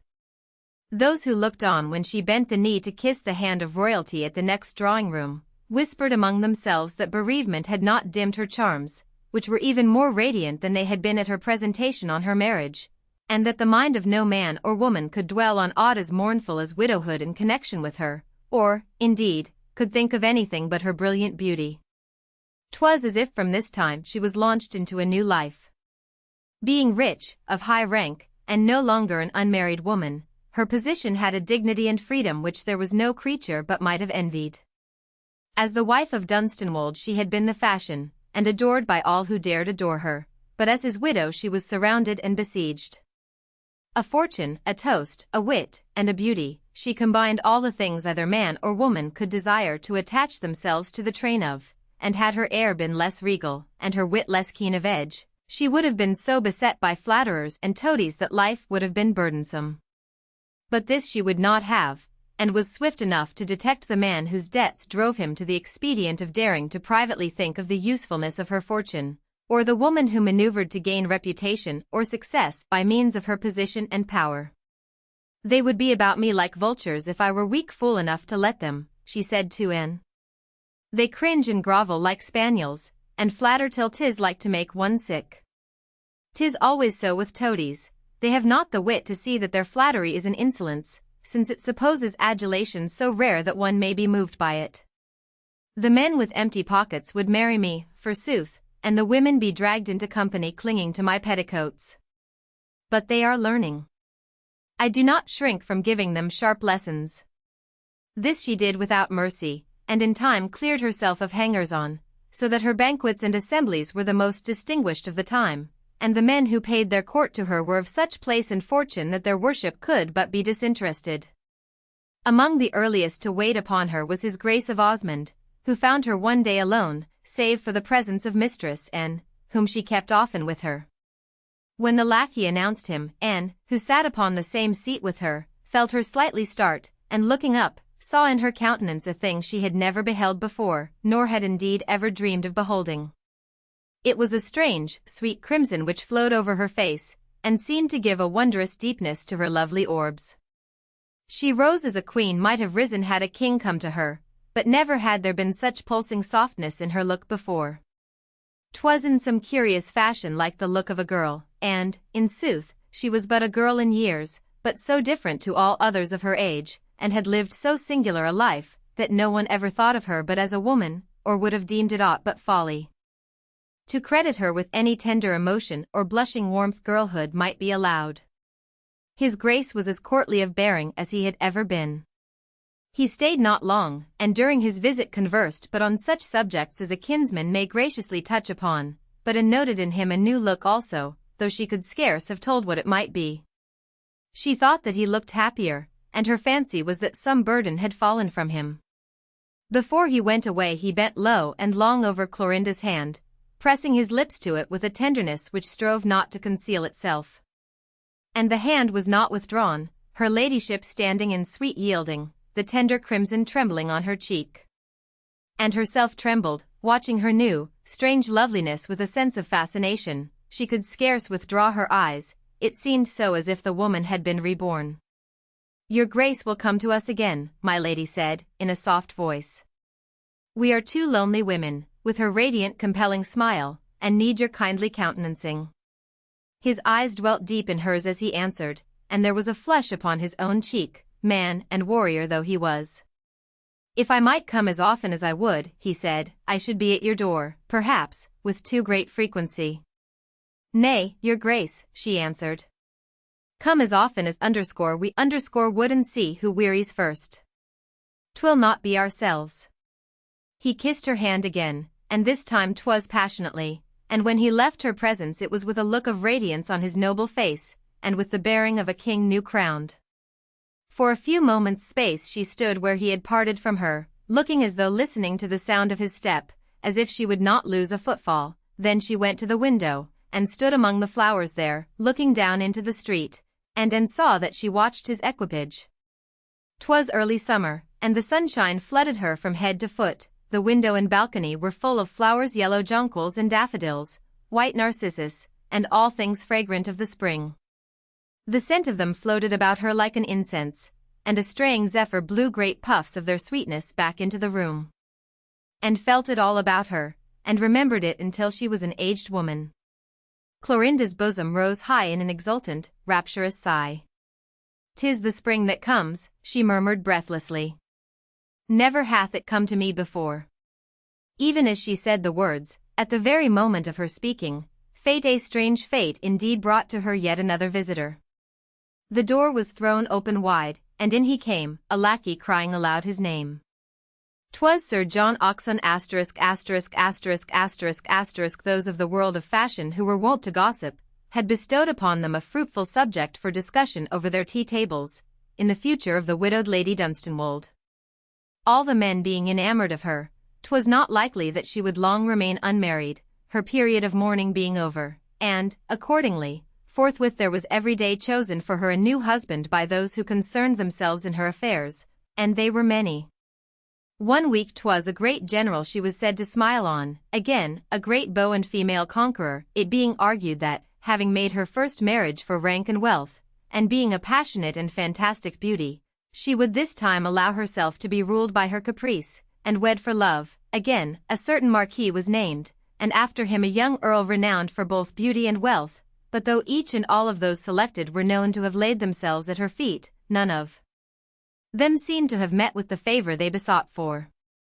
There were two men, however, who were more spoken of than all the rest, and whose court awakened a more lively interest. Indeed, 'twas an interest which was lively enough at times to become almost a matter of contention, for those who upheld the cause of the one man would not hear of the success of the other, the claims of each being considered of such different nature. These two men were the Duke of Osmond and Sir John Oxon. 'Twas the soberer and more dignified who were sure his Grace had but to proffer his suit to gain it, and their sole wonder lay in that he did not speak more quickly. But being a man of such noble mind, it may be that he would leave her to her freedom yet a few months, because, despite her stateliness, she is but young, and 'twould be like his honorableness to wish that she should see many men while she is free to choose, as she has never been before. For these days she is not a poor beauty as she was when she took Dunstanwolde. The less serious, or less worldly, especially the sentimental spinsters and matrons and romantic young, who had heard and enjoyed the rumors of Mistress Clorinda Wildair's strange early days, were prone to build much upon a certain story of that time. Sir John Oxon was her first love, they said. He went to her father's house a beautiful young man in his earliest bloom, and she had never encountered such an one before, having only known country dolts and her father's friends. 'Twas said they loved each other, but were both passionate and proud, and quarrelled bitterly. Sir John went to France to strive to forget her in gay living. He even obeyed his mother and paid court to another woman, and Mistress Clorinda, being of fierce haughtiness, revenged herself by marrying Lord Dunstanwold. But she has never deigned to forgive him, 'twas also said. She is too haughty and of too high a temper to forgive easily that a man should seem to desert her for another woman's favor. Even when 'twas whispered that she favored him, she was disdainful, and sometimes flouted him bitterly, as was her way with all men. She was never gentle, and had always a cutting wit. She will use him hardly before she relents, but if he sues patiently enough with such grace as he uses with other women, love will conquer her at last, for 'twas her first. She showed him no great favor, it was true, and yet it seemed she granted him more privilege than she had done during her lord's life, for he was persistent in his following her, and would come to her house whether of her will or of his own. Sometimes he came there when the Duke of Osmond was with her. This happened more than once, and then her ladyship's face, which was ever warmly beautiful when Osmond was near, would curiously change. It would grow pale and cold, but in her eyes would burn a strange light which one man knew was as the light in the eyes of a tigress lying chained, but crouching to leap. But it was not Osmond who felt this, he saw only that she changed color, and having heard the story of her girlhood, a little chill of doubt would fall upon his noble heart. It was not doubt of her, but of himself, and fear that his great passion made him blind, for he was the one man chivalrous enough to remember how young she was, and to see the cruelty of the fate which had given her unmothered childhood into the hands of a coarse rioter and debauchee, making her his plaything and his whim. And if in her first hours of bloom she had been thrown with youthful manhood and beauty, what more in the course of nature than that she should have learned to love, and being separated from her young lover by their mutual youthful faults of pride and passionateness of temper, what more natural than, being free again, and he suing with all his soul, that her heart should return to him, even though through a struggle with pride. In her lord's lifetime he had not seen Oxon near her, and in those days when he had so struggled with his own surging love, and striven to bear himself nobly, he had kept away from her, knowing that his passion was too great and strong for any man to always hold at bay and make no sign, because at brief instants he trembled before the thought that in her eyes he had seen that which would have sprung to answer the same self in him if she had been a free woman. But now when, despite her coldness, which never melted to John Oxon, she still turned pale and seemed to fall under a restraint on his coming, a man of sufficient high dignity to be splendidly modest where his own merit was concerned, might well feel that for this there must be a reason, and it might be a grave one. So though he would not give up his suit until he was sure that 'twas either useless or unfair, he did not press it as he would have done, but saw his lady when he could, and watched with all the tenderness of passion her lovely face and eyes. But one short town season passed before he won his prize, but to poor and it seemed that in its passing she lived years. Poor woman, as she had grown thin and large-eyed in those days gone by, she grew so again. Time in passing had taught her so much that others did not know, and as she served her sister, and waited on her wishes, she saw that of which no other dreamed, and saw without daring to speak, or show by any sign, her knowledge. The day when Lady Dunstanwold had turned from standing among her daffodils, and had found herself confronting the open door of her saloon, and John Oxon passing through it, mistress, and had seen that in her face and his which had given to her a shock of terror. In John Oxon's blue eyes there had been a set fierce look, and in Clorinda's a blaze which had been like a declaration of war, and these same looks she had seen since that day, again and again. Gradually it had become her sister's habit to take and with her into the world as she had not done before her widowhood, and knew whence this custom came. There were times when, by use of her presence, she could avoid those she wished to thrust aside, and noted, with a cold sinking of the spirit, that the one she would plan to elude most frequently was Sir John Oxon, and this was not done easily. The young man's gay lightness of demeanor had changed. The few years that had passed since he had come to pay his courts to the young beauty in male attire, had brought experiences to him which had been bitter enough. He had squandered his fortune and failed to reinstate himself by marriage, his dissipations had told upon him, and he had lost his spirit and good humor, his mocking wit had gained a bitterness, his gallantry had no longer the gaiety of youth. And the woman he had loved for an hour with youthful passion, and had dared to dream of casting aside in boyish insolence, had risen like a phoenix, and soared high and triumphant to the very sun itself. He was ever base, Clorinda had said. As he was at first he is now, and in the saying there was truth. If she had been helpless and heartbroken, and had pined for him, he would have treated her as a victim, and disdained her humiliation and grief, magnificent, powerful, rich, in fullest beauty, and disdaining himself, she filled him with a mad passion of love which was strangely mixed with hatred and cruelty. To see her surrounded by her worshippers, courted by the court itself, all eyes drawn towards her as she moved, all hearts laid at her feet, was torture to him. In such cases as his and hers, it was the woman who should sue for love's return, and watch the averted face, longing for the moment when it would deign to turn and she could catch the cold eye and plead piteously with her own. This he had seen, this, men like himself, but older, had taught him with vicious art, but here was a woman who had scorned him at the hour which should have been the moment of his greatest powerfulness, who had mocked at and lashed him in the face with the high derision of a creature above law, and who never for one instant had bent her neck to the yoke which women must bear. She had laughed it to scorn and him and all things and gone on her way, crowned with her scarlet roses, to wealth, and rank, and power, and adulation, while he the man, whose right it was to be transgressor had fallen upon hard fortune, and was losing step by step all she had won. In his way he loved her madly as he had loved her before, and as he would have loved any woman who embodied triumph and beauty, and burning with desire for both, and with jealous rage of all, he swore he would not be outdone. Befooled, cast aside, and trampled on. At the playhouse when she looked from her box, she saw him leaning against some pillar or stationed in some noticeable spot, his bold blue eyes fixed burningly upon her. At fashionable assemblies he made his way to her side and stood near her, gazing, or dropping words into her ear. At church he placed himself in some pew near by, that she and all the world might behold him. When she left her coach and walked in the mall he joined her or walked behind.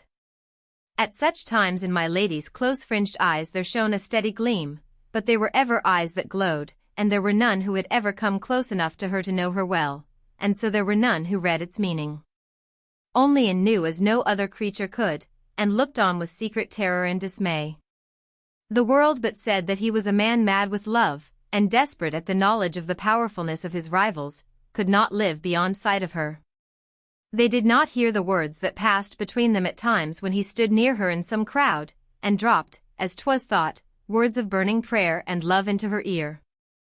'Twas said that it was like her to listen with unchanging face, and when she deigned reply, to answer without turning towards him. But such words and replies it had more than once been Anne's ill fortune to be near enough to catch, and hearing them she had shuddered. One night at a grand rout, the Duke of Osmond but just having left the reigning beauty's side, she heard the voice she hated close by her, speaking. "You think you can disdain me to the end," it said. "Your ladyship is _sure so?" She did not turn or answer, and there followed a low laugh. "You think a man will lie beneath your feet and be trodden upon without speaking. You are too high and bold." She waved her painted fan, and gazed steadily before her at the crowd, now and then bending her head in gracious greeting and smiling at some passer-by. "If I could tell the story of the rose garden, and of what the sundial saw, and what the moon shone on," he said. He heard her draw her breath sharply through her teeth, he saw her white bosom lift as if a wild beast leapt within it, and he laughed again.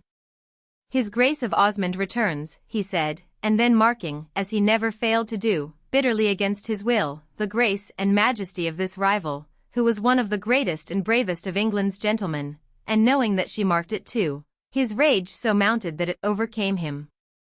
"Sometimes," he said, "methinks that I shall kill you." "Would you gain your end thereby?" she answered, in a voice as low and deadly. "I would frustrate his and yours." "Do it, then," she hissed back, "some day when you think I fear you." "'Twould be too easy," he answered. "You fear it too little. There are bitterer things." She rose and met his Grace, who had approached her. Always to his greatness and his noble heart she turned with that new feeling of dependence which her whole life had never brought to her before. His deep eyes, falling on her tenderly as she rose, were filled with protecting concern. Involuntarily he hastened his steps. "Will your grace take me to my coach?" she said. "I am not well. May I go?" as gently as a tender, appealing girl. And moved by this, as by her pallor, more than his man's words could have told, he gave her his arm and drew her quickly and supportingly away. Mistress Anne did not sleep well that night, having much to distract her mind and keep her awake, as was often in these days the case. When at length she closed her eyes, her slumber was fitful and broken by dreams, and in the mid-hour of the darkness she wakened with a start as if some sound had aroused her. Perhaps there had been some sound, though all was still when she opened her eyes, but in the chair by her bedside sat Clorinda in her night-rail, her hands wrung hard together on her knee, her black eyes staring under a brow knit into straight deep lines. "Sister," cried Anne, starting up in bed. "Sister." Clorinda slowly turned her head towards her, whereupon Anne saw that in her face there was a look as if of horror which struggled with a grief, a woe, too monstrous to be borne. "Lie down, and," she said. "Be not afraid, 'tis only I, bitterly, who need fear?" And cowered among the pillows and hid her face in her thin hands. She knew so well that this was true. "I never thought the time would come," her sister said, "when I should seek you for protection. A thing has come upon me, perhaps I shall go mad tonight, alone in my room. I wanted to sit near a woman, 'twas not like me, was it?" Mistress Anne crept near the bed's edge, and stretching forth a hand, touched hers, which were as cold as marble. "Stay with me, sister," she prayed. "Sister, do not go." What can I say?" "Naught," was the steady answer. "There is naught to be said. You were always a woman, I was never one till now." She rose up from her chair and threw up her arms, pacing to and fro. "I am a desperate creature," she cried. "Why was I born?" She walked the room almost like a thing mad and caged. "Why was I thrown into the world?" striking her breast. "Why was I made so and not one to watch or care through those mad years? To be given a body like this and tossed to the wolves." She turned to Anne, her arms outstretched, and so stood white and strange and beauteous as a statue, with drops like great pearls running down her lovely cheeks, and she caught her breath sobbingly, like a child. "I was thrown to them," she wailed piteously, "and they harried me and left the marks of their great teeth and of the scars I cannot rid myself in, since it was my fate pronounced from my first hour. Why was not this," clutching her breast, "left hard as 'twas at first? Not a woman's, but a she-cub's. Ah, 'twas not just that it should be so." And slipped from her bed and ran to her, falling upon her knees and clinging to her, weeping bitterly. "Poor heart," she cried. "Poor, dearest heart." Her touch and words seemed to recall Clorinda to herself. She started as if wakened from a dream, and drew her form up rigid. "I have gone mad," she said. "What is it I do?" She passed her hand across her brow and laughed a little wild laugh. "Yes," she said, "this it is to be a woman, to turn weak and run to other women and weep and talk. Yes, by these signs I am a woman." She stood with her clenched hands pressed against her breast. "In any fair fight," she said, "I could have struck back blow for blow and mine would have been the heaviest, but being changed into a woman, my arms are taken from me. He who strikes, aims at my bared breast, and that he knows and triumphs in." She set her teeth together, and ground them, and the look, which was like that of a chained and harried tigress, lit itself in her eyes. "But there is none shall beat me," she said through these fierce shut teeth. "Nay, there is none. Get up," and bending to raise her. "Get up, or I shall be kneeling too, and I must stand upon my feet." She made a motion as if she would have turned and gone from the room without further explanation, but Anne still clung to her. She was afraid of her again, but her piteous love was stronger than her fear. "Let me go with you," she cried. "Let me but go and lie in your closet, that I may be near, if you should call." Clorinda put her hands upon her shoulders, and stooping, kissed her, which in all their lives she had done but once or twice. "God bless thee, poor Anne," she said. "I think thou wouldst lie on my threshold and watch the whole night through, if I should need it, but I have given way to womanish vapors too much. I must go and be alone." I was driven by my thoughts to come and sit and look at thy good face. I did not mean to wake thee. Go back to bed. She would be obeyed, and led into her couch herself, making her lie down, and drawing the coverlet about her, after which she stood upright with a strange smile, laying her hands lightly about her own white throat. When I was a newborn thing and had a little throat and a weak breath, she cried, 'twould have been an easy thing to end me. I have been told I lay beneath my mother when they found her dead. If, when she felt her breath leaving her, she had laid her hand upon my mouth and stopped mine, I should not, with the little laugh again, I should not lie awake tonight. And then she went away.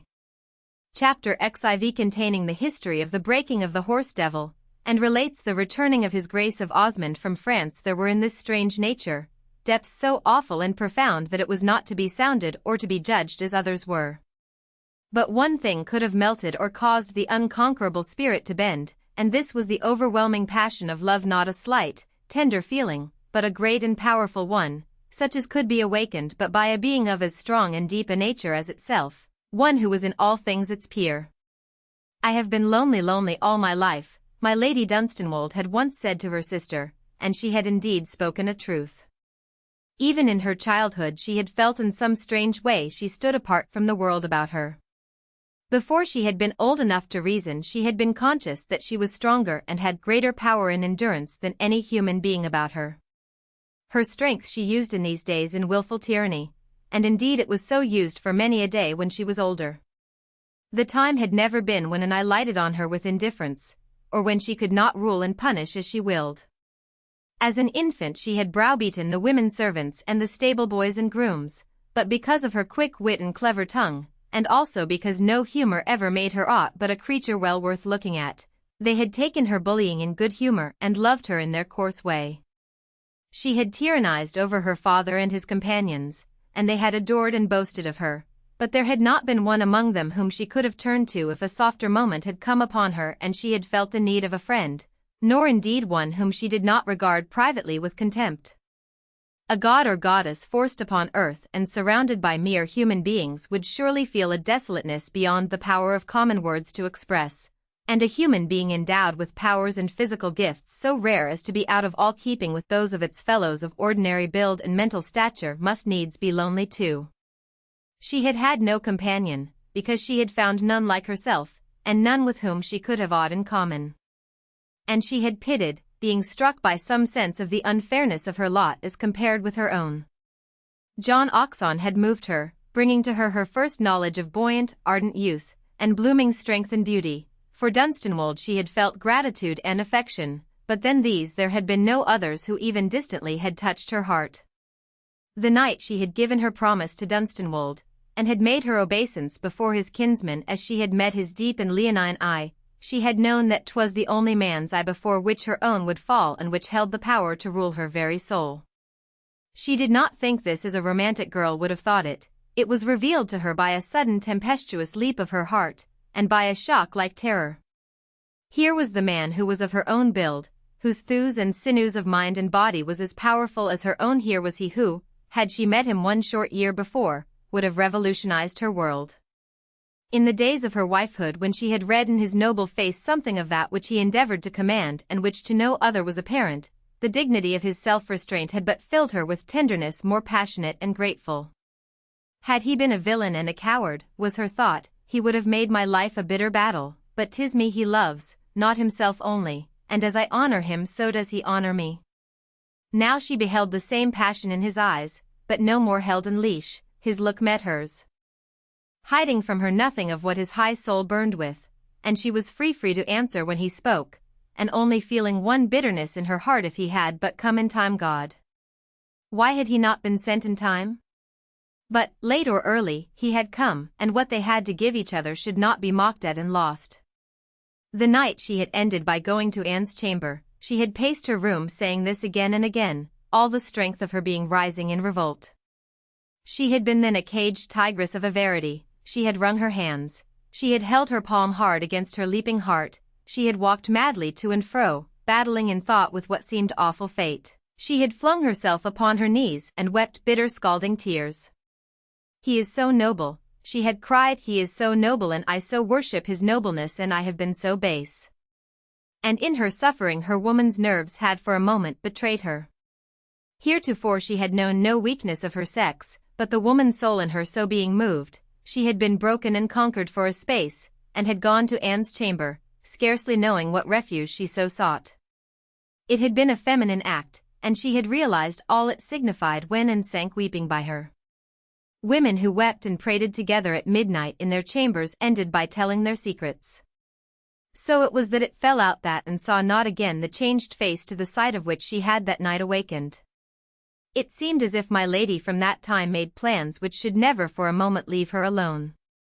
The next day she was busied arranging a brilliant rout, the next a rich banquet, the next a great assembly. She drove in them all in her stateliest equipages, she walked upon its promenade, surrounded by her crowd of courtiers, smiling upon them, and answering them with shafts of graceful wit. The charm of her gaiety had never been so remarked upon, her air never so enchanting. At every notable gathering in the world of fashion she was to be seen. Being bidden to the court, which was at Hampton, her brilliant beauty and spirit so enlivened the royal dullness that 'twas said the Queen herself was scarce resigned to part with her, and that the ladies and gentlemen in waiting all suffered from the spleen when she withdrew. She bought at this time the fiercest but most beautiful beast of a horse she had ever mounted. The creature was superbly handsome, but apparently so unconquerable and so savage that her grooms were afraid to approach it, and indeed it could not be saddled and bit unless she herself stood near. Even the horse-dealer, rogue though he was, had sold it to her with some approach to a qualm of conscience, having confessed to her that it had killed 2 grooms, and been sentenced to be shot by its first owner, and was still living only because its great beauty had led him to hesitate for a few days. It was by chance that during these few days Lady Dunstanwolde heard of it, and going to see it, desired and bought it at once. "It is the very beast I want," she said, with a gleam in her eye. "It will please me to teach it that there is one stronger than itself." She had much use for her loaded riding whip, and indeed, not finding it heavy enough, ordered one made which was heavier. When she rode the beast in Hyde Park, her first battles with him were the town talk, and there were those who bribed her footmen to inform them beforehand, when my lady was to take out Devil, that they might know in time to be in the park to see her. Fops and hunting men laid wagers as to whether her ladyship would kill the horse or be killed by him, and followed her training of the creature with an excitement and delight quite wild. "Well may the beast's name be Devil," said more than one looker-on, "for he is not so much horse as demon. And when he plunges and rears and shows his teeth, there is a look in his eye which flames like her own, and 'tis as if a male and female demon fought together, for surely such a woman never lived before. She will not let him conquer her, God knows, and it would seem that he was swearing in horse fashion that she should not conquer him. When he was first bought and brought home, mistress Anne turned ashy at the sight of him, and in her heart of hearts grieved bitterly that it had so fallen out that his Grace of Osmond had been called away from town by high and important matters, for she knew full well that if he had been in the neighborhood, he would have said some discreet and tender word of warning to which her ladyship would have listened, though she would have treated with disdain the caution of any other man or woman. When she herself ventured to speak, Clorinda looked only stern. "I have ridden only ill-tempered beasts all my life, and that for the mere pleasure of subduing them," she said. "I have no liking for a horse like a bellwether, and if this one should break my neck, I need battle with neither men nor horses again, and I shall die at the high tide of life and power, and those who think of me afterwards will only remember that they loved me, that they loved me." But the horse did not kill her, nor she it. Day after day she stood by while it was taken from its stall, many a time dealing with it herself, because no groom dare approach, and then she would ride it forth, and in Hyde Park force it to obey her, the wondrous strength of her will, her wrist of steel, and the fierce, pitiless punishment she inflicted, actually daunting the devilish creature's courage. She would ride from the encounter, through 2 lines of people who had been watching her, and some of them found themselves following after her, even to the park gate, almost awed as they looked at her, sitting erect and splendid on the fretted, anguished beast, whose shining skin was covered with lather, whose mouth tossed blood-flecked foam, and whose great eye was so strangely like her own, but that hers glowed with the light of triumph, and his burned with the agonized protest of the vanquished. At such times there was somewhat of fear in the glances that followed her beauty, which almost seemed to blaze. Her color was so rich, the curve of her red mouth so imperial, the poise of her head, with its loosening coils of velvet black hair, so high. "It is good for me that I do this," she said to N, with a short laugh, one day. "I was growing too soft, and I have need now for all my power. To fight with the demon in this beast rouses all in me that I have held in check since I became my poor lord's wife. That the creature should have set his will against all others, and should resist me with such strength and devilishness, rouses in me the passion of the days when I cursed and raved and struck at those who angered me. 'Tis fury that possesses me, and I could curse and shriek at him as I flog him, if 'twould be seemly. As it would not be so, I shut my teeth hard, and shriek and curse within them, and none can hear." Among those who made it their custom to miss no day when she went forth on devil that they might stand near and behold her, there was one man ever present, and 'twas Sir John Oxon. He would stand as near as might be and watch the battle, a stealthy fire in his eye, and a look as if the outcome of the fray had deadly meaning to him.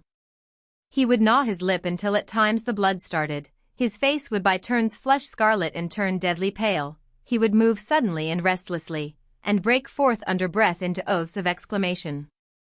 One day a man close by him saw him suddenly lay his hand upon his sword, and having so done, still keep it there, though 'twas plain he quickly remembered where he was. As for the horse's rider, my Lady Dunstanwold, whose way it had been to avoid this man and to thrust him from her path by whatsoever adroit means she could use, on these occasions made no effort to evade him and his glances. In sooth, he knew, though none other did so, that when she fought with her horse she did it with a fierce joy in that he beheld her. 'Twas as though the battle was between themselves, and knowing this in the depths of such soul as he possessed, there were times when the man would have exulted to see the brute rise and fall upon her, crushing her out of life, or dash her to the earth and set his hoof upon her dazzling upturned face.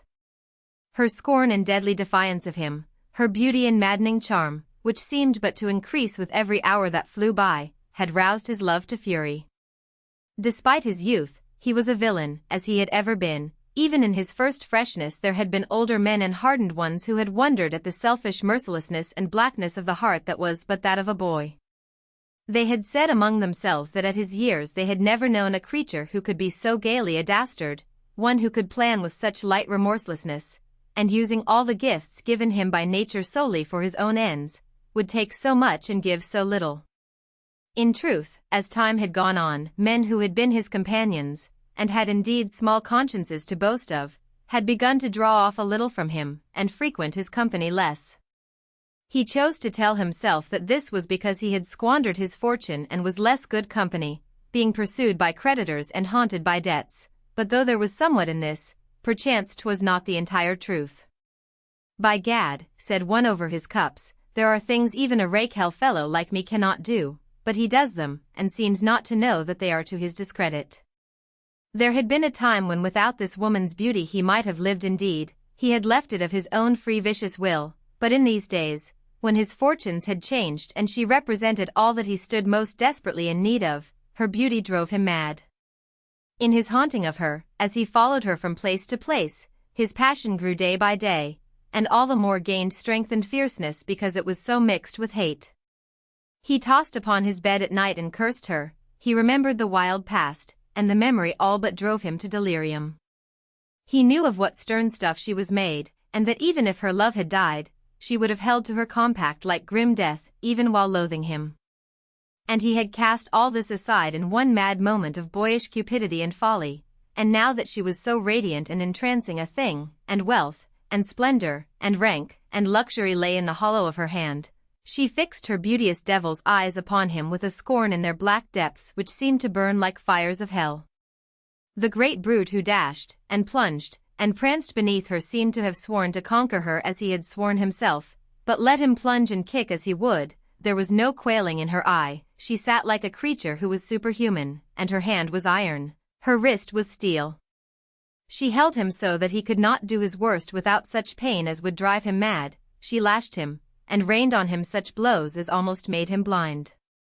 Once at the very worst, devil dancing near him, she looked down from his back into John Oxon's face, and he cursed aloud, her eye so told him his own story and hers. In those days their souls met in such combat as it seemed must end in murder itself. "You will not conquer him," he said to her one morning, forcing himself near enough to speak. "I will, unless he kills me," she answered, "and that methinks he will find it hard to do." "He will kill you," he said. "I would, were I in his 4 shoes. "You would if you could," were her words, "but you could not with his bit in your mouth and my hand on the snaffle. And if he killed me, still 'twould be he, not I, was beaten, since he could only kill what any bloody villain could with any knife. He is a brute beast, and I am that which was given dominion over such. Look on till I have done with him." And thus, with other beholders, though in a different mood from theirs, he did, until a day when even the most skeptical saw that the brute came to the fray with less of courage, as if there had at last come into his brain the dawning of a fear of that which rid him, and all his madness could not displace from its throne upon his back. "By God," cried more than one of the bystanders, seeing this, despite the animal's fury, "the beast gives way. He gives way. She has him." And John Oxon, shutting his teeth, cut short an oath and turned pale as death. From that moment her victory was a thing assured. The duel of strength became less desperate, and having once begun to learn his lesson, the brute was made to learn it well. His bearing was a thing superb to behold. Once taught obedience, there would scarce be a horse like him in the whole of England. And day by day this he learned from her, and being mastered, was put through his paces, and led to answer to the rein, so that he trotted, cantered, galloped, and leaped as a bird flies. Then as the town had come to see him fight for freedom, it came to see him adorn the victory of the being who had conquered him, and over their dishes of tea in the afternoon beaux and beauties of fashion gossiped of the interesting and exciting event, and there were vaporish ladies who vowed they could not have beaten a brute so, and that surely my Lady Dunstanwold must have looked hot and blousy while she did it, and have had the air of a great rough man, and there were some pretty tiffs. And even quarrels when the men swore that never had she looked so magnificent a beauty and so inflamed the hearts of all beholding her. On the first day after her ladyship's last battle with her horse, the one which ended in such victory to her that she rode him home hard through the streets without an outbreak, he white with lather, and marked with stripes, but his large eye holding in its velvet a look which seemed almost like a human thought. On that day after there occurred a thing which gave the town new matter to talk of. His Grace of Osmond had been in France, called there by business of the state, and during his absence the gossip concerning the horse devil had taken the place of that which had before touched on himself. 'Twas not announced that he was to return to England, and indeed there were those who, speaking with authority, said that for 2 weeks at least his affairs abroad would not be brought to a close, and yet on this morning, as my Lady Dunstanwold rode 'neath the trees, holding Devil well in hand, and watching him with eagle keenness of eye, many looking on in wait for the moment when the brute might break forth suddenly again, a horseman was seen approaching at a pace so rapid that 'twas on the verge of a gallop, and the first man who beheld him looked amazed and lifted his hat, and the next, seeing him, spoke to another, who bowed with him, and all along the line of loungers hats were removed, and people wore the air of seeing a man unexpectedly, and hearing a name spoken in exclamation by his side, Sir John Oxon looked round and beheld ride by my Lord Duke of Osmond. The sun was shining brilliantly, and all the park was gay with bright warmth and greenness of turf and trees.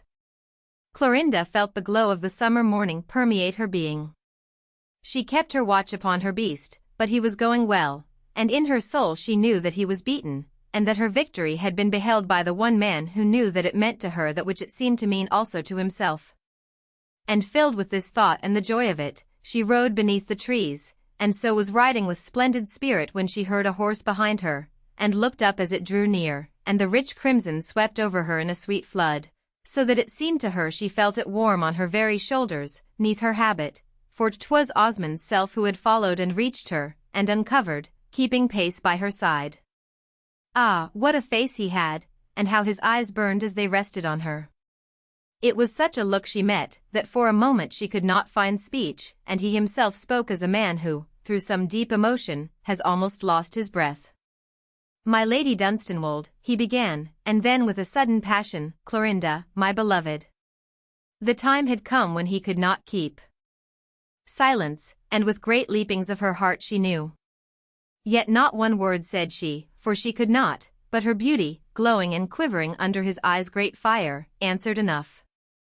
"Were it not that I fear for your sake the beast you ride," he said, "I would lay my hand upon his bridle, that I might crush your hand in mine. At post-haste I have come from France, hearing this thing that you endangered every day that which I love so madly. My God! Beloved, cruel, cruel woman, sure you must know." She answered with a breathless wild surrender. "Yes, yes," she gasped, "I know. And yet you braved this danger, knowing that you might leave me a widowed man for life." "But," she said, with a smile whose melting radiance seemed akin to tears, "but see how I have beaten him and all is past." "Yes, yes," he said, "as you have conquered all, as you have conquered me and did from the first hour. But God forbid that you should make me suffer so again." "Your Grace," she said, faltering, I will not." "Forgive me for the tempest of my passion," he said. "'Twas not thus I had thought to come to make my suit.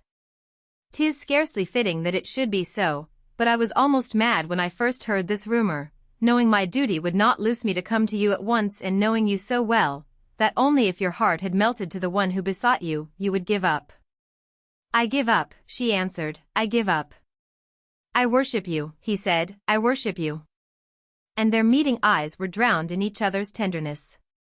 They galloped side by side, and the watchers looked on, exchanging words and glances, seeing in her beauteous, glowing face, in his joyous one, the final answer to the question they had so often asked each other. 'Twas his Grace of Osmond who was the happy man, he and no other. That was a thing plain indeed to be seen, for they were too high above the common world to feel that they must play the paltry part of outward trifling to deceive it, and as the sun pierces through clouds and is stronger than they, so their love shone like the light of day itself through poor conventions. They did not know the people gazed and whispered, and if they had known it, the thing would have counted for naught with them.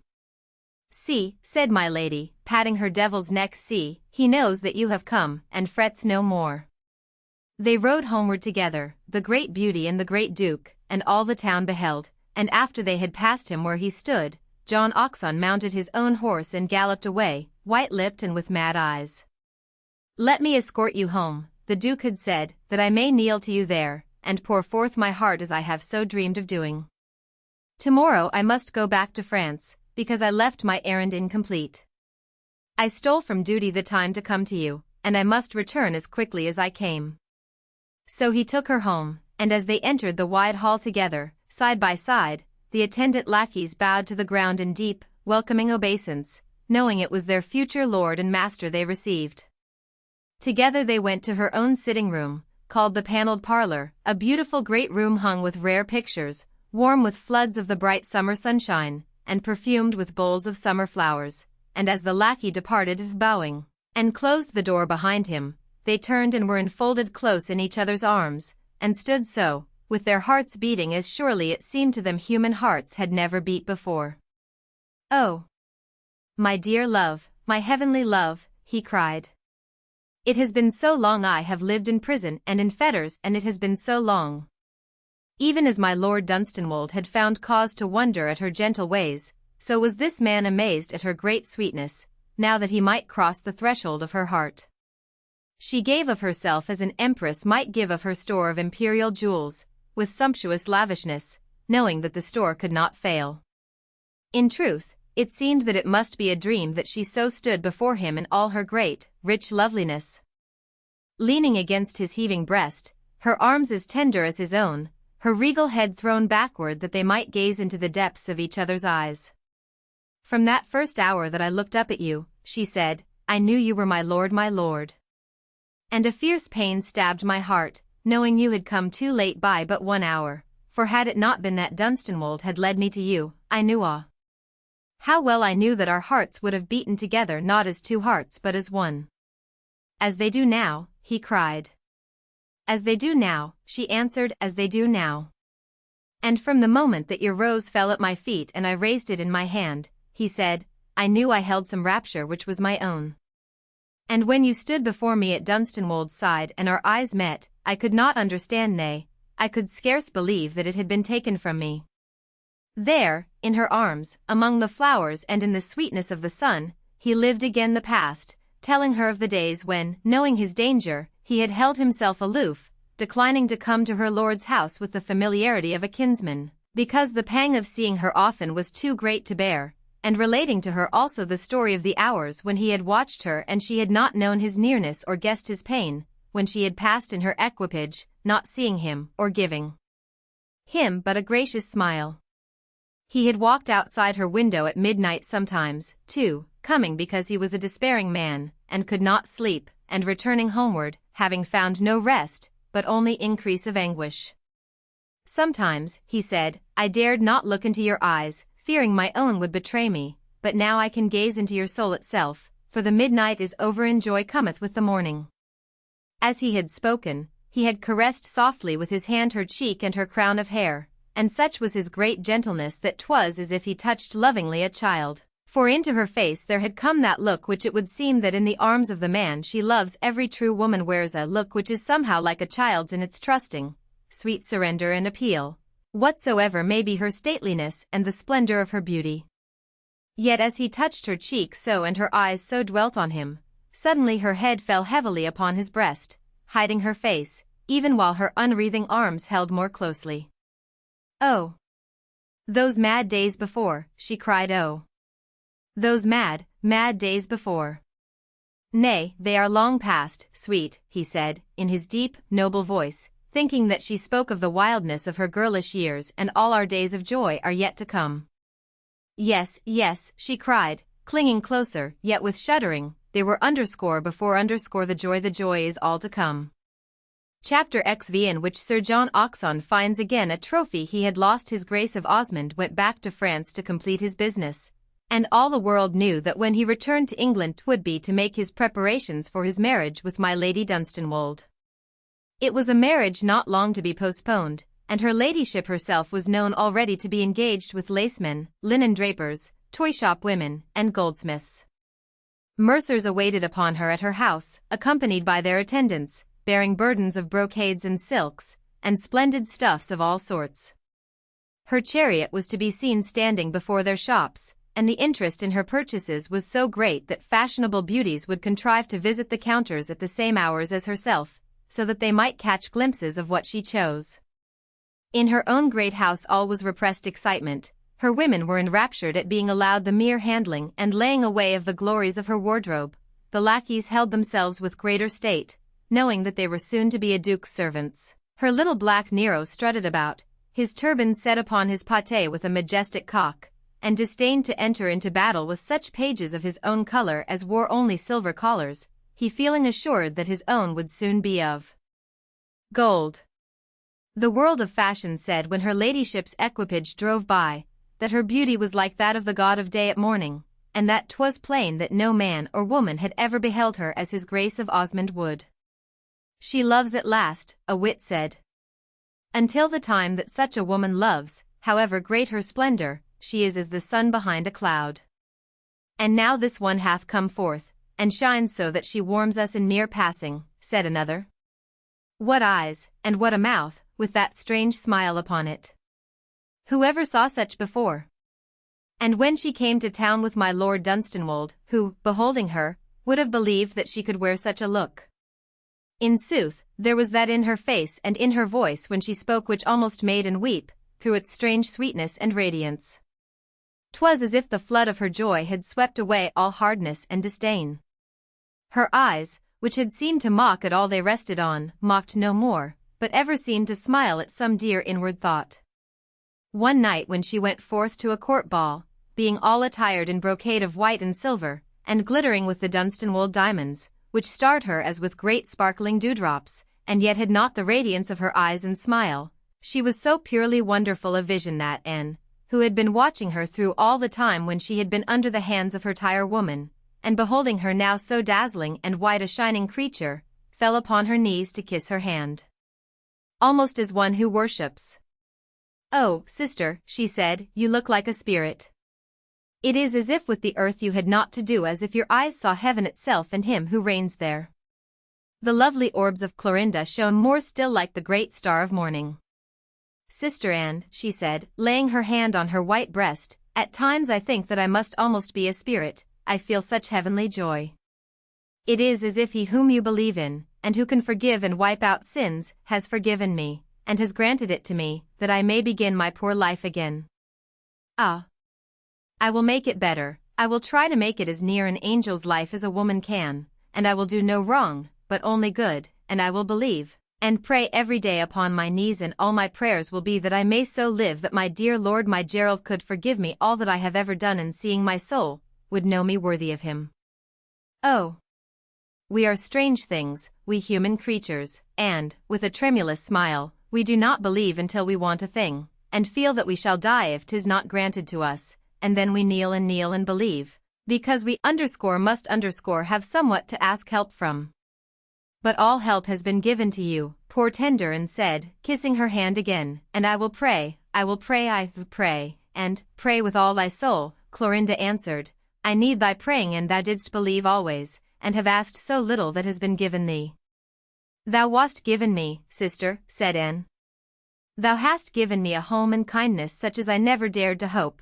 Thou hast been like a great star to me, I have had none other, and I thank heaven on my knees each night for the brightness my star has shed on me.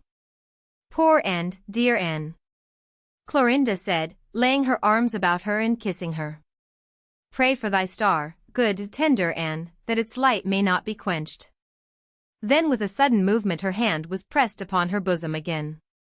Ah, and, she cried, and in the music of her voice, agony itself was ringing, and, there is but one thing on this earth God rules over, but one thing that belongs to me, and 'tis Gerald Mertown, and he is mine, and shall not be taken from me, for he is a part of me, and I a part of him. He will not be, said, and he will not. He cannot, Clorinda answered, he shall not. 'Twould not be human. She drew a long breath and was calm again. Did it reach your ears, she said, reclasping a band of jewels on her arm, that John Oxon had been offered a place in a foreign court, and that 'twas said he would soon leave England? I heard some rumor of it, and answered, her emotion getting the better of her usual discreet speech. God grant it may be true. I, said Clorinda, would God that he were gone. But that he was not, for when she entered the assembly that night he was standing near the door as though he lay in waiting for her, and his eyes met hers with a leaping gleam, which was a thing of such exultation that to encounter it was like having a knife thrust deep into her side and through it, for she knew full well that he could not wear such a look unless he had some strength of which she knew not. This gleam was in his eyes each time she found herself drawn to them, and it seemed as though she could look nowhere without encountering his gaze. He followed her from room to room, placing himself where she could not lift her eyes without beholding him. When she walked a minuet with a royal duke, he stood and watched her with such a look in his face as drew all eyes towards him. "'Tis as if he threatens her," one said. "He has gone mad with disappointed love."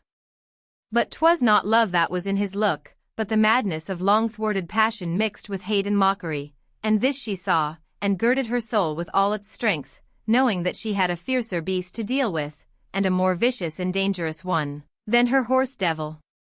That he kept at first at a distance from her, and but looked on with this secret exultant glow in his bad, beauteous eyes, told her that at last he felt he held some power in his hands, against which all her defiance would be as naught. Till this hour, though she had suffered, and when alone had writhed in agony of grief and bitter shame, in his presence she had never flinched. Her strength she knew was greater than his, but his baseness was his weapon, and the depths of that baseness she knew she had never reached. At midnight, having just made obeisance before royalty retiring, she felt that at length he had drawn near and was standing at her side. "Tonight," he said, in the low undertone it was his way to keep for such occasions, knowing how he could pierce her ear, "tonight you are Juno's self, a very queen of heaven." She made no answer. "And I have stood and watched you moving among all lesser goddesses as the moon sails among the stars, and I have smiled in thinking of what these lesser deities would say if they had known what I bear in my breast tonight." She did not even make a movement. In truth, she felt that at his next words she might change to stone. "I have found it," he said. "I have it here, the lost treasure, the tress of hair like a raven's wing and 6 feet long. Is there another woman in England who could give a man a lock like it?" She felt then that she had, in sooth, changed to stone. Her heart hung without moving in her breast, Her eyes felt great and hollow and staring as she lifted them to him. "I knew not," she said slowly, and with bated breath, for the awfulness of the moment had even made her body weak as she had never known it feel before. "I knew not truly that hell made things like you." Whereupon he made a movement forward, and the crowd about surged nearer with hasty exclamations, for the strange weakness of her body had overpowered her in a way mysterious to her, and she had changed to marble, growing too heavy of weight for her sinking limbs. And those in the surrounding group saw a marvelous thing, the same being that my Lady Dunstanwold swayed as she turned, and falling, lay stretched, as if dead, in her white and silver and flashing jewels at the startled beholder's feet. **********. She wore no radiant look when she went home that night. She would go home alone and unescorted, excepting by her lackeys, refusing all offers of companionship when once placed in her equipage. There were, of course, gentlemen who would not be denied leading her to her coach. John Oxon was among them, and at the last pressed close, with a manner of great ceremony, speaking a final word. "'Tis useless, your ladyship," he murmured, as he made his obeisance gallantly, and though the words were uttered in his lowest tone and with great softness, they reached her ear as he intended that they should. "Tomorrow morning I shall wait upon you." And had forborne going to bed, and waited for her return, longing to see her spirit's face again before she slept, for this poor tender creature, being denied all woman's loves and joys by fate, who had made her as she was, so lived in her sister's beauty and triumphs that 'twas as if in some far-off way she shared them, and herself experienced through them the joy of being a woman transcendently beautiful and transcendently beloved. Tonight she had spent her waiting hours in her closet and upon her knees, praying with all humble adoration of the being she approached.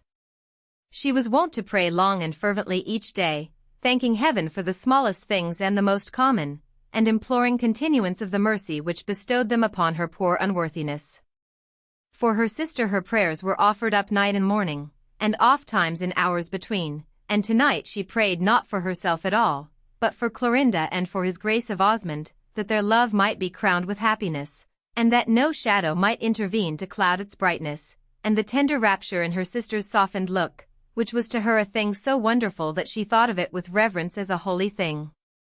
Her prayers being at length ended, she had risen from her knees and sat down, taking a sacred book to read, a book of sermons such as 'twas her simple habit to pore over with entire respect and childlike faith, and being in the midst of her favorite homily, she heard the chariot's returning wheels, and left her chair, surprised, because she had not yet begun to expect the sound. "'Tis my sister," she said, with a soft, sentimental smile. "Osmond not being among the guests, she hath no pleasure in mingling with them."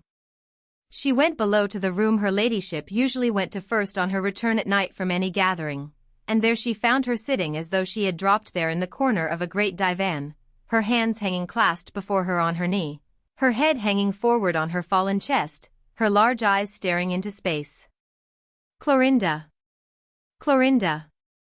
and cried, running to her and kneeling at her side. "Clorinda!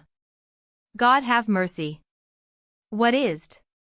Never before had her face worn such a look. 'Twas colorless, and so drawn and fallen in that 'twas indeed almost as if all her great beauty was gone, but the thing most awful to poor and was that all the new softness seemed as if it had been stamped out, and the fierce hardness had come back and was engraven in its place, mingled with a horrible despair. "An hour ago," she said, "I swooned. That is why I look thus. 'Tis yet another sign that I am a woman. "You are ill, you swooned," cried Anne. "I must send for your physician." "Have you not ordered that he be sent for yourself?" "If Osmond were here, how perturbed he would be." "Osmond," said my lady. "Gerald." "Is there a Gerald, Anne?" "Sister," cried Anne, affrighted by her strange look. "Oh, sister." "I have seen heaven," Clorinda said. "I have stood on the threshold and seen through the part-opened gate and then have been dragged back to hell." And clung to her, gazing upwards at her eyes, in sheer despair. "But back to hell I will not go," she went on saying. "Had I not seen heaven, they might perhaps have dragged me, but now I will not go. I will not, that I swear. There is a thing which cannot be endured. Bear it no woman should. Even I, who was not born a woman, but a wolf's she-cub, I cannot. 'Twas not I, 'twas fate, she said, 'twas not I, 'twas fate, 'twas the great wheel we are bound to, which goes round and round that we may be broken on it. 'Twas not I who bound myself there, and I will not be broken so. She said the words through her clenched teeth, and with all the mad passion of her most lawless years, even at and she looked almost in the old ungentle fashion, as though half scorning all weaker than herself, and having small patience with them. There will be a way, she said, there will be a way. I shall not swoon again. She left her divan and stood upright, the color having come back to her face, but the look and worshipped not having returned with it. 'Twas as though Mistress Clorinda Wildairs had been born again. Tomorrow morning I go forth on devil, she said, and I shall be abroad if any visitors come. What passed in her chamber that night no human being knew. Anne, who left her own apartment and crept into a chamber near hers to lie and watch, knew that she paced to and fro, but heard no other sound, and dared not intrude upon her. When she came forth in the morning she wore the high look she had been wont to wear in the years gone by, when she ruled in her father's house, and rode to the hunt with a following of gay middle-aged and elderly rioters. Her eye was brilliant, and her color matched it. She held her head with the old dauntless carriage, and there was that in her voice before which her women quaked, and her lackeys hurried to do her bidding. Devil himself felt this same thing in the touch of her hand upon his bridle when she mounted him at the door, and seemed to glance askance at her sideways. She took no servant with her, and did not ride to the park, but to the country. Once on the highroad, she rode fast and hard, only galloping straight before her as the way led, and having no intention. Where she was going she knew not, but why she rode on horseback she knew full well, it being because the wild, almost fierce motion was in keeping with the tempest in her soul. Thoughts rushed through her brain even as she rushed through the air on Devil's back, and each leaping after the other, seemed to tear more madly. What shall I do, she was saying to herself. What thing is there for me to do? I am trapped like a hunted beast, and there is no way forth. The blood went like a torrent through her veins, so that she seemed to hear it roaring in her ears, her heart thundered in her side, or 'twas so she thought of it as it bounded, while she recalled the past and looked upon the present. What else could have been, she groaned. Not else, not else. 'Twas a trick of fate to ruin me for my punishment. When she had gone forth it had been with no hope in her breast that her wit might devise a way to free herself from the thing which so beset her, for she had no weak fancies that there dwelt in this base soul any germ of honor which might lead it to relenting. As she had sat in her dark room at night, crouched upon the floor, and clenching her hands, as the mad thoughts went whirling through her brain, she had stared her fate in the face and known all its awfulness. Before her lay the rapture of a great, sweet, honorable passion, a high and noble life lived in such bliss as rarely fell to lot of woman. On this one man she knew that she could lavish all the splendor of her nature, and make his life a heaven, as hers would be. Behind her lay the mad, uncared for years, and one black memory blighting all to come, though 'twould have been but a black memory with no power to blight if the heaven of love had not so opened to her and with its light cast all else into shadow. If 'twere not love, she cried, if 'twere but ambition, I could defy it to the last, but 'tis love, love, love, and it will kill me to forego it. Even as she moaned the words she heard hoof-beats near her, and a horseman leaped the hedge and was at her side. She set her teeth, and turning, stared into John Oxon's face. Did you think I would not follow you? He asked. No, she answered. I have followed you at a distance hitherto, he said, now I shall follow close. She did not speak, but galloped on. Think you can outride me, he said grimly, quickening his steed's pace. I go with your ladyship to your own house. For fear of scandal you have not openly rebuffed me previous to this time, for a like reason you will not order your lackeys to shut your door when I enter it with you. My Lady Dunstanwolde turned to gaze at him again. The sun shone on his bright falling locks and his blue eyes as she had seen it shine in days which seemed so strangely long passed by, though they were not 5 years agone. 'Tis strange, she said, with a measure of wonder, to live and be so black a devil. Bah! My lady, he said, these are fine words and fine words do not hold between us. Let us leave them. I would escort you home, and speak to you in private. There was that in his mocking that was madness to her, and made her sick and dizzy with the boiling of the blood which surged to her brain. The fury of passion which had been a terror to all about her when she had been a child was upon her once more, and though she had thought herself freed from its dominion, she knew it again and all it meant. She felt the thundering beat in her side, the hot flood leaping to her cheek, the flame burning her eyes themselves as if fire was within them. Had he been other than he was, her face itself would have been a warning. But he pressed her hard. As he would have slunk away a beaten cur if she had held the victory in her hands, so feeling that the power was his, he exulted over the despairing frenzy which was in her look. I pay back old scores, he said. There are many to pay. When you crowned yourself with roses and set your foot upon my face, your ladyship thought not of this. When you gave yourself to Dunstanwold and spat at me, you did not dream that there could come a time when I might goad as you did. She struck Devil with her whip, who leaped forward, but Sir John followed hard behind her. He had a swift horse too, and urged him fiercely, so that between these two there was a race as if for life or death. The beasts bounded forward, spurning the earth beneath their feet. My lady's face was set, her eyes were burning flame, her breath came short and pantingly between her teeth. Oxon's fair face was white with passion, he panted also, but strained every nerve to keep at her side, and kept there. Keep back. I warn thee, she cried once, almost gasping. Keep back, he answered, blind with rage. I will follow thee to hell. And in this wise they galloped over the white road until the hedges disappeared and they were in the streets, and people turned to look at them, and even stood and stared. Then she drew rein a little and went slower, knowing with shuddering agony that the trap was closing about her. What is it that you would say to me? She asked him breathlessly. That which I would say within four walls that you may hear it all, he answered.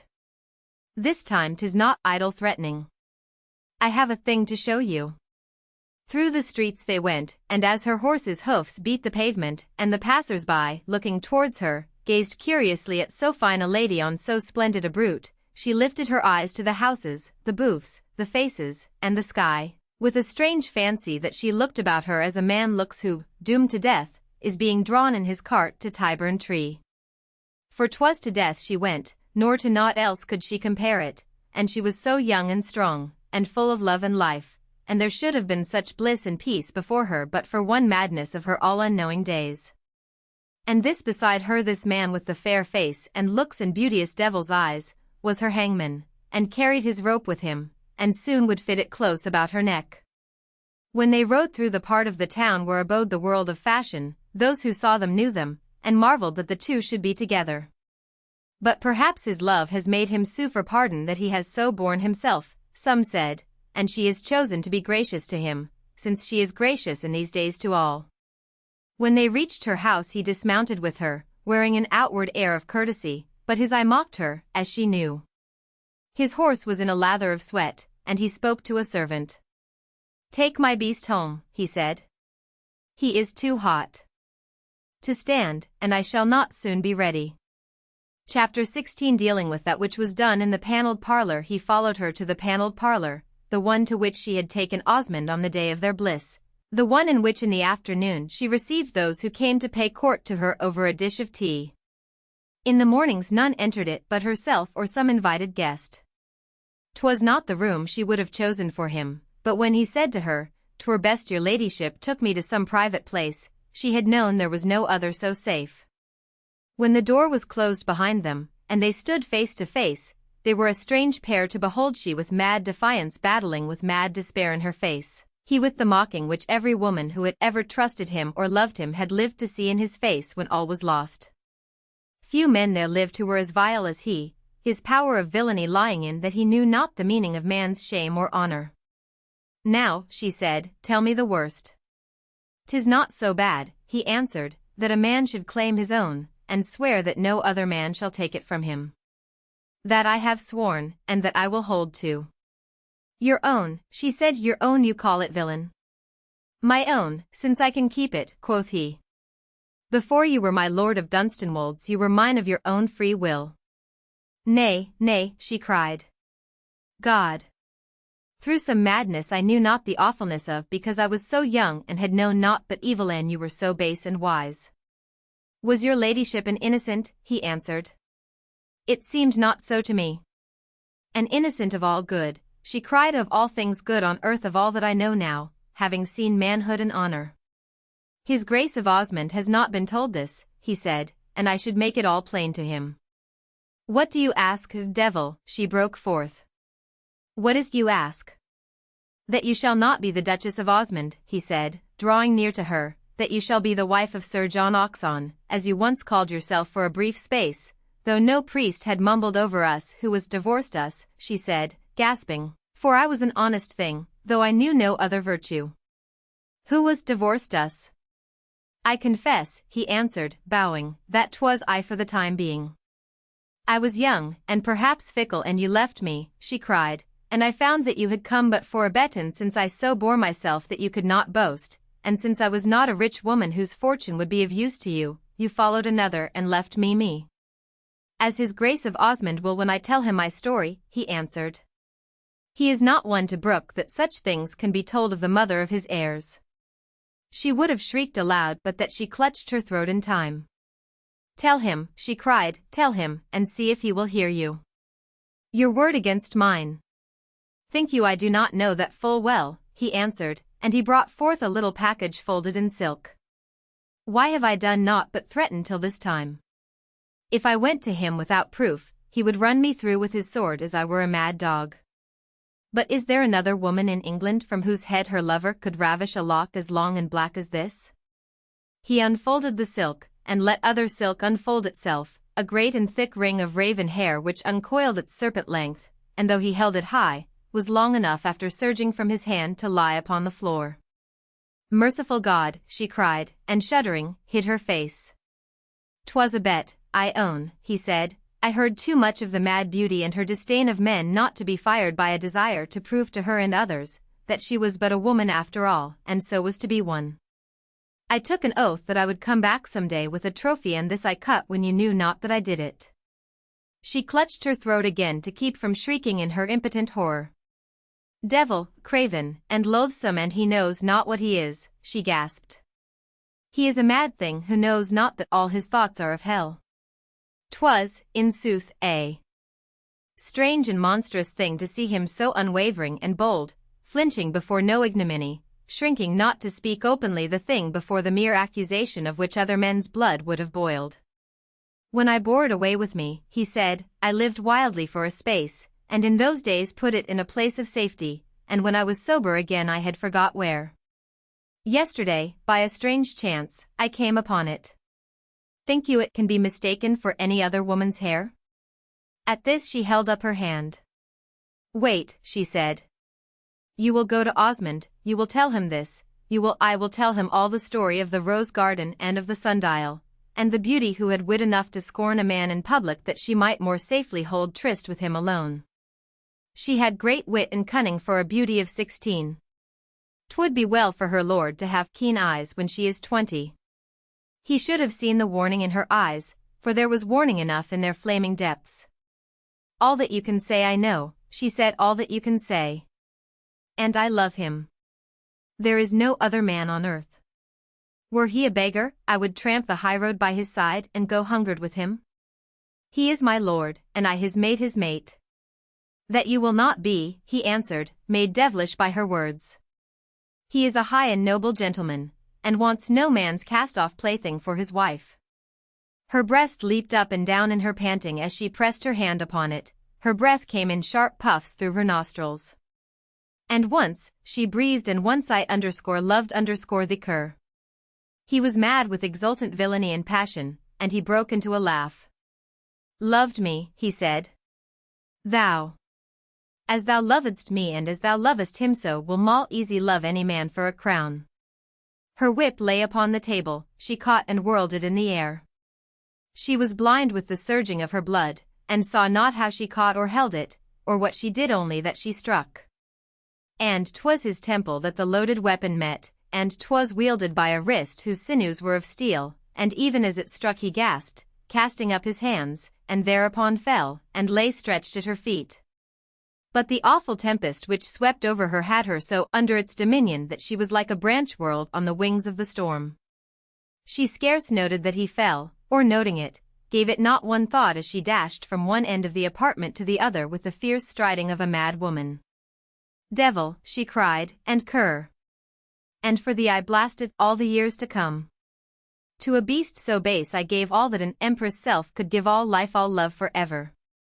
And he comes back shameless to barter like a cheating huckster, because his trade goes ill, and I could stalk his counters once again." She strode towards him, raving.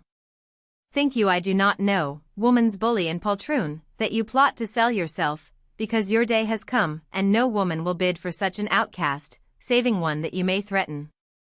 Rise, vermin, rise, lest I kill thee." In her blind madness she lashed him once across the face again.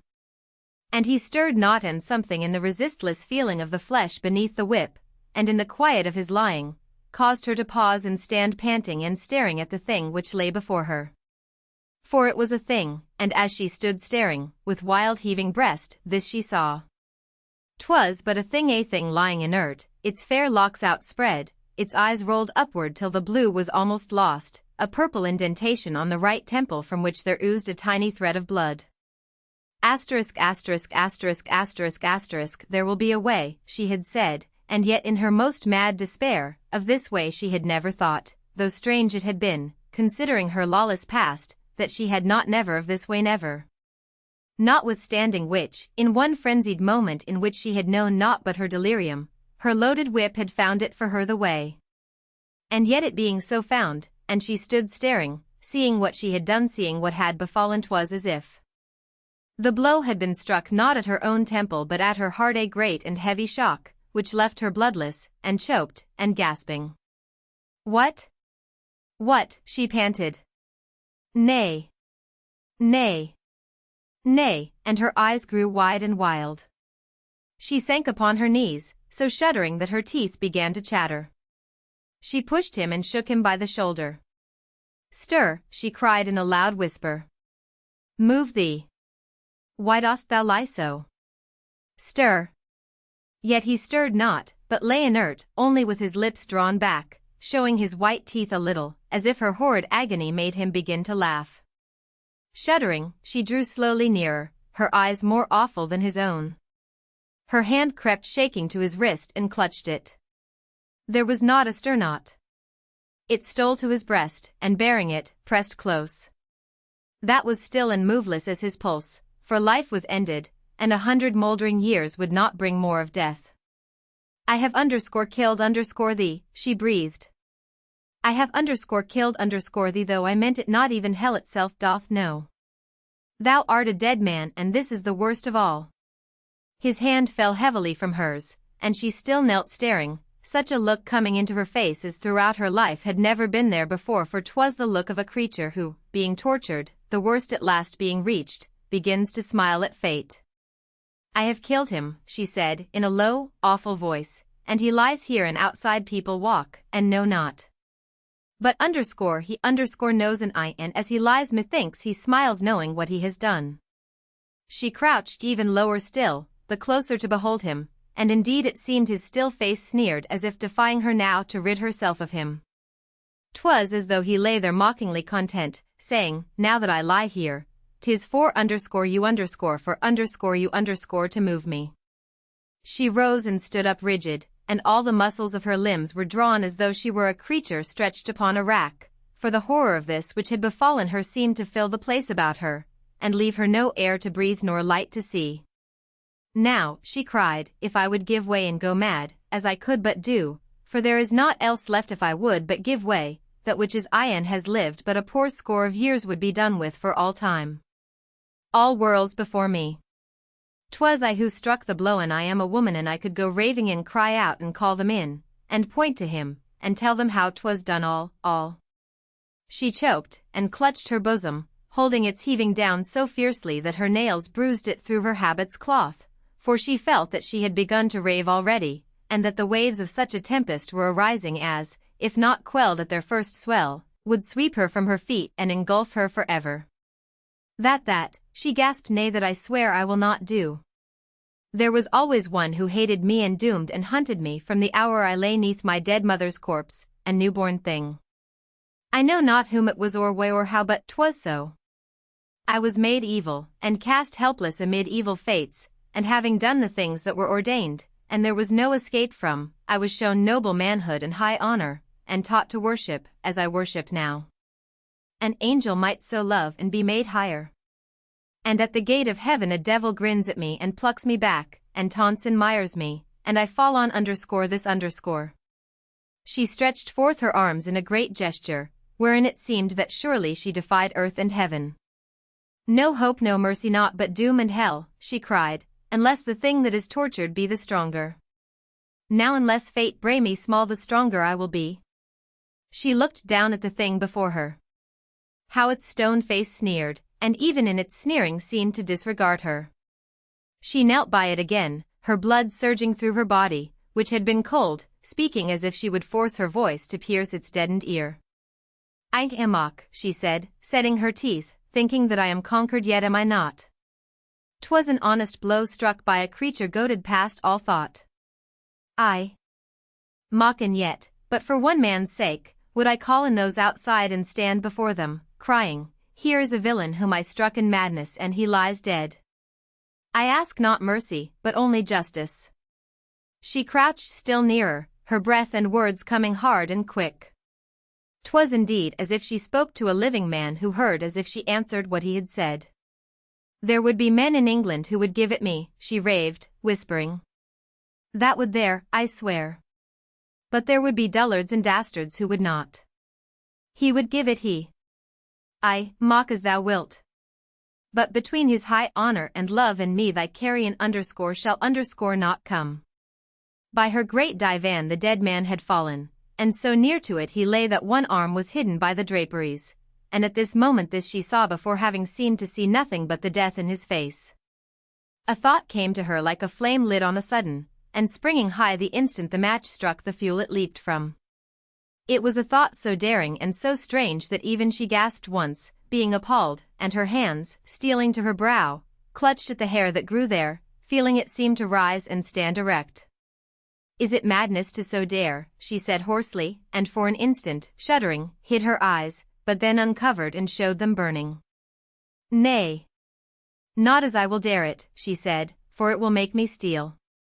You fell well, she said to the stone-faced thing, and as you lie there, seem to tell me what to do, in your own despite. You would not have so helped me had you known. Now 'tis twixt fate and I, a human thing who is but a hunted woman. She put her strong hand forth and thrust him. He was already stiffening backward from the shoulder, there being no shrinking on her face as she felt his flesh yield beneath her touch, for she had passed the barrier lying between that which is mere life and that which is pitiless hell, and could feel not that was human. A poor wild beast at bay, pressed on all sides by dogs, by huntsmen, by resistless weapons, by nature's pitiless self glaring with bloodshot eyes, panting, with fangs bared in the savagery of its unfriended agony might feel thus. 'Tis but a hunted beast, but 'tis alone, and faces so the terror and anguish of death. The thing gazing with its set sneer, and moving but stiffly, she put forth another hand upon its side and thrust it farther backward until it lay stretched beneath the great broad seat, its glazed and open eyes seeming to stare upward blankly at the low roof of its strange prison. She thrust it farther backward still, and letting the draperies fall, steadily and with care so rearranged them that all was safe and hid from sight. Until tonight, she said, you will lie well there. And then she picked up the long silken lock of hair which lay like a serpent at her feet, and threw it into the fire, watching it burn, as all hair burns, with slow hissing, and she watched it till 'twas gone. Then she stood with her hands pressed upon her eyeballs and her brow, her thoughts moving in great leaps. Although it reeled, the brain which had worked for her ever worked clear and strong, setting before her what was impending, arguing her case, showing her where dangers would arise, how she must provide against them, what she must defend and set at defiance. The power of will with which she had been endowed at birth, and which had but grown stronger by its exercise, was indeed to be compared to some great engine whose lever 'tis not nature should be placed in human hands, but on that lever her hand rested now, and to herself she vowed she would control it, since only thus might she be saved. The torture she had undergone for months, the warring of the evil past with the noble present, of that which was sweet and passionately loving woman with that which was all but devil, had strung her to a pitch so intense and high that on the falling of this unnatural and unforeseen blow she was left scarce a human thing. Looking back, she saw herself a creature doomed from birth, and herein one moment seemed to stand a force ranged in mad battle with the fate which had doomed her. "'Twas ordained that the blow should fall so," she said, "and those who did it laugh at me." 'Twas but a moment, and her sharp breathing became even and regular as though at her command, her face composed itself, and she turned to the bell and rang it as with imperious haste. When the lackey entered, she was standing holding papers in her hand as if she had but just been consulting them. "Follow Sir John Oxon," she commanded. "Tell him I have forgot an important thing and beg him to return at once. Lose no time. He has but just left me and can scarce be out of sight." The fellow saw there was no time to lose. They all feared that imperial eye of hers and fled to obey its glances. Bowing, he turned and hastened to do her bidding, fearing to admit that he had not seen the guest leave, because to do so would be to confess that he had been absent from his post, which was indeed the truth. She knew he would come back shortly, and thus he did, entering somewhat breathed by his haste. "My lady," he said, "I went quickly to the street, and indeed to the corner of it, but Sir John was not within sight." "Fool, you were not swift enough," she said angrily. "Wait, you must go to his lodgings with a note. The matter is of importance." She went to a table 'twas close to the divan, so close that if she had thrust forth her foot she could have touched what lay beneath it and wrote hastily a few lines. They were to request that which was stiffening within 3 feet of her to return to her as quickly as possible that she might make inquiries of an important nature which she had forgotten at his departure. "Take this to Sir John's lodgings," she said. "Let there be no loitering by the way. Deliver into his own hands, and bring back at once his answer." Then she was left alone again, and being so left, paced the room slowly, her gaze upon the floor. "That was well done," she said. "When he returns and has not found him, I will be angered, and send him again to wait." She stayed her pacing, and passed her hand across her face. "'Tis like a nightmare," she said as if one dreamed, and choked, and panted, and would scream aloud, but could not. "I cannot. I must not.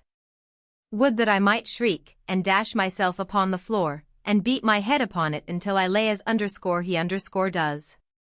She stood a moment, breathing fast, her eyes widening, that part of her which was weak woman for the moment putting her in parlous danger, realizing the which she pressed her sides with hands that were of steel. "Wait. Wait," she said to herself. "This is going mad.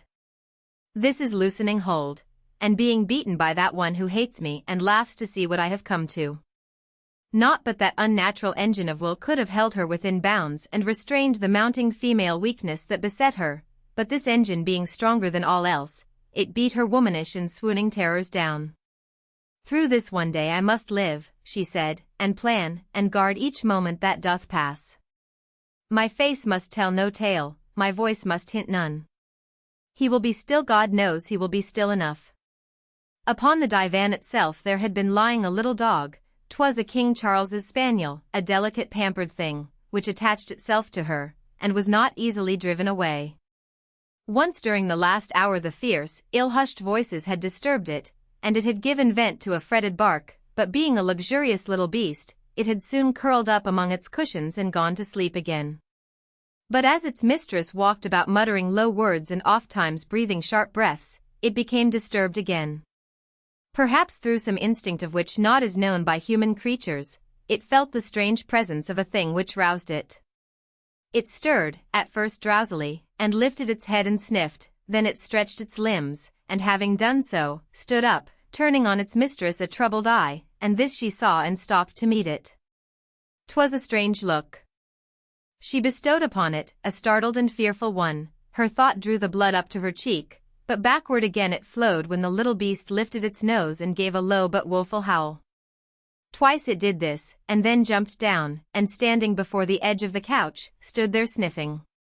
There was no mistake, some instinct of which it knew not the meaning had set it on, and it would not be thrust back. In all beasts this strange thing has been remarked, that they know that which ends them all, and so revolt against it that they cannot be at rest so long as it is near them, but must roar, or whinny, or howl until 'tis out of the reach of their scent. And so 'twas plain this little beast knew and was afraid and restless. He would not let it be, but roved about, sniffing and whining, and not daring to thrust his head beneath the falling draperies, but growing more and yet more excited and terrified, until at last he stopped, raised head in air, and gave vent to a longer, louder, and more dolorous howl, and albeit to one with so strange and noticeable a sound that her heart turned over in her breast as she stooped and caught him in her grasp, and shuddered as she stood upright, holding him to her side, her hand over his mouth. But he would not be hushed, and struggled to get down as if indeed he would go mad unless he might get to the thing and rave at it. "If I send thee from the room thou wilt come back, poor Frisk," she said. "There will be no keeping thee away, and I have never ordered thee away before. Why couldst thou not keep still?" Nay, 'twas not dog nature. That it was not so was plain by his struggles and the yelps but poorly stifled by her grasp. She put her hand about his little neck, turning, in sooth, very pale. "Thou too, poor little beast," she said. "Thou too, who art so small a thing and never harmed me." When the lackey came back he wore an air more timorous than before. "Your ladyship," he faltered. Sir John had not yet reached his lodgings. His servant knew not when he might expect him. "In an hour go again and wait," she commanded. "He must return ere long if he has not left town." And having said this, pointed to a little silken heap which lay outstretched limp upon the floor. "'Tis poor Frisk, who has had some strange spasm, and fell, striking his head. He hath been ailing for days, and howled loudly but an hour ago. Take him away, poor beast." Chapter XVI, wherein His Grace of Osmond's courier arrives from France. The stronghold of her security lay in the fact that her household so stood in awe of her, and that this room, which was one of the richest and most beautiful, though not the largest, in the mansion, all her servitors had learned to regard as a sort of sacred place in which none dared to set foot unless invited or commanded to enter. Within its four walls she read and wrote in the morning hours, no servant entering unless summoned by her, and the apartment seeming, as it were, a citadel, none approached without previous parley. In the afternoon the doors were thrown open, and she entertained there such visitors as came with less formality than statelier assemblages demanded. When she went out of it this morning to go to her chamber that her habit might be changed and her toilette made, she glanced about her with a steady countenance. "Until the babblers flock in to chatter of the modes and playhouses," she said, "all will be as quiet as the grave. Then I must stand near, and plan well, and be in such beauty and spirit that they will see naught but me." In the afternoon 'twas the fashion for those who had naught more serious in their hands than the killing of time to pay visits to each other's houses, and drinking dishes of tea, to dispose of their neighbors' characters, discuss the playhouses, the latest fashions in furbelows or commodes, and make love either lightly or with serious intent. One may be sure that at my Lady Dunstanwold's many dishes of bohea were drunk, and many ogling glances and much witticism exchanged. There was in these days even a greater following about her than ever. A triumphant beauty on the verge of becoming a great duchess is not like to be neglected by her acquaintance, and thus her ladyship held assemblies both gay and brilliantly varied, which were the delight of the fashionable triflers of the day. This afternoon they flocked in greater numbers than usual. The episode of the breaking of Devil, the unexpected return of His Grace of Osmond, the preparations for the union, had given an extra stimulant to that interest in her ladyship which was ever great enough to need none.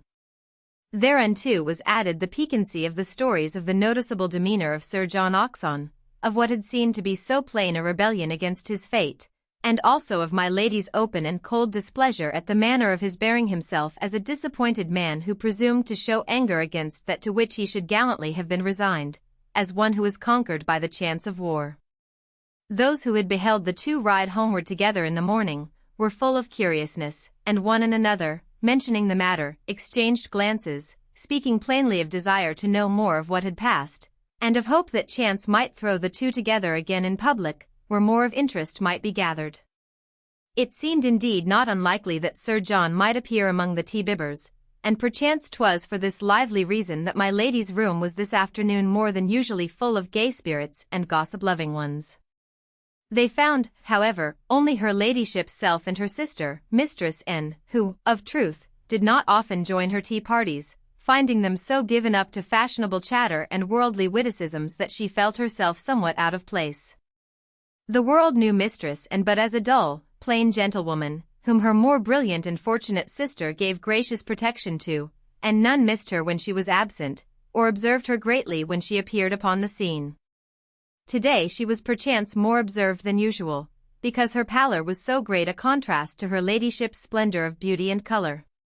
The contrast between them was ever a great one, but this afternoon Mistress N's always pale countenance seemed almost livid, there were rings of pain or illness round her eyes, and her features looked drawn and pinched.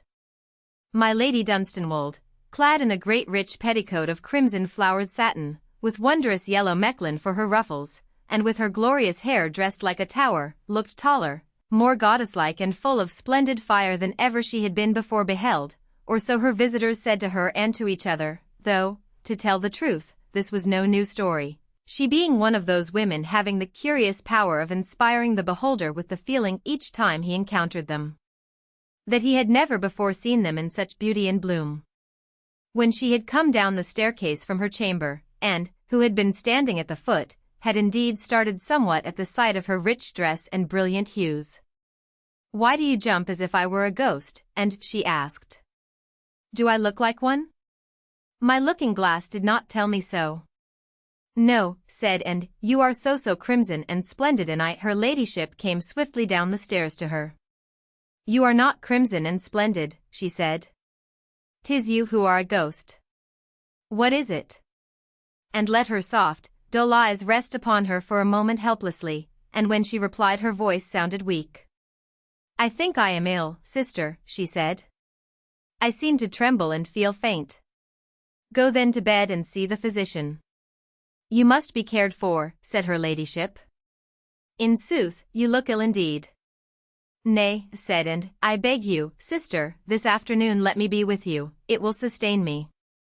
"You are so strong, let me." She put out her hand as if to touch her, but it dropped at her side as though its strength was gone. "But there will be many babbling people," said her sister, with a curious look. "You do not like company, and these days my rooms are full. 'Twill irk and tire you." "I care not for the people, I would be with you," and said, in strange imploring. "I have a sick fancy that I am afraid to sit alone in my chamber." "'Tis but weakness. Let me this afternoon be with you." "Go then and change your robe," said Clorinda, "and put some red upon your cheeks. You may come if you will. You are a strange creature, Anne." And thus saying, she passed into her apartment.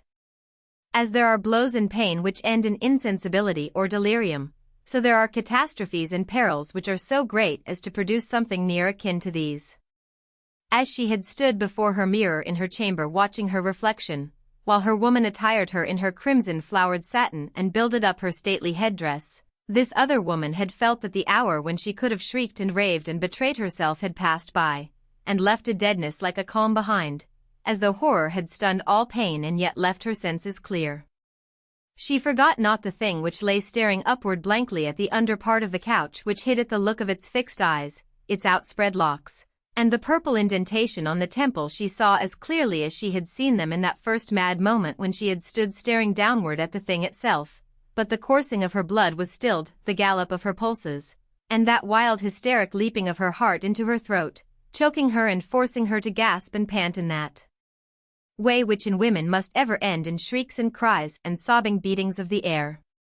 But for the feminine softness to which her nature had given way for the first time, since the power of love had mastered her, there was no thing of earth could have happened to her which would have brought this rolling ball to her throat, this tremor to her body. Since the hour of her birth she had never been attacked by such a female folly, as she would indeed have regarded it once, but now 'twas different. For a while she had been a woman who had flung herself upon the bosom of him who was her soul's lord, and resting there, her old rigid strength had been relaxed. But 'twas not this woman who had known tender yielding who returned to take her place in the panelled parlor, knowing of the companion who waited near her unseen, for it was as her companion she thought of him, as she had thought of him when he followed her in the mall, forced himself into her box at the play, or stood by her shoulder at assemblies. He had placed himself by her side again, and would stay there until she could rid herself of him. "After tonight he will be gone, if I act well my part," she said, "and then may I live a freed woman." 'Twas always upon the divan she took her place when she received her visitors, who were accustomed to finding her enthroned there. This afternoon when she came into the room she paused for a space, and stood beside it, the parlor being yet empty. She felt her face grow a little cold, as if it paled, and her underlip drew itself tight across her teeth. "In a graveyard," she said, "I have sat upon the stone ledge of a tomb, and beneath there was worse than this, could I but have seen it. This is no more." When the Sir Humphreys and Lord Charleses, Lady Bettys and Mistress Loveleys were announced in flocks, fluttering and chattering, she rose from her old place to meet them, and was brilliant graciousness itself. She hearkened to their gossipings, and though 'twas not her way to join in them, she was this day witty in such way as robbed them of the dullness in which sometimes gossip ends. It was a varied company which gathered about her, but to each she gave his or her moment, and in that moment said that which they would afterwards remember. With those of the court she talked royalty, the humours of Her Majesty, the severities of Her Grace of Marlborough. With statesmen she spoke with such intellect and discretion that they went away pondering on the good fortune which had befallen one man when it seemed that it was of such proportions as might have satisfied a dozen, for it seemed not fair to them that his Grace of Osmond, having already rank, wealth, and fame, should have added to them a gift of such magnificence as this beauteous woman would bring. With bows and wits she made dazzling jests, and to the beauties who desired their flatteries she gave praise so adroit that they were stimulated to plume their feathers afresh and cease to fear the rivalry of her loveliness. And yet while she so bore herself, never once did she cease to feel the presence of that which, lying near, seemed to her racked soul as one who lay and listened with staring eyes which mocked, for there was a thought which would not leave her, which was, that it could hear, that it could see through the glazing on its blue orbs, and that knowing itself bound by the moveless irons of death and dumbness it impotently raged and cursed that it could not burst them and shriek out its vengeance, rolling forth among her worshippers at their feet and hers. "But he can not," she said, within her clenched teeth, again and again that he cannot. Once as she said this to herself she caught Anne's eyes fixed helplessly upon her, it seeming to be as the poor woman had said, that her weakness caused her to desire to abide near her sister's strength and draw support from it, for she had remained at my lady's side closely since she had descended to the room, and now seemed to implore some protection for which she was too timid to openly make request.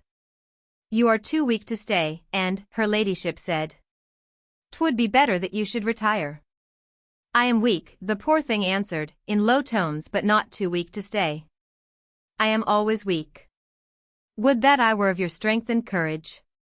Let me sit down, sister, here." She touched the divan's cushions with a shaking hand, gazing upward wearily, perchance remembering that this place seemed ever a sort of throne none other than the hostess queen herself presumed to encroach upon. "You are too meek, poor sister," quoth Clorinda. "'Tis not a chair of coronation or the woolsack of a judge. Sit. Sit, and let me call for wine." She spoke to a lackey and bade him bring the drink, for even as she sank into her place Anne's cheeks grew whiter. When 'twas brought, her ladyship poured it forth and gave it to her sister with her own hand, obliging her to drink enough to bring her colour back. Having seen to this, she addressed the servant who had obeyed her order. "Hath Jenfry returned from Sir John Oxon?" she demanded, in that clear, ringing voice of hers, whose music ever arrested those surrounding her, whether they were concerned in her speech or no, but now all felt sufficient interest to prick up ears and hearken to what was said. "No, my lady," the lackey answered. "He said that you had bidden him to wait." "But not all day, poor fool," she said, setting down Anne's empty glass upon the salver. "Did he think I bade him stand about the door all night? Bring me his message when he comes." "'Tis ever thus with these dull serving folk," she said to those nearest her. "One cannot pay for wit with wages and livery. They can but obey the literal word." Sir John, leaving me in haste this morning, I forgot a question I would have asked, and sent a lackey to recall him. And sat upright. Sister, I pray you another glass of wine. My lady gave it to her at once, and she drained it eagerly. Was he overtaken? Said a curious matron, who wished not to see the subject closed. No, quoth her ladyship, with a light laugh, though he must have been in haste, for the man was sent after him in but a moment's time. 'Twas then I told the fellow to go later to his lodgings and deliver my message into Sir John's own hand, whence it seems that he thinks that he must await him till he comes. Upon a table near there lay the loaded whip, for she had felt it bolder to let it lie there as if forgotten, because her pulse had sprung so at first sight of it when she came down, and she had so quailed before the desire to thrust it away, to hide it from her sight. And that I quail before, she had said, I must have the will to face or I am lost. So she had let it stay. A languishing beauty, with melting blue eyes and a pretty fashion of ever keeping before the world of her admirers her waxen delicacy, lifted the heavy thing in her frail white hand. How can your ladyship wield it? She said. It is so heavy for a woman, but your ladyship is not quite a woman, said the beautiful creature, standing at her full great height, and smiling down at this blue and white piece of frailty with the flashing splendor of her eyes. Not quite a woman, cried two wits at once. A goddess, rather an Olympian goddess. The languisher could not endure comparisons which so seemed to disparage her ethereal charms. She lifted the weapon with a great effort, which showed the slimness of her delicate fair wrist and the sweet tracery of blue veins upon it. Nay, she said lispingly, it needs the muscle of a great man to lift it. I could not hold it, much less beat with it a horse. And to show how coarse a strength was needed and how far her femininity lacked such vigor, she dropped it upon the floor and it rolled beneath the edge of the divan. Now, the thought shot through my lady's brain, as a bolt shoots from the sky. Now he laughs. She had no time to stir. There were upon their knees 3 beaux at once, and each would sure have thrust his arm below the seat and rummaged, had not God saved her. Yes, 'twas of God she thought, in that terrible mad second God, and only a mind that is not human could have told why. For Anne, poor mistress Anne, white-faced and shaking, was before them all, and with a strange adroitness stooped and thrust her hand below, and drawing the thing forth, held it up to view. "'Tis here," she said, "and in sooth, sister, I wonder not at its falling, its weight is so great." Clorinda took it from her hand. "I shall break no more beasts like devil," she said, "and for quieter ones it weighs too much, I shall lay it by." She crossed the room and laid it upon a shelf. It was ever heavy but for devil. "'Tis done with," she said, and there came back to her face, which for a second had lost hue, a flood of crimson so glowing, and a smile so strange, that those who looked and heard, said to themselves that 'twas the thought of Osmond who had so changed her, which made her blush. But a few moments later they beheld the same glow mount again. A lackey entered, bearing a salver on which lay 2 letters. One was a large one, sealed with a ducal coronet, and this she saw first, and took in her hand even before the man had time to speak. "His Grace's courier has arrived from France," he said. "The package was ordered to be delivered at once." "It must be that His Grace returns earlier than we had hoped," she said, and then the other missive caught her eye. "'Tis your ladyship's own," the lackey explained somewhat anxiously. "'Twas brought back, Sir John not having yet come home, and Jenfry having waited 3 hours." "'Twas long enough," quoth her ladyship. "'Twill do tomorrow." She did not lay Osmond's letter aside, but kept it in her hand, and seeing that she waited for their retirement to read it, her guests began to make their farewells. One by one, or in groups of 2s and 3s, they left her, the men bowing low, and going away fretted by the memory of the picture she made, a tall and regal figure in her flowered crimson, her stateliness seeming relaxed and softened by the mere holding of the sealed missive in her hand.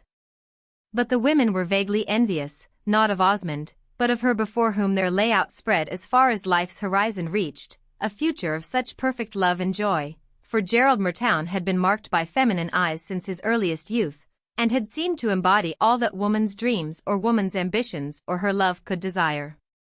When the last was gone, Clorinda turned, tore her letter open, and held it hard to her lips.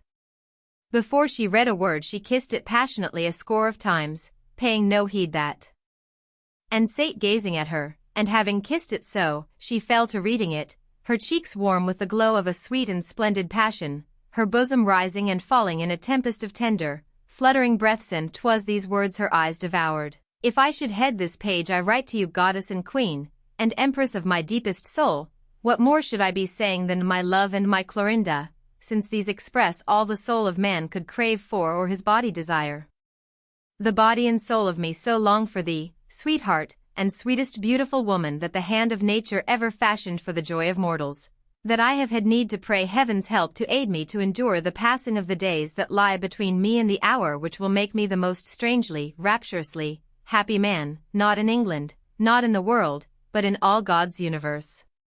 I must pray heaven again, and indeed do and will, for humbleness which shall teach me to remember that I am not deity, but mere man, though I shall hold a goddess to my breast and gaze into eyes which are like deep pools of paradise, and yet answer mine with the marvel of such love as none but such a soul could make a woman's, and so fit to mate with man's. In the heavy days when I was wont to gaze at you from afar with burning heart, my unceasing anguish was that even high honor itself could not subdue and conquer the thoughts which leaped within me even as my pulse leaped, and even as my pulse could not be stilled unless by death. And one that forever haunted and taunted me was the image of how your tall, beauteous body would yield itself to a strong man's arm, and your noble head with its heavy tower of hair resting upon his shoulder, the centers of his very being would be thrilled and shaken by the uplifting of such melting eyes as surely man ne'er gazed within on earth before, and the ripe and scarlet bow of a mouth so beauteous and so sweet with womanhood.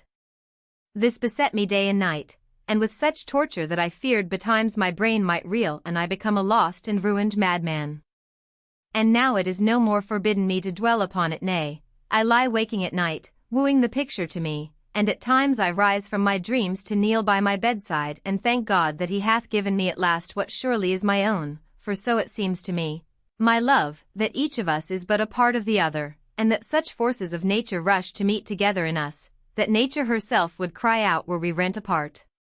If there were aught to rise like a ghost between us, if there were aught that could sunder us, noble soul, let us but swear that it shall weld us but the closer together, and that locked in each other's arms its blows shall not even make our united strength to sway. Sweetest lady, your lovely lip will curve in smiles, and you will say, he is mad with his joy, my Gerald, for never till my heart stops at its last beat and leaves me still, a dead man, cold upon my bed, can I forget the music of your speech when you spoke those words, my Gerald. My Gerald. And indeed I crave your pardon, for a man so filled with rapture cannot be quite sane, and sometimes I wonder if I walk through the palace gardens like one who is drunk, so does my brain reel.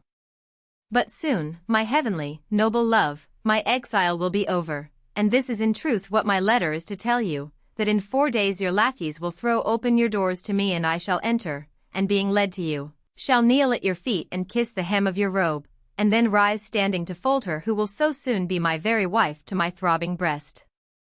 Back to her face had come all the softness which had been lost, the hard lines were gone, the tender curves had returned, her lashes looked as if they were moist. And, sitting rigidly and gazing at her, was afraid to speak, knowing that she was not for the time on earth, but that the sound of a voice would bring her back to it, and that 'twas well she should be away as long as she might. She read the letter, not once, but thrice, dwelling upon every word, 'twas plain, and when she had reached the last one, turning back the pages and beginning again. When she looked up at last, 'twas with an almost wild little smile, for she had indeed for that one moment forgotten. Locked in each other's arms, she said, locked in each other's arms. My Gerald. My Gerald. What surely is my own, my own. And rose and came to her, laying her hand on her arm. She spoke in a voice low, hushed, and strained. Come away, sister, she said, for a little while come away. Chapter 18. My Lady Dunstanwold sits late alone and writes that she must leave the panelled parlour at her usual hour, or attract attention by doing that to which her household was unaccustomed, she well knew, her manner of life being ever stately and ceremonious in its regularity. When she dined at home she and Anne partook of their repast together in the large dining-room, the table loaded with silver dishes and massive glittering glass, their powdered, gold-laced lackeys in attendance, as though a score of guests had shared the meal with them. Since her lord's death there had been nights when her ladyship had sat late writing letters and reading documents pertaining to her estates, the management of which, though in a measure controlled by stewards and attorneys, was not left to them, as the business of most great ladies is generally left to others. All papers were examined by her, all leases and agreements clearly understood before she signed them, and if there were aught unsatisfactory, both stewards and lawyers were called to her presence to explain. Never did I or any other man meet with such a head upon a woman's shoulders, her attorney said. And the head steward of Dunstanwold and Helversley learned to quake at the sight of her bold handwriting upon the outside of a letter. Such a lady, he said, such a lady. Lie to her if you can, palter if you know how, try upon her the smallest honest shrewd trick, and see how it fares with you. Were it not that she is generous as she is piercing of eye, no man could serve her and make an honest living? She went to her chamber and was attired again sumptuously for dinner. Before she descended she dismissed her woman for a space on some errand, and when she was alone, drawing near to her mirror, gazed steadfastly within it at her face. When she had read Osmond's letter her cheeks had glowed, but when she had come back to earth, and as she had sat under her woman's hands at her toilette, bit by bit the crimson had died out as she had thought of what was behind her and of what lay before. The thing was so stiffly rigid by this time, and its eyes still stared so. Never had she needed to put red upon her cheeks before, nature having stained them with such richness of hue, but as no lady of the day was unprovided with her crimson, there was a little pot among her toilette ornaments which contained all that any emergency might require. She opened this small receptacle and took from it the red she for the first time was in want of. I must not wear a pale face, God knows, she said, and rubbed the color on her cheeks with boldness. It would have seemed that she wore her finest crimson when she went forth full dressed from her apartment. Little Nero grinned to see her, the lackeys saying among themselves that his Grace's courier had surely brought good news, and that they might expect his master soon. At the dinner table 'twas and who was pale and ate but little, she having put no red upon her cheeks, and having no appetite for what was spread before her. She looked strangely as though she were withered and shrunken, and her face seemed even wrinkled. My lady had small leaning towards food, but she sent no food away untouched, forcing herself to eat, and letting not the talk flag, though it was indeed true that 'twas she herself who talked, mistress, and speaking rarely, but as it was always her way to be silent, and a listener rather than one who conversed, this was not greatly noticeable. Her ladyship of Dunstanwold talked of her guests of the afternoon, and was charming and witty in her speech of them. She repeated the _mots_ of the wits, and told some brilliant stories of certain modish ladies and gentlemen of fashion. She had things to say of statesmen and politics, and was sparkling indeed in speaking of the lovely languisher whose little wrist was too delicate and slender to support the loaded whip. While she talked, Mistress Anne's soft, dull eyes were fixed upon her with a sort of wonder which had some of the quality of bewilderment, but this was no new thing either, for to the one woman the other was ever something to marvel at. It is because you are so quiet a mouse, and, my lady said, with her dazzling smile, that you seem never in the way, and yet I should miss you if I knew you were not within the house. When the Duke takes me to Camelot you must be with me even then. It is so great a house that in it I can find you a bower in which you can be happy even if you see us but little. 'Tis a heavenly place I am told, and of great splendor and beauty. The park and flower gardens are the envy of all England. You will be very happy, sister, said Anne like a queen. Yes, was her sister's answer, yes. And 'twas spoken with a deep and drawn breath. After the repast was ended she went back to the panelled parlor. You may sit with me till bedtime if you desire, and, she said, but 'twill be but dull for you, as I go to sit at work. I have some documents of import to examine and much writing to do. I shall sit up late. And upon this she turned to the lackey holding open the door for her passing through. If before 10:30 there comes a message from Sir John Oxon, she gave order, it must be brought to me at once, but later I must not be disturbed, it will keep until morning. Yet as she spoke there was before her as distinct a picture as ever of what lay waiting and gazing in the room to which she went. Until 12 o'clock she sat at her table, a dispatch box by her side, papers outspread before her. Within 3 feet of her was the divan, but she gave no glance to it, sitting writing, reading, and comparing documents. At 12 o'clock she rose and rang the bell. "I shall be later than I thought," she said.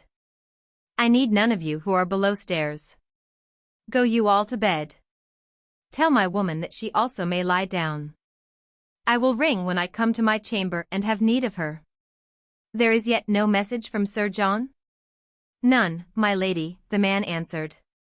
He went away with a relieved countenance, as she made no comment. He knew that his fellows as well as himself would be pleased enough to be released from duty for the night. They were a pampered lot, and had no fancy for late hours when there were no great entertainments being held which pleased them and gave them chances to receive vails. Mistress and sat in a large chair, huddled into a small heap, and looking colorless and shrunken. As she heard bolts being shot and bars put up for the closing of the house, she knew that her own dismissal was at hand. Doors were shut below stairs, and when all was done the silence of night reigned as it does in all households when those who work have gone to rest. 'Twas a common thing enough, and yet this night there was one woman who felt the stillness so deep that it made her breathing seem a sound too loud. "Go to bed, and," she said. "You have stayed up too long." And arose from her chair and drew near to her. "Sister," said she, as she had said before, "let me stay." She was a poor weak creature, and so she looked with her pale insignificant face and dull eyes, a wisp of loose hair lying damp on her forehead. She seemed indeed too weak a thing to stand even for a moment in the way of what must be done this night, and 'twas almost irritating to be stopped by her. "Nay," said my Lady Dunstanwold, her beautiful brow knitting as she looked at her. "Go to your chamber, and to sleep. I must do my work, and finish tonight what I have begun." But Button stammered, dominated again, and made afraid, as she ever was, by this strong nature. "In this work you must finish. Is there not something I could do to aid you even in some small and poor way?" "Is there not?" "Not," answered Clorinda, her form drawn to its great full height, her lustrous eyes darkening. "What should there be that you could understand? Not some small thing, not some poor thing?" And said, her fingers nervously twisting each other, so borne down was she by her awful timorousness, for awful it was indeed when she saw clouds gather on her sister's brow. "I have so loved you, sister, I have so loved you that my mind is quickened somehow at times, and I can understand more than would be thought when I hope to serve you." Once you said she knew not then nor ever afterwards how it came to pass that in that moment she found herself swept into her sister's white arms and strained against her breast, wherein she felt the wild heart bounding, nor could she, not being given to subtle reasoning, have comprehended the almost fierce kiss on her cheek nor the hot drops that wet it. "I said that I believed that if you saw me commit murder," Clorinda cried, "you would love me still, and be my friend and comforter." I would," cried Anne. "And I believe your word, poor, faithful soul, I do believe it," my lady said, and kissed her hard again, but the next instant set her free and laughed. "But you will not be put to the test," she said, "for I have done none. And in 2 days' time my Gerald will be here, and I shall be safe saved and happy for evermore. There, leave me. I would be alone and end my work." And she went back to her table and sat beside it, taking her pen to write, and Anne knew that she dare say no more, and turning, went slowly from the room, seeing for her last sight as she passed through the doorway, the erect and splendid figure at its task, the light from the candelabras shining upon the rubies round the snow-white neck and wreathed about the tower of raven hair like lines of crimson. Chapter XX. A piteous story is told, and the old Sellers Walden. It is, indeed, strangely easy in the great world for a man to lose his importance, and from having been the target for all eyes and the subject of all conversation, to step from his place, or find it so taken by some rival that it would seem, judging from the general obliviousness to him, that he had never existed. But few years before no fashionable gathering would have been felt complete had it not been graced by the presence of the young and fascinating Lovelace, Sir John Oxon. Women favored him, and men made themselves his boon companions. His wit was repeated, the fashion of his hair and the cut of his waistcoat copied. He was at first rich and gay enough to be courted and made a favorite, but when his fortune was squandered, and his marriage with the heiress came to naught, those qualities which were vicious and base in him were more easy to be seen. Besides, there came new male beauties and new dandies with greater resources and more of prudence, and these, beginning to set fashion, win ladies' hearts, and make conquests, so drew the attention of the public mind that he was less noticeable, being only one of many, instead of ruling singly as it had seemed that by some strange chance he did at first. There were indeed so many stories told of his light ways, that their novelty being worn off and new ones still repeated, such persons as concerned themselves with matters of reputation either through conscience or policy, began to speak of him with less of warmth or leniency.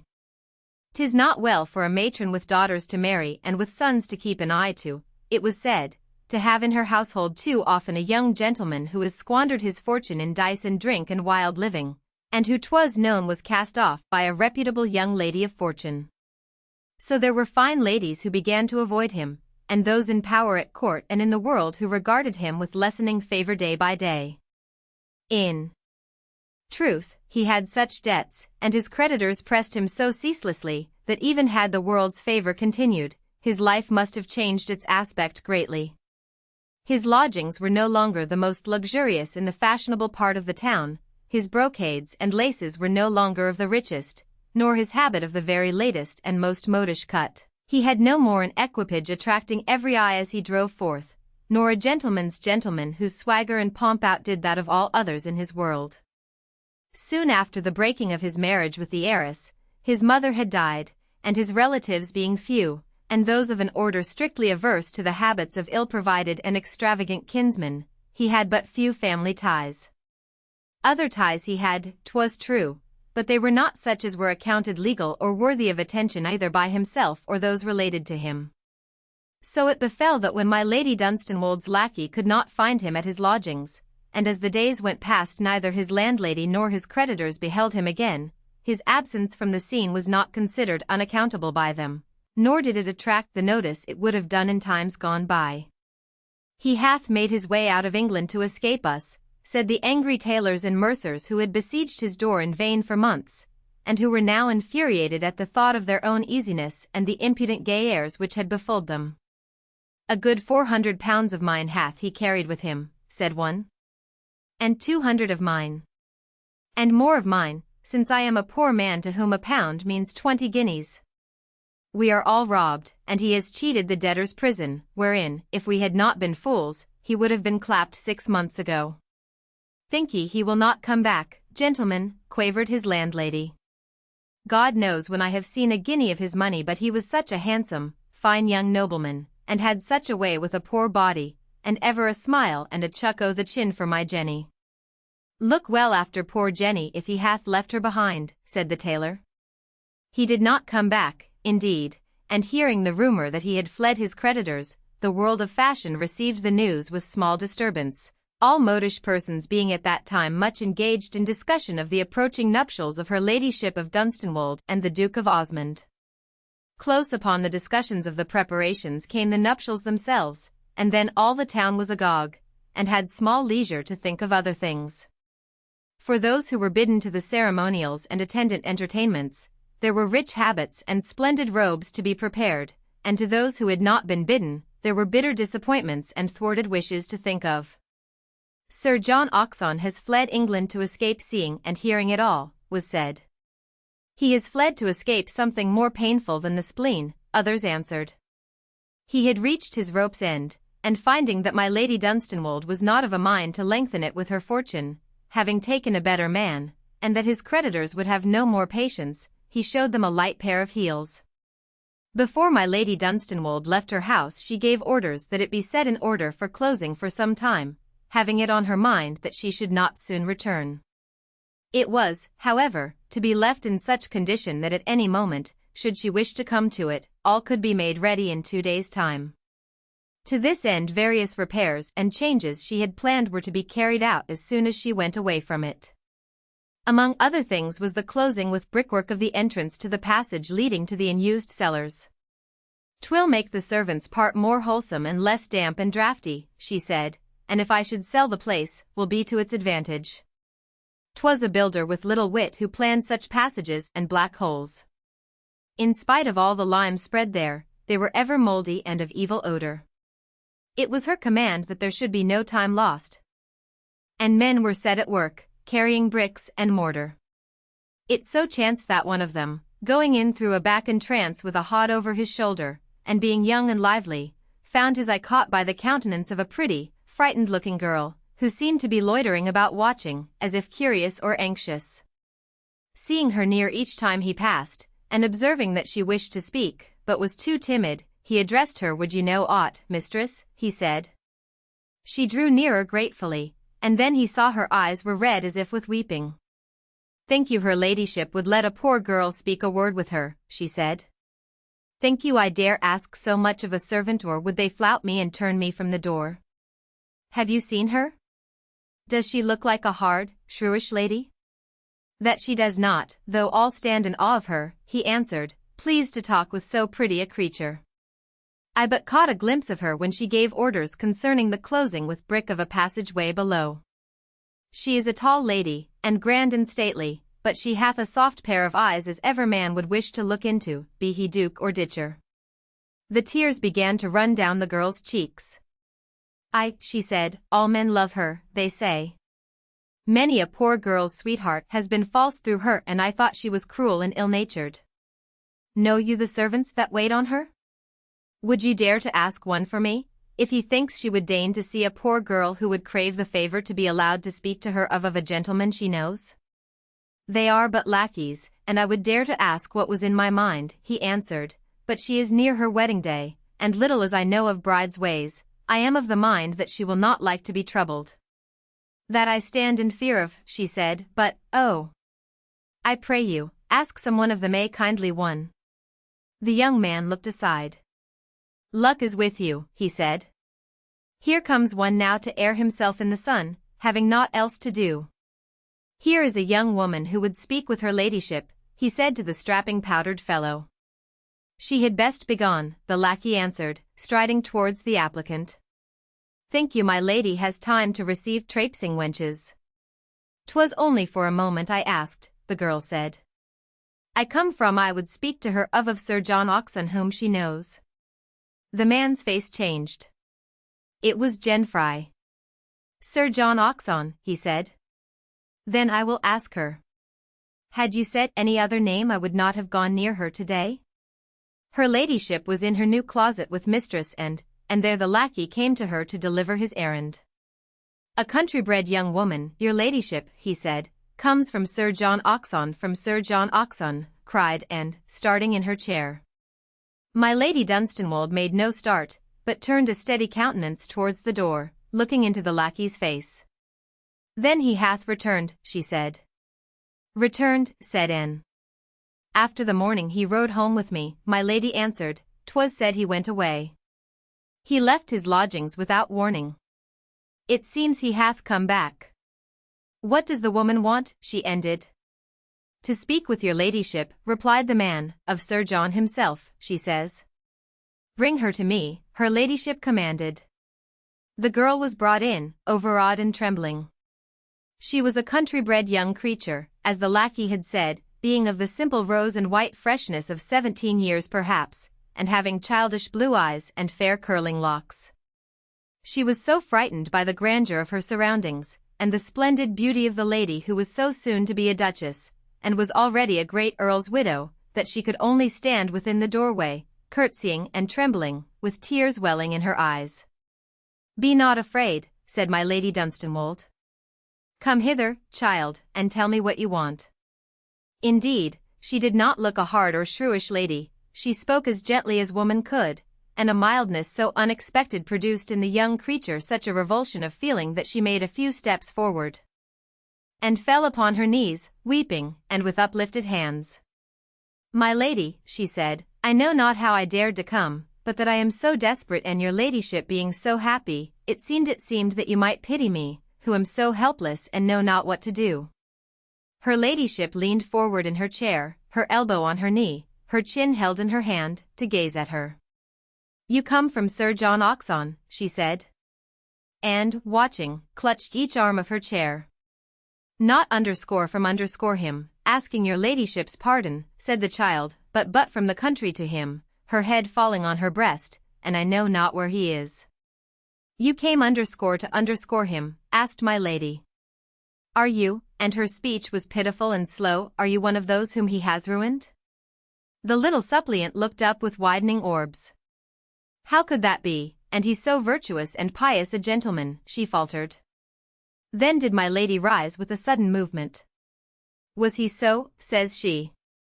Had he not been, the child answered, my mother would have been afraid to trust him. I am but a poor country widow's daughter, but was well brought up, and honestly, and when he came to our village my mother was afraid, because he was a gentleman, but when she saw his piety, and how he went to church and sang the psalms and prayed for grace, she let me listen to him. Did he go to church and sing and pray at first? My lady asks. 'Twas in church he saw me, your ladyship, she was answered. He said 'twas his custom to go always when he came to a new place, and that often there he found the most heavenly faces, for 'twas piety and innocence that made a face like to an angel's, and 'twas innocence and virtue stirred his heart to love, and not mere beauty which so fades. Go on, innocent thing, my lady said, and she turned aside to Anne, flashing from her eyes unseen a great blaze, and speaking in a low and hurried voice. God's house, she said, God's prayers, God's songs of praise, he used them all to break a tender heart, and bring an innocent life to ruin, and yet was he not struck dead? And hid her face and shuddered. He was a gentleman, the poor young thing cried, sobbing, and I no fit match for him, but that he loved me. 'Tis said love makes all equal, and he said I was the sweetest, innocent young thing, and without me he could not live. And he told my mother that he was not rich or the fashion now, and had no modish friends or relations to flout any poor beauty he might choose to wed. And he would marry you, my lady's voice broke in. He said that he would marry you? 1,000 times, your ladyship, and so told my mother, but said I must come to town and be married at his lodgings, or 'twould not be counted a marriage by law, he being a town gentleman, and I from the country.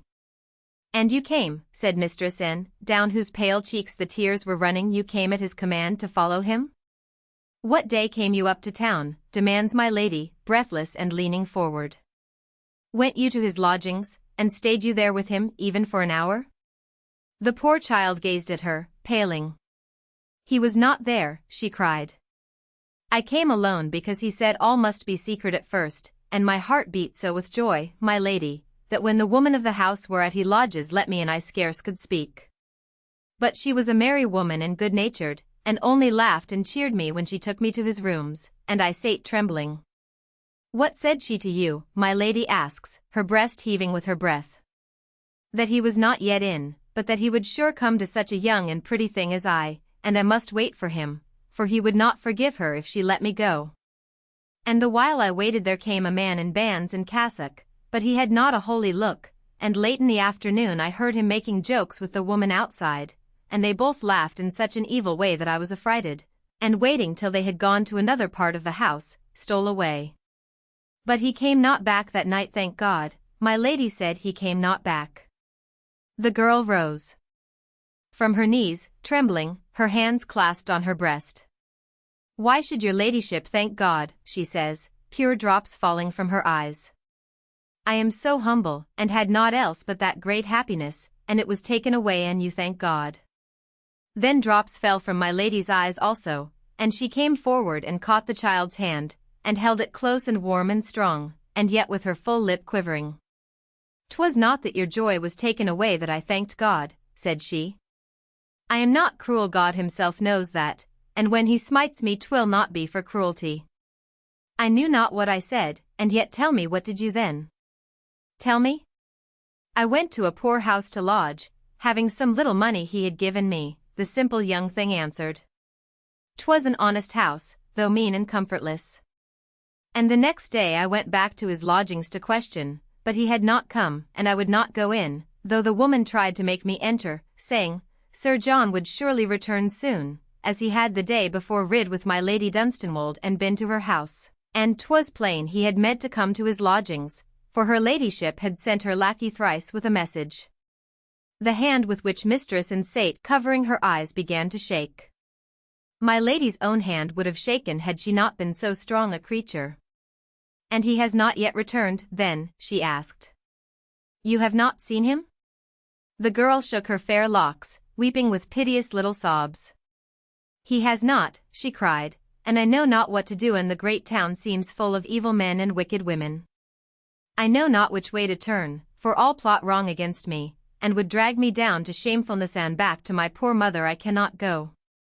Wherefore not, poor child? My lady asked her. I have not been made an honest, wedded woman, and none would believe my story, and he might come back. And if he came back, said her ladyship. At this question the girl slipped from her grasp and down upon her knees again, catching at her rich petticoat and holding it, her eyes searching the great lady's in imploring piteousness, her own streaming. I love him, she wept, I love him so I cannot leave the place where he might be. He was so beautiful and grand a gentleman, and, sure, he loved me better than all else, and I cannot thrust away from me that last night when he held me to his breast near our cottage door, and the nightingale sang in the roses, and he spake such words to me. I lie and sob all night on my hard pillow, I so long to see him and to hear his voice, and hearing he had been with you that last morning, I dared to come, praying that you might have heard him let drop some word that would tell me where he may be, for I cannot go away thinking he may come back longing for me and I lose him and never see his face again. Oh, my lady, this place is so full of wickedness and fierce people and dark kennels where crimes are done. I am affrighted for him, thinking he may have been struck some blow, and murdered, and hid away, and none will look for him but one who loves him who loves him. Could it be so, could it be? You know the town's ways so well. I pray you, tell me in God's name I pray you. God's mercy. And breathed, and from behind her hands came stifled sobbing. My Lady Dunstanwolde bent down, her colour dying. Nay, she said, there has been no murder done, none. Hush, poor thing, hush thee. There is somewhat I must tell thee. She tried to raise her, but the child would not be raised, and clung to her rich robe, shaking as she knelt gazing upward. It is a bitter thing, my lady said, and 'twas as if her own eyes were imploring. God help you bear it, God help us all. He told me nothing of his journey. I knew not he was about to take it, but wheresoever he has travelled, 'twas best that he should go. Nay, the girl cried out, to leave me helpless. Nay, it could not be so. He loved me as the great Duke loves you. He meant you evil, said my lady, shuddering, and evil he would have done you. He was a villain who meant to trick you. Had God struck him dead that day, 'twould have been mercy to you. I knew him well. The young thing gave a bitter cry and fell swooning at her feet, and down upon her knees my lady went beside her, loosening her gown, and chafing her poor hands as though they too had been of sister blood. Call for hartshorn, and for water, she said, she will come out of her swooning, poor child, and if she is cared for kindly in time her pain will pass away. God be thanked she knows no pain that cannot pass. I will protect her, that will I, as I will protect all he hath done wrong to and deserted. She was so strangely kind through the poor victim's swoons and weeping that the very menials who were called to aid her went back to their hall wondering in their talk of the noble grandness of so great a lady, who on the very brink of her own joy could stoop to protect and comfort a creature so far beneath her, that to most ladies her sorrow and desertion would have been things which were too trivial to count, for 'twas guessed, and talked over with great freedom and much shrewdness, that this was a country victim of Sir John Oxon's, and he having deserted his creditors, was ready enough to desert his rustic beauty, finding her heavy on his hands. Below stairs the men closing the entrance to the passage with brick, having caught snatches of the servants' gossip, talked of what they heard among themselves as they did their work. Ay, a noble lady indeed, they said. For 'tis not a woman's way to be kindly with the cast-off fancy of a man, even when she does not want him herself.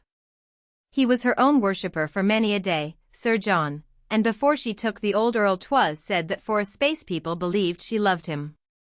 She was but 15 and a high-mettled beauty, and he as handsome as she, and had a blue eye that would melt any woman, but at 16 he was a town rake, and such tricks as this one he hath played since he was a lad. 'Tis well indeed for this poor thing her ladyship hath seen her. She hath promised to protect her, and sends her down to Dunstanwold with her mother this very week.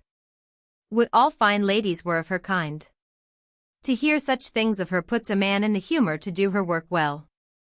Chapter XX. A noble marriage. When the Duke came back from France, and to pay his first eager visit to his bride that was to be, her ladyship's lackeys led him not to the panelled parlour, but to a room which he had not entered before, it being one she had had the fancy to have remodelled and made into a beautiful closet for herself, her great wealth rendering it possible for her to accomplish changes without the loss of time the owners of limited purses are subjected to in the carrying out of plans.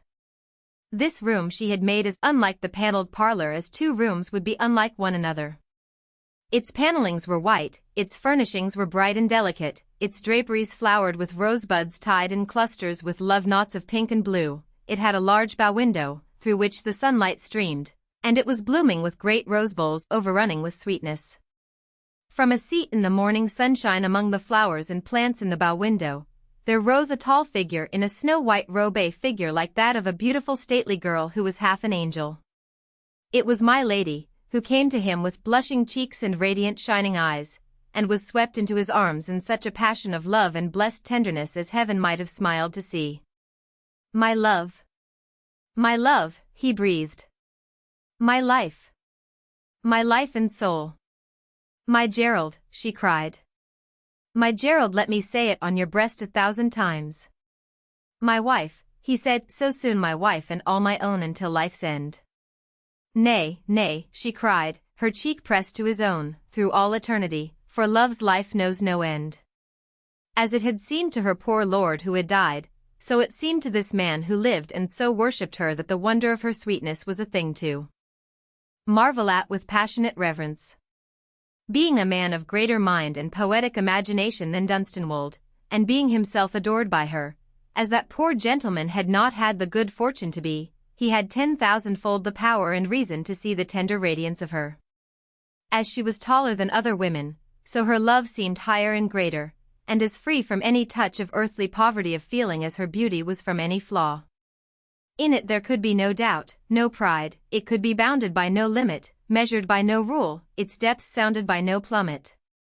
His very soul was touched by her great longing to give to him the feeling, and to feel herself, that from the hour that she had become his, her past life was a thing blotted out. "I am a new created thing," she said, "until you called me love I had no life. All before was darkness. 'Twas you, my Gerald, who said, 'Let there be light,' and there was light." "Hush, hush, sweet love," he said. "Your words would make me too near God's self."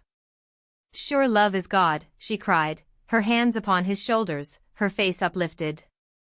"What else?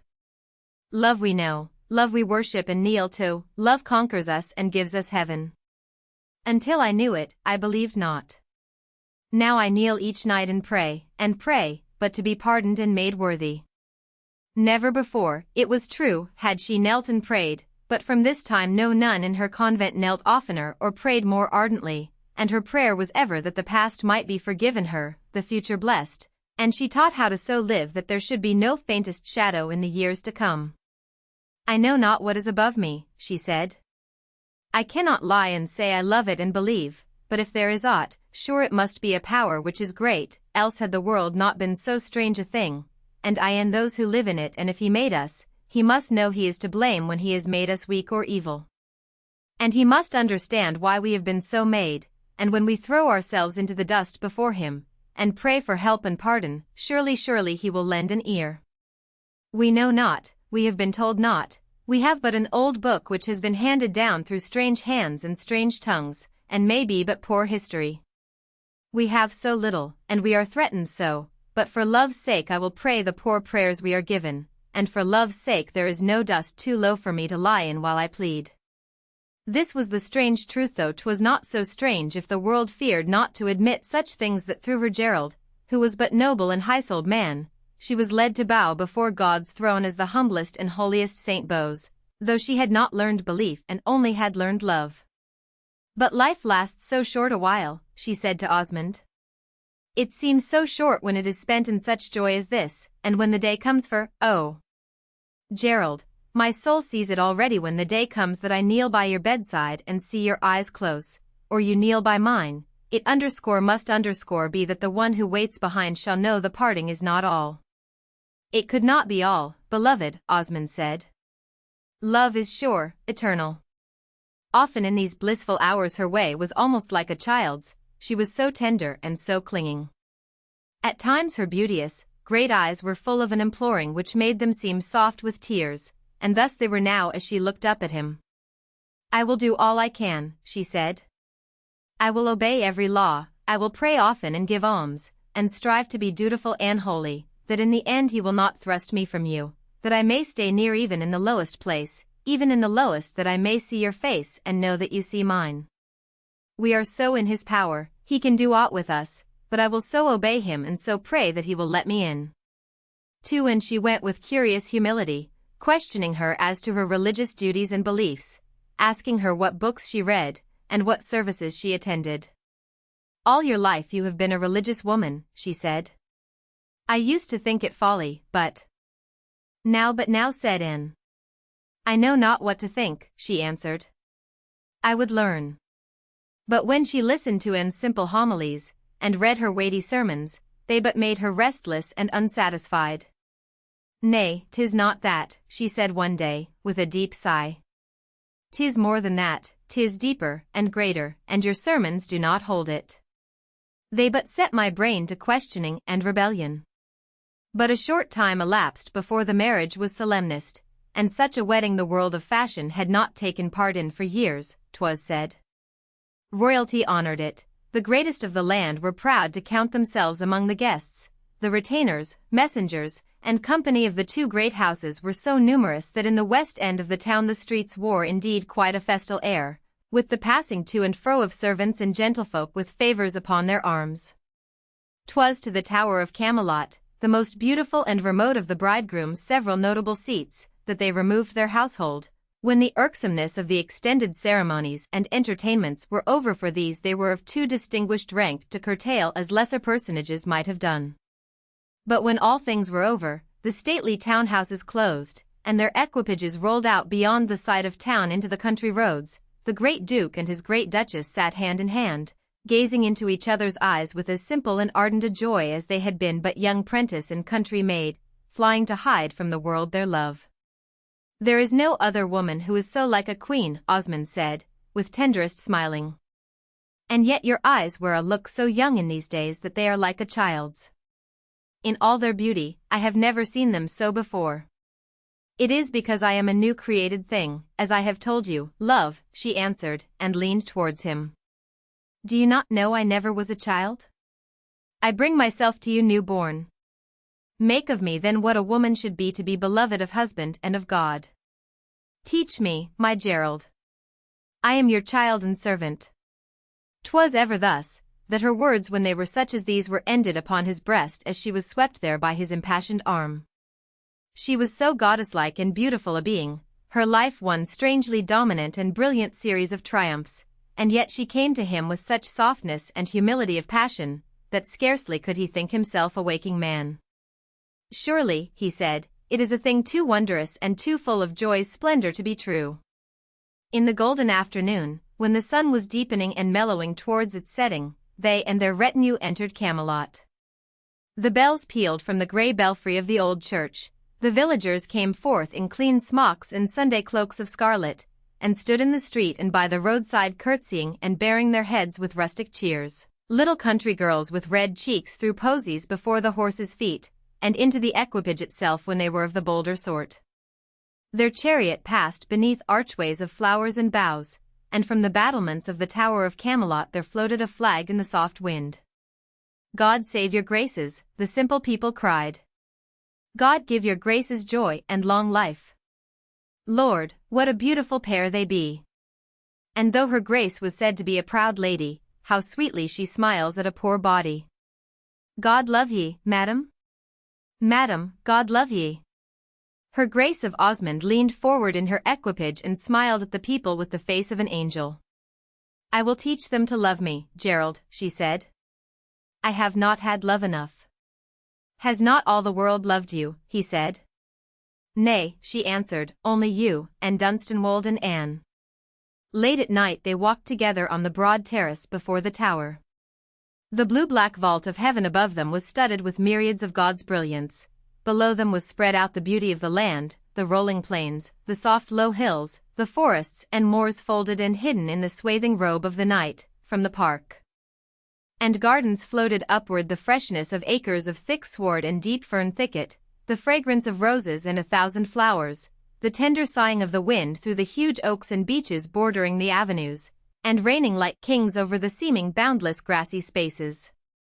As lovers have walked since the days of Eden they walked together, no longer duke and duchess, but man and woman near to paradise as human beings may draw until God breaks the chain binding them to earth, and, indeed, it would seem that such hours are given to the straining human soul that it may know that somewhere perfect joy must be, since sometimes the gates are for a moment opened that heaven's light may shine through, so that human eyes may catch glimpses of the white and golden glories within. His arm held her, she leaned against him, their slow steps so harmonizing the one with the other that they accorded with the harmony of music. The nightingales trilling and bubbling in the rose trees were not affrighted by the low murmur of their voices, perchance. This night they were so near to nature that the barriers were o'erpassed, and they and the singers were akin. Oh! To be a woman, Clorinda murmured. To be a woman at last. All other things I have been, and have been called huntress, goddess, beauty, empress, conqueror, but never woman. And had our paths not crossed, I think I never could have known what 'twas to be one, for to be a woman one must close with the man who is one's mate. It must not be that one looks down, or only pities or protects and guides, and only to a few a mate seems given. And I, Gerald, how dare I walk thus at your side and feel your heart so beat near mine, and know you love me, and so worship you. She turned and threw herself upon his breast, which was so near. Oh, woman! Woman, he breathed, straining her close. Oh, woman who is mine, though I am but man. We are but one, she said, one breath, one soul, one thought, and one desire. Were it not so, I were not woman and your wife, nor you man and my soul's lover as you are.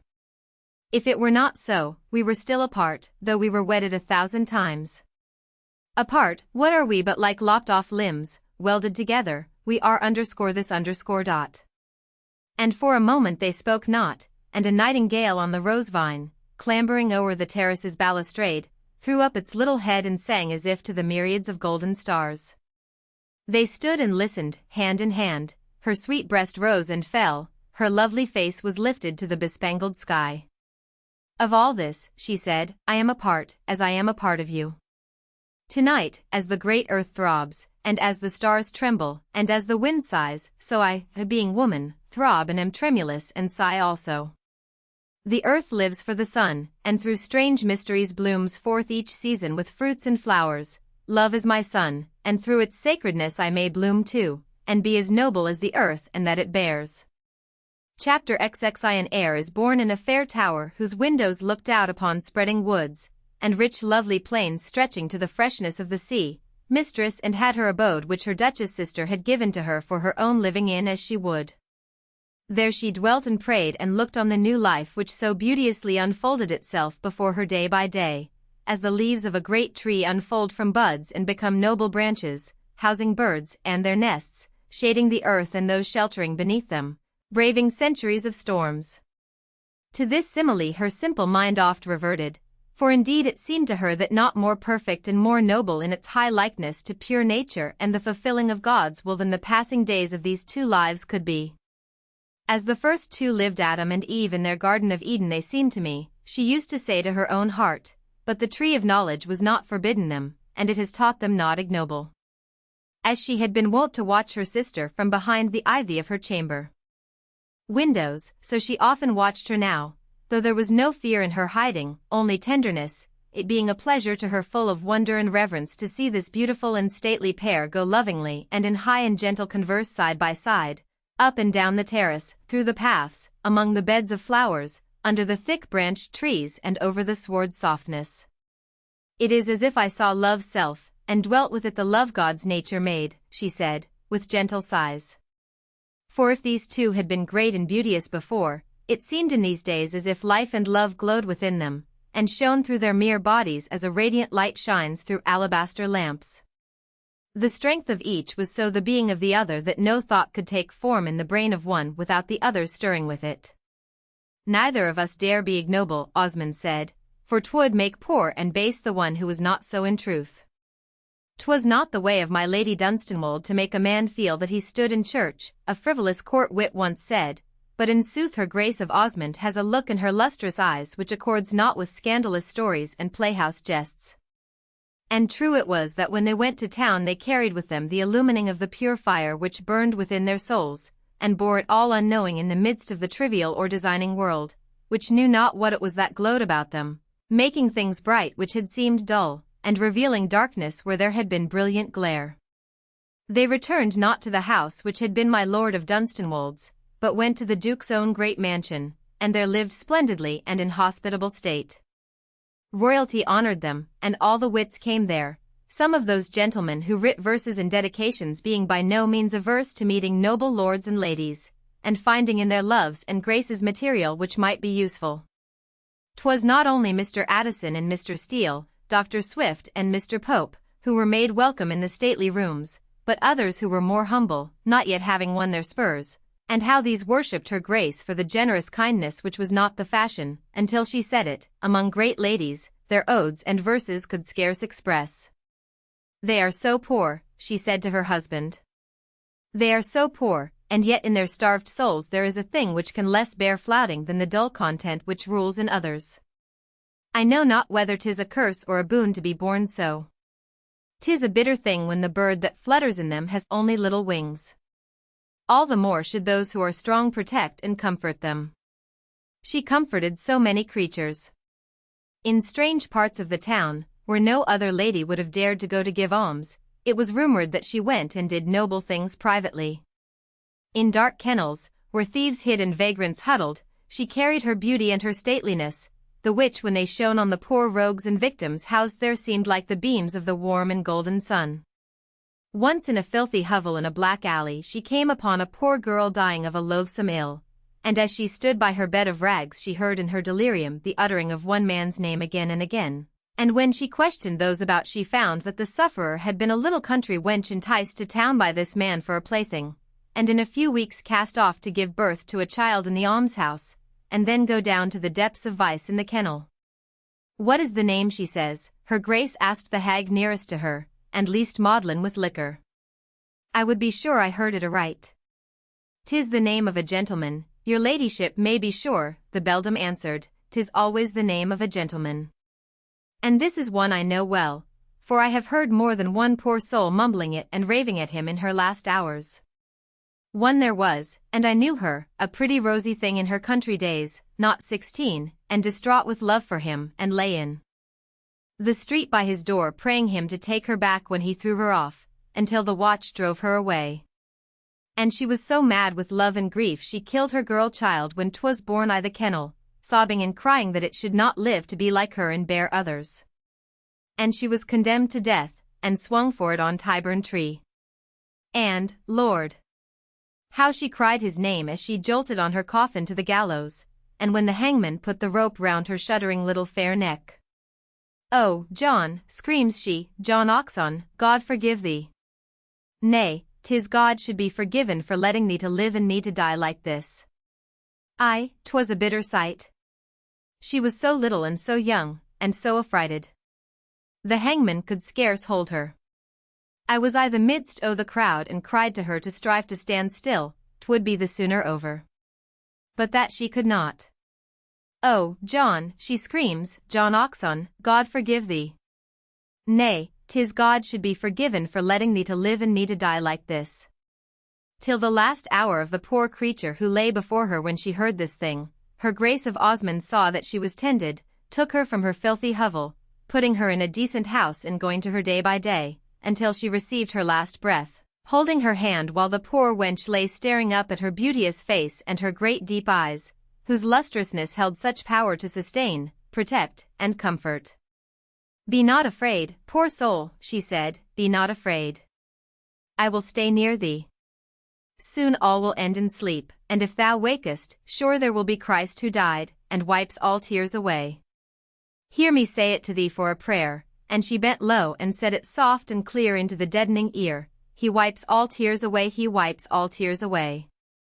The great strength she had used in the old days to conquer and subdue, to win her will and to defend her way, seemed now a power but to protect the suffering and uphold the weak, and this she did, not alone in hovels but in the brilliant court and world of fashion, for there she found suffering and weakness also, all the more bitter and sorrowful since it dared not cry aloud.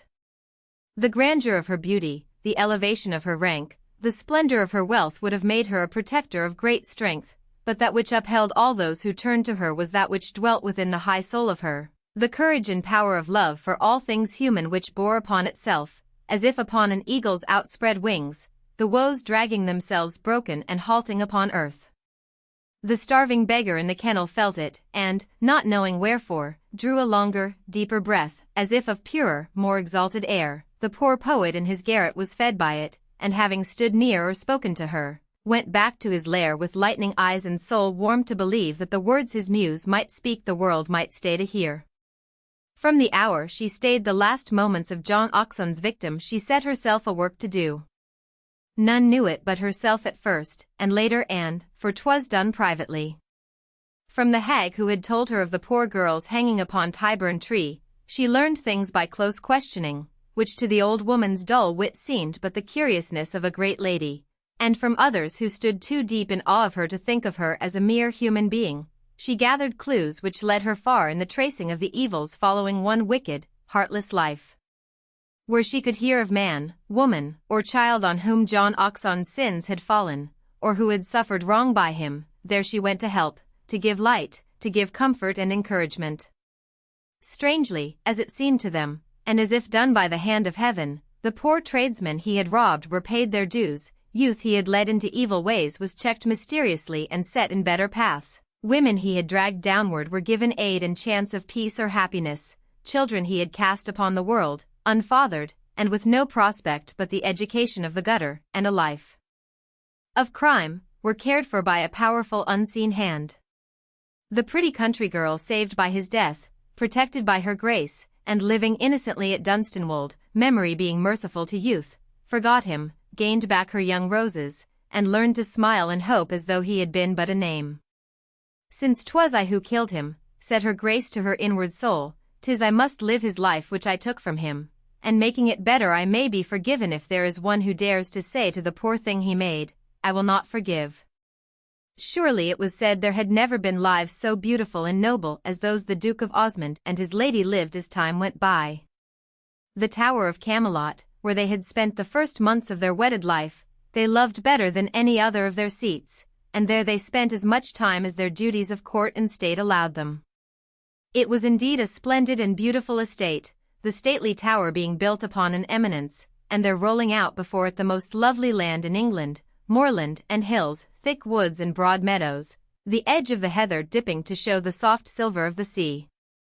Here was this beauteous woman chatelaine and queen, wife of her husband as never before, he thought, had wife blessed and glorified the existence of mortal man. All her great beauty she gave to him in tender, joyous tribute, all her great gifts of mind and wit and grace it seemed she valued but as they were joys to him, in his stately households in town and country she reigned a lovely empress, adored and obeyed with reverence by every man or woman who served her and her lord. Among the people on his various estates she came and went a tender goddess of benevolence. When she appeared amid them in the first months of her wedded life, the humble souls regarded her with awe not unmixed with fear, having heard such wild stories of her youth at her father's house, and of her proud state and bitter wit in the great London world when she had been my Lady Dunstanwold, but when she came among them all else was forgotten in their wonder at her graciousness and noble way. To see her come into a poor body's cottage, so tall and grand a lady, and with such a carriage as she hath, they said, hobnobbing together in their talk of her, looking as if a crown of gold should sit on her high black head, and then to hear her gentle speech and see the look in her eyes as if she was but a simple new married girl, full of her joy, and her heart big with the wish that all other women should be as happy as herself, it is, forsooth, a beauteous sight to see. Ay, and no hovel too poor for her, and no man or woman too sinful, was said again. Heard ye how she found that poor wench of Haylets lying sobbing among the fern in the Tower woods, and stayed and knelt beside her to hear her trouble? The poor soul has gone to ruin at 14, and her father, finding her out, beat her and thrust her from his door, and her grace coming through the wood at sunset, it being her way to walk about for mere pleasure as though she had no coach to ride in, the girl says she came through the golden glow as if she had been one of God's angels, and she kneeled and took the poor wench in her arms as strong as a man, Betty says, but as soft as a young mother, and she said to her things surely no mortal lady ever said before, that she knew not of a surety of what God's true will might be, or if his laws were those that have been made by man concerning marriage by priests saying common words, but that she surely knew of a man whose name was Christ, and he had taught love and helpfulness and pity, and for his sake, he having earned our trust in him, whether he was God or man, because he hung and died in awful torture on the cross for his sake, all of us must love and help and pity you. Poor Betty, were her very words, and you me. And then she went to the girl's father and mother, and so talked to them that she brought them to weeping, and begging Betty to come home, and also she went to her sweetheart, Tom Beck, and made so tender a story to him of the poor pretty wench whose love for him had brought her to such trouble, that she stirred him up to falling in love again, which is not man's way at such times, and in a week's time he and Betty went to church together, her grace setting them up in a cottage on the estate. I used all my wit and all my tenderest words to make a picture that would fire and touch him, Gerald, her grace said, sitting at her husband's side, in a great window, from which they often watched the sunset in the valley spread below, and that with which I am so strong sometimes I know not what to call it, but 'tis a power people bend to, that I know that I used upon him to waken his dull soul and brain. Whose fault is it that they are dull? Poor lout, he was born so, as I was born strong and passionate, and as you were born noble and pure and high. I led his mind back to the past, when he had been made happy by the sight of Betty's little smiling, blushing face, and when he had kissed her and made love in the hayfields.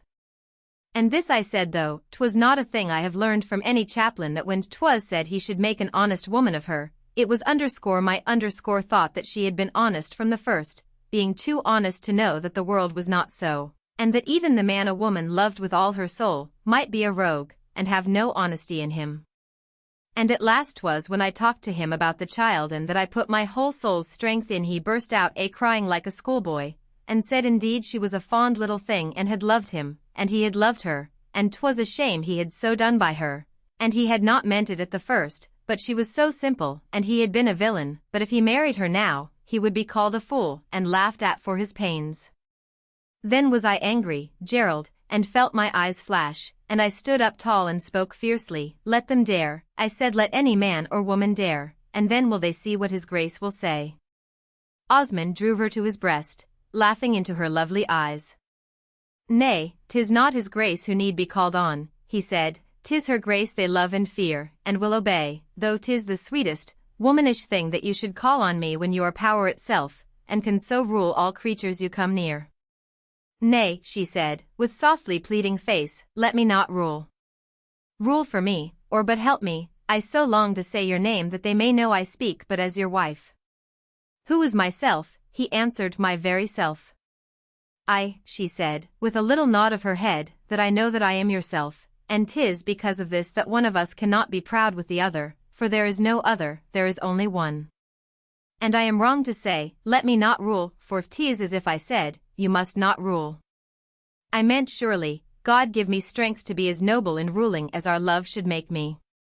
But just as one tree is a beech and one an oak, just as the grass stirs when the summer wind blows over it, so a woman is a woman, and 'tis her nature to find her joy in saying such words to the man who loves her, when she loves as I do. Her heart is so full that she must joy to say her husband's name as that of one she cannot think without, who is her life as is her blood and her pulses beating. 'Tis a joy to say your name, Gerald, as it will be a joy, and she looked far out across the sun-goldened valley and plains, with a strange, heavenly sweet smile, as it will be a joy to say our child Zan put his little mouth to my full breast. Sweet love, he cried, drawing her by the hand that he might meet the radiance of her look, heart's dearest. She did not withhold her lovely eyes from him, but withdrew them from the sunset's mist of gold, and the clouds piled as it were at the gates of heaven, and they seemed to bring back some of the far-off glory with them. Indeed, neither her smile nor she seemed at that moment to be things of earth. She held out her fair, noble arms, and he sprang to her, and so they stood, side beating against side. "Yes, love," she said, "yes, love, and I have prayed, my Gerald, that I may give you sons who shall be men like you. But when I give you women children, I shall pray with all my soul for them, that they may be just and strong and noble, and life begin for them as it began not for me." Asterisk asterisk asterisk asterisk asterisk. In the morning of a spring day, when the cuckoos cried in the woods, and May blossomed thick, white and pink, in all the hedges, the bells in the grey church steeple at Camelot rang out a joyous, jangling peal, telling all the village that the heir had been born at the Tower. Children stopped in their play to listen, men at their work in field and barn, good gossips ran out of their cottage door, wiping their arms dry, from their tubs and scrubbing buckets, their honest red faces broadening into maternal grins. "Aye, 'tis well over, that means surely," one said to the other, "and a happy day has begun for the poor lady, though God knows she bore herself queenly to the very last, as if she could have carried her burden for another year, and blenched not a bit as other women do. Bless mother and child, say I." "And 'tis an heir," said another. "She promised us that we should know almost as quick as she did, and commanded old Roe to ring a peal, and then strike one bell loud between if 'twere a boy, and two if 'twere a girl child. 'Tis a boy, heard you, and 'twas like her wit to invent such a way to tell us." In 4 other villages the chimes rang just as loud and merrily, and the women talked, and blessed her grace and her young child, and casks of ale were broached, and oxen roasted, and work stopped, and dancers footed it upon the green. "Surely the newborn thing comes here to happiness," 'twas said everywhere, for never yet was woman loved as is his mother. In her stately bed her grace the Duchess lay, with the face of the Mother Mary, and her man-child drinking from her breast. The Duke walked softly up and down, so full of joy that he could not sit still. When he had entered first, it was his wife's self who had sate upright in her bed, and herself laid his son within his arms. "None other shall lay him there," she said, "I have given him to you.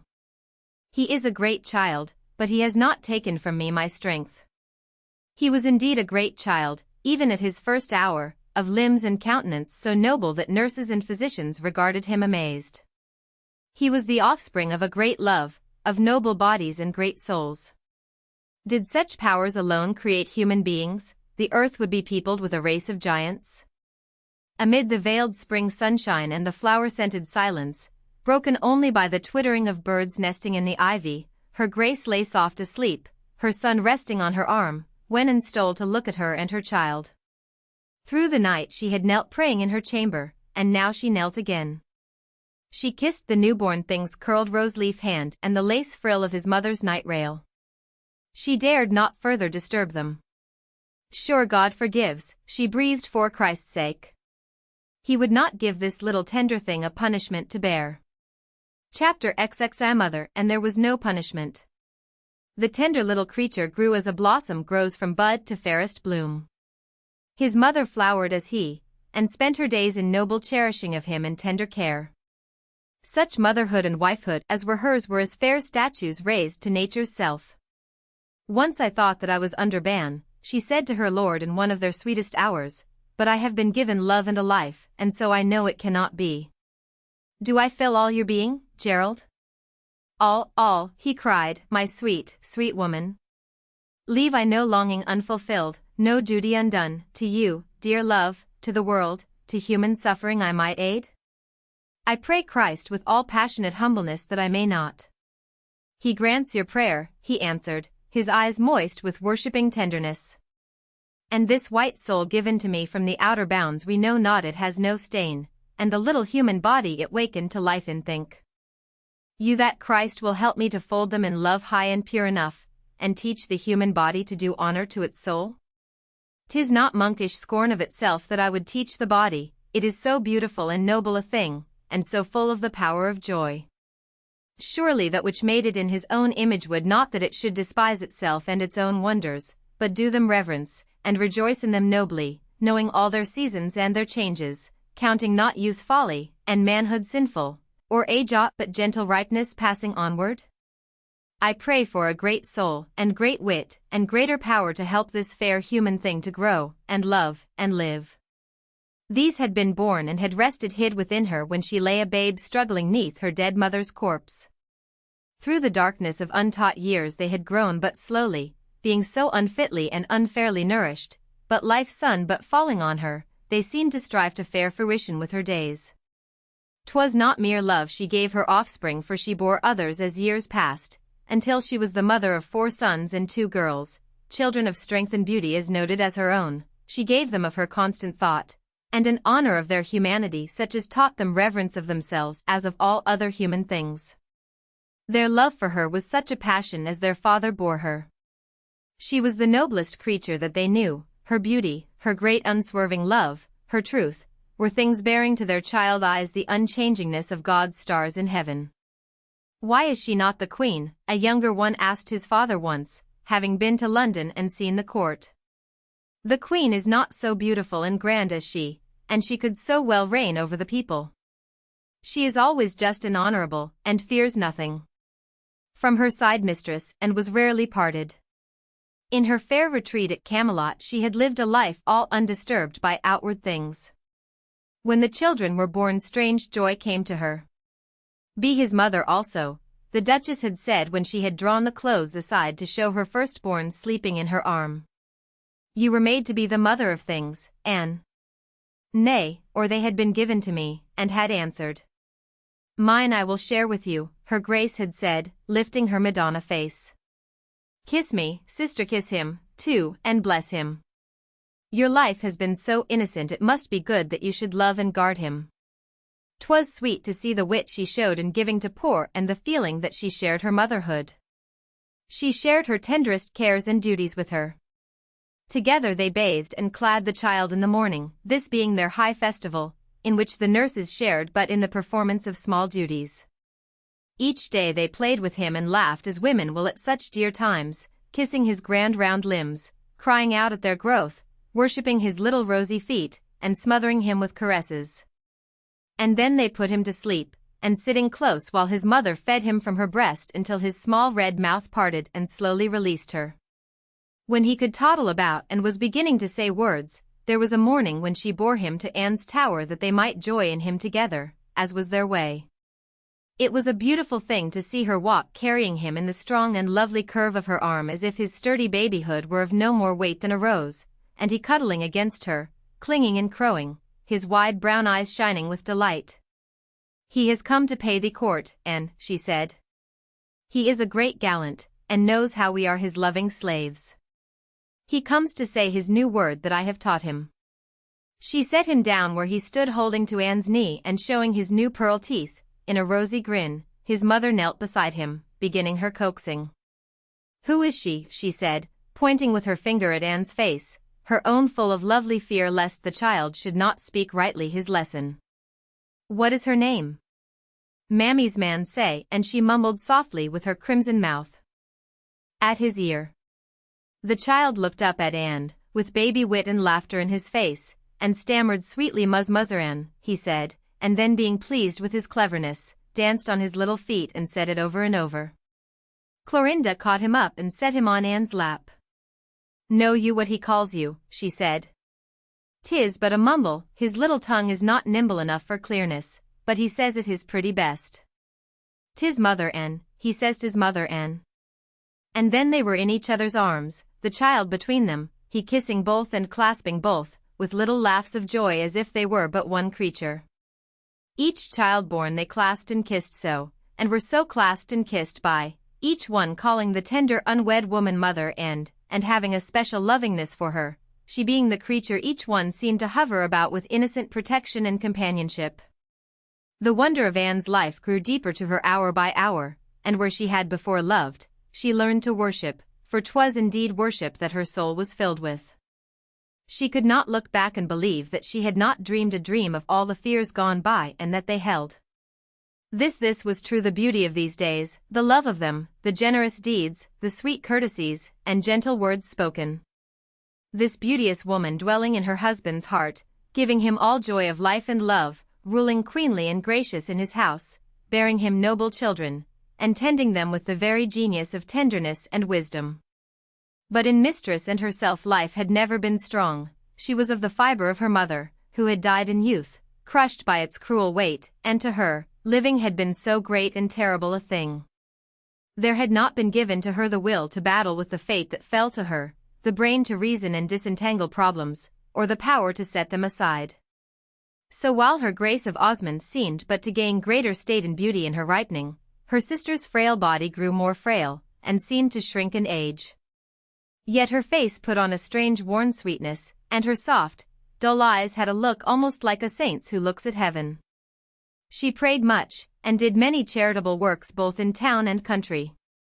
She read her books of devotion, and went much to church, sitting with a reverent face through many a dull and lengthy sermon she would have felt it sacrilegious to think of with aught but pious admiration.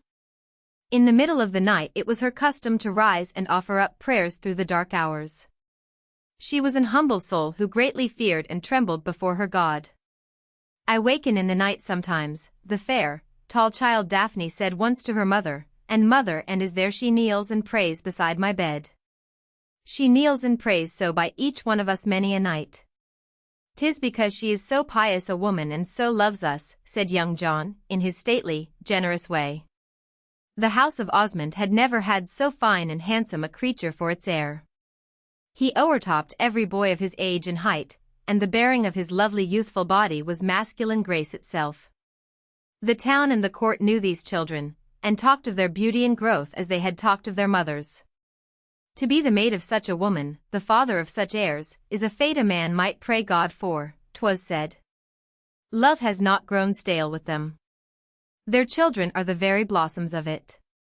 Her eyes are deeper pools of love each year. Chapter XCI in one who will do justice, and demands that it shall be done to each thing he has made, by each who bears his image. 'Twas in these days Sir Geoffrey came to his end, it being in such way as had been often prophesied, and when this final hour came, there was but one who could give him comfort, and this was the daughter whose youth he had led with such careless evilness to harm. If he had wondered at her when she had been my Lady Dunstanwold, as her Grace of Osmond he regarded her with heavy awe. Never had she been able to lead him to visit her at her house in town or at any other which was her home. "'Tis all too grand for me, your Grace," he would say. "I am a country yokel, and have hunted and drank, and lived too hard to look well among town gentlemen. I must be drunk at dinner, and when I am in liquor I am no ornament to a duchess's drawing-room. But what a woman you have grown," he would say, staring at her and shaking his head. "Each time I clap eyes on you 'tis to marvel at you, remembering what a baggage you were, and how you kept from slipping by the way. There was Jack Oxon, now," he added one day after you married Dunstanwold. "I heard a pretty tale of Jack that he had made a wager among his friends in town he was a braggart devil, Jack that he would have you, though you were so scornful, and knowing him to be a liar, his fellows said that unless he could bring back a raven lock 6 feet long to show them, he had lost his bet, for they would believe no other proof. And finally they scoffed at him when he came back saying that he had had one, but had hid it away for safety when he was drunk, and could not find it again. They so flouted and jeered at him that swords were drawn, and blood as well. But though he was a beauty and a crafty rakehell fellow, you were too sharp for him. Had you not had so shrewd a wit and strong a will, you would not have been the greatest duchess in England, the CLO, as well as the finest woman." "Nay," she answered in those days, "nay, let us not speak of them. I would blot them out." As time went by, and the years spent in drink and debauchery began to tell even on the big, strong body which should have served any other man bravely long past his 70, Sir Geoffrey drank harder and lived more wildly, sometimes being driven desperate by dullness, his coarse pleasures having lost their potency. "Liquor is not as strong as it once was," he used to grumble, "and there are fewer things to stir a man to frolic. Lord, what roaring days and nights a man could have 30 years ago." So in his efforts to emulate such nights and days, he plunged deeper and deeper into new orgies, and one night, after a heavy day's hunting, sitting at the head of his table with his old companions, he suddenly leaned forward, staring with starting eyes at an empty chair in a dark corner. His face grew purple, and he gasped and gurgled. "What is't, Jeff?" old Eldershaw cried, touching his shoulder with a shaking hand. What's the man staring at, as if he had gone mad? Jack, cried Sir Geoffrey, his eyes still farther starting from their sockets. Jack! What say you? I cannot hear. The next instant he sprang up, shrieking, and thrusting with his hands as if warding something off. Keep back, he yelled. There is green mold on thee. Where hast thou been to grow mouldy? Keep back. Where hast thou been? His friends at table started up, staring at him and losing color. He shrieked so loud and strangely, he clutched his hair with his hands, and fell into his chair, raving, clutching, and staring, or dashing his head down upon the table to hide his face, and then raising it as if he could not resist being drawn in his affright to gaze again. There was no soothing him. He shouted, and struggled with those who would have held him. 'Twas Jack Oxon who was there, he swore. Jack, who kept stealing slowly nearer to him, his face and his fine clothes damp and green. He beat at the air with mad hands, and at last fell upon the floor, and rolled, foaming at the mouth. They contrived, after great strugglings, to bear him to his chamber, but it took the united strength of all who would stay near him to keep him from making an end of himself. By the dawn of day his boon companions stood by him with their garments torn to tatters, their faces drenched with sweat, and their own eyes almost starting from their sockets. The doctor who had been sent for, coming in no hurry, but scowled and shook his head when he beheld him. He is a dead man, he said, and the wonder is that this has not come before. He is sodden with drink and rotten with ill living, besides being past all the strength of youth. He dies of the life he has lived. 'Twas little to be expected that his boon companions could desert their homes and pleasures and tend his horrors longer than a night. Such a sight as he presented did not inspire them to cheerful spirits. Lord, said Sir Chris Crowell, to see him clutch his flesh and shriek in mouth, is enough to make a man live sober for his remaining days, and he shook his big shoulders with a shudder. He said, God grant I may make a better end. He writhes as in hellfire. There is but one on earth who will do aught for him, said Eldershaw. 'Tis handsome CLO, who is a duchess, but she will come and tend him, I could swear. Even when she was a lawless devil of a child she had a way of standing by her friends and fearing naught. So after taking counsel together they sent for her, and in as many hours as it took to drive from London, her coach stood before the door. By this time all the household was panic-stricken and in hopeless disorder, the women servants scattered and shuddering in far corners of the house, such men as could get out of the way having found work to do afield or in the kennels, for none had nerve to stay where they could hear the madman's shrieks and howls. Her Grace, entering the house, went with her woman straight to her chamber, and shortly emerged therefrom, stripped of her rich apparel, and clad in a gown of strong blue linen, her hair wound close, her white hands bare of any ornament, save the band of gold which was her wedding ring. A serving woman might have been clad so, but the plainness of her garb but made her height and strength so reveal themselves, that the mere sight of her woke somewhat that was like to awe in the eyes of the servants who beheld her as she passed. She needed not to be led, but straightway followed the awful sounds, until she reached the chamber behind whose door they were shut. Upon the huge disordered bed, Sir Geoffrey writhed, and tried to tear himself, his great sinewy and hairy body almost stark. 2 of the stable men were striving to hold him. The Duchess went to his bedside and stood there, laying her strong white hand upon his shuddering shoulder. Father, she said, in a voice so clear, and with such a ring of steady command, as, the men said later, might have reached a dead man's ear. Father, 'tis CLO. Sir Geoffrey writhed his head round and glared at her, with starting eyes and foaming mouth. Who says 'tis CLO, he shouted. 'Tis a lie. She was ever a bigger devil than any other, though she was but a handsome wench. Jack himself could not manage her. She beat him, and would beat him now.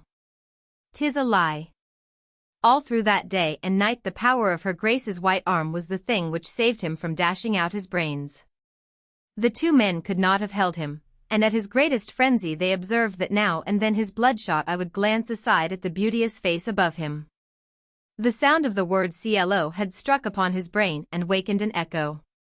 She sent away the men to rest, calling for others in their places, but leave the bedside herself she would not. 'Twas a strange thing to see her strength and bravery, which could not be beaten down. When the doctor came again he found her there, and changed his surly and reluctant manner in the presence of a duchess, and one who in her close linen gown wore such a mien. "You should not have left him," she said to him unbendingly, "even though I myself can see there is little help that can be given. Thought you his grace and I would brook that he should die alone if we could not have reached him?" Those words his grace and I put a new face upon the matter, and all was done that lay within the man's skill, but most was he disturbed concerning the lady, who would not be sent to rest, and whose noble consort would be justly angered if she were allowed to injure her superb health. "His grace knew what I came to do and how I should do it," the Duchess said, unbending. "Still, but for affairs of state which held him, he would have been here at my side." She held her place throughout the second night, and that was worse than the first, the paroxysms growing more and more awful, for Jack was within a yard, and stretched out a green and mouldy hand, the finger bones showing through the flesh, the while he smiled awfully. At last one pealing scream rang out after another, until after making his shuddering body into an arc resting on heels and head, the madman fell exhausted, his flesh all quaking before the eye. Then the Duchess waved the men who helped away. She sat upon the bed's edge close to her father's body, putting her two firm hands on either of his shoulders, holding him so, and bent down, looking into his wild face, as if she fixed upon his very soul all the power of her wondrous will. "Father," she said, "look at my face. Thou canst if thou wilt. Look at my face. Then wilt thou see 'tis CLO and she will stand by thee." She kept her gaze upon his very pupils, and though 'twas at first as if his eyes strove to break away from her look, their effort was controlled by her steadfastness, and they wandered back at last, and her great orbs held them. He heaved a long breath, half a big, broken sob, and lay still, staring up at her. "Aye," he said, "'tis CLO, 'tis CLO." The sweat began to roll from his forehead, and the tears down his cheeks. He broke forth, wailing like a child. "CLO, CLO," he said, "I am in hell." She put her hand on his breast, keeping will and eyes set on him. "Nay," she answered, "thou art on earth, and in thine own bed, and I am here, and will not leave thee." She made another sign to the men who stood and stared aghast in wonder at her, but feeling in the very air about her the spell to which the madness had given way. "'Twas not mere human woman who sat there," they said afterwards in the stables among their fellows. "'Twas somewhat more. Had such a will been in an evil thing, a man's hair would have risen on his skull at the seeing of it. Go now," she said to them, "and send women to set the place in order." She had seen delirium and death enough in the doings of her deeds of mercy, to know that his strength had gone and death was coming. His bed and room were made orderly, and at last he lay in clean linen, with all made straight. Soon his eyes seemed to sink into his head and stare from hollows, and his skin grew grey, but ever he stared only at his daughter's face. "CLO," he said at last, "stay by me. CLO, go not away." "I shall not go," she answered. She drew a seat close to his bed and took his hand. It lay knotted and gnarled and swollen veined upon her smooth palm, and with her other hand she stroked it. His breath came weak and quick, and fear grew in his eyes. "What is it, CLO?" he said. "What is't?" "'Tis weakness," replied she, soothing him. "Soon you will sleep." "Aye," he said, with a breath like a sob. "'Tis over." His big body seemed to collapse, he shrank so in the bedclothes. "What day o' the year is it?" he asked. "The 10th of August," was her answer. 69 years from this day was I born," he said, "and now 'tis done." "Nay," said she, "nay, God grant I," he said, "done. Would there were 69 more? What a man I was at 20.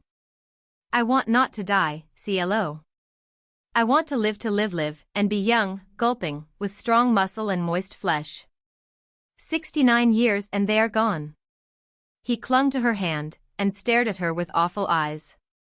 Through all his life he had been but a great, strong, human carcass, and he was now but the same carcass worn out, and at death's door. Of not one human thing but of himself had he ever thought, not one creature but himself had he ever loved, and now he lay at the end, harking back only to the wicked years gone by. None can bring them back, he shuddered. Not even thou, CLO, who art so strong. None. Canst pray, CLO, with the gasp of a craven. Not as chaplains do, she answered. I believe not in a God who clamors but for praise. What dost believe in, then? In one who will do justice, and demands that it shall be done to each thing he has made, by each who bears his image I, and mercy too, but justice always, for justice is mercy's highest self. Who knows the mysteries of the human soul, who knows the workings of the human brain? The God who is just alone. In this man's mind, which was so near a simple beast's in all its movings, some remote, unborn consciousness was surely reached and vaguely set astir by the clear words thus spoken. CLO, he cried, CLO, in terror, clutching her the closer, what dost thou mean? In all my 69 years, and rolled his head in agony. In all his 69 years he had shown justice to no man, mercy to no woman, since he had thought of none but Geoffrey Wildair's, and this truth somehow dimly reached his long-dulled brain and wakened there. Down on thy knees, CLO, he gasped, down on thy knees. It was so horrible, the look struggling in his dying face, that she went down upon her knees that moment, and so knelt, folding his shaking hands within her own against her breast. Thou who didst make him as he was born into thy world, she said, deal with that to which thou didst give life and death. Show him in this hour, which thou madst also, that thou art not man who would have vengeance, but that justice which is God. Then, he gasped, then will he damn me. He will weigh thee, she said, and that which his own hand created will he separate from that which was thine own wilful wrong, and this, sure, he will teach thee how to expiate. CLO, he cried again, thy mother she was but a girl, and died alone, I did no justice to her, Daphne. And he shook beneath the bedclothes, shuddering to his feet, his face growing more grey and pinched. She loved thee once, Clorinda said. She was a gentle soul, and would not forget. She will show thee mercy. Birth she went through, he muttered, and death alone. Birth and death. Daphne, my girl, and his voice trailed off to nothingness, and he lay staring at space, and panting. The Duchess sat by him and held his hand. She moved not, though at last he seemed to fall asleep. 2 hours later he began to stir. He turned his head slowly upon his pillows until his gaze rested upon her, as she sat fronting him. 'Twas as though he had awakened to look at her. CLO, he cried, and though his voice was but a whisper, there was both wonder and wild question in it. CLO. But she moved not, her great eyes meeting his with steady gaze, and even as they so looked at each other his body stretched itself, his lids fell, and he was a dead man. Chapter XXIV. The dove sate upon the window ledge and lowly cooed and cooed when they had had 10 years of happiness, and died. 'Twas of no violent illness, it seemed, but that through these years of joy she had been gradually losing life. She had grown thinner and whiter, and her soft eyes bigger and more prayerful. 'Twas in the summer, and they were at Camelot, when one sweet day she came from the flower garden with her hands full of roses, and sitting down by her sister in her morning room, swooned away, scattering her blossoms on her lap and at her feet. When she came back to consciousness she looked up at the Duchess with a strange, far look, as if her soul had wandered back from some great distance. "Let me be borne to bed, sister," she said. "I would lie still. I shall not get up again." The look in her face was so unearthly and a thing so full of mystery, that her Grace's heart stood still, for in some strange way she knew the end had come. They bore her to her tower and laid her in her bed, when she looked once round the room and then at her sister. "'Tis a fair, peaceful room," she said. "And the prayers I have prayed in it have been answered. Today I saw my mother, and she told me so." "Anne!" "And," cried her Grace, leaning over her and gazing fearfully into her face, for though her words sounded like delirium, her look had no wildness in it. "And yet, Anne. You wander, love," the Duchess cried. And smiled a strange, sweet smile. "Perchance I do," she said. "I know not truly, but I am very happy." She said that all was over, and that I had not done wrong. She had a fair, young face, with eyes that seemed to have looked always at the stars of heaven. She said I had done no wrong. The Duchess's face laid itself down upon the pillow, a river of clear tears running down her cheeks. Wrong, she said, you dear one woman of Christ's heart, if ever lived one. You were so weak and I so strong, and yet as I look back it seems that all of good that made me worthy to be wife and mother I learned from your simplicity. Through the tower window and the ivy closing round it, the blueness of the summer sky was heavenly fair, soft, and light white clouds floated across the clearness of its sapphire. On this Anne's eyes were fixed with an uplifted tenderness until she broke her silence. Soon I shall be away, she said. Soon all will be left behind. And I would tell you that my prayers were answered and so, sure, yours will be. No man could tell what made the Duchess then fall on her knees, but she herself knew. 'Twas that she saw in the exalted dying face that turned to hers concealing nothing more. Anne. And, she cried. Sister Anne. Mother and of my children. You have known all the years and kept it hid. She dropped her queenly head and shielded the whiteness of her face in the coverlid's folds. I, a sister, and said, coming a little back to earth, and from the first. I found a letter near the sundial. I guessed I loved you and could do naught else but guard you. Many a day have I watched within the rose garden, many a day and night, God pardon me and night. When I knew a letter was hid, 'twas my wont to linger near, knowing that my presence would keep others away. And when you approached or he, I slipped aside and waited beyond the rose hedge, that if I heard a step, I might make some sound of warning. Sister, I was your sentinel, and being so, knelt while on my guard, and prayed. My sentinel, Clorinda cried. And knowing all, you so guarded me night and day, and prayed God's pity on my poor madness and girl's frenzy. And she gazed at her in amaze, and with humblest, burning tears. For my own poor self as well as for you, sister, did I pray God's pity as I knelt, said Anne. For long I knew it not, being so ignorant, but alas, I loved him too, I loved him too. I have loved no man other all my days. He was unworthy any woman's love, and I was too lowly for him to cast a glance on, but I was a woman, and God made us so. Clorinda clutched her pallid hand. Dear God, she cried, you loved him. And moved upon her pillow, drawing weakly, slowly near until her white lips were close upon her sister's ear.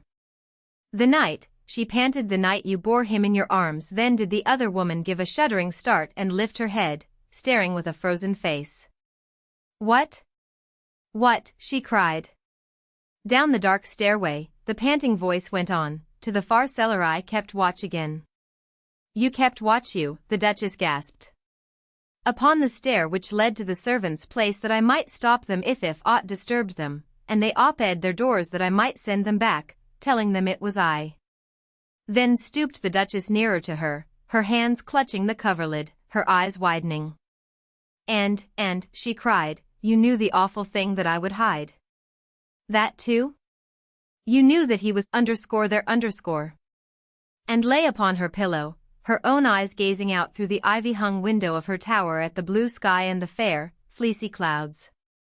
A flock of snow-white doves were flying back and forth across it, and one sate upon the window's deep ledge and cooed. All was warm and perfumed with summer's sweetness. There seemed naught between her and the uplifting blueness, and naught of the earth was near but the dove's deep-throated cooing and the laughter of her Grace's children floating upward from the garden of flowers below.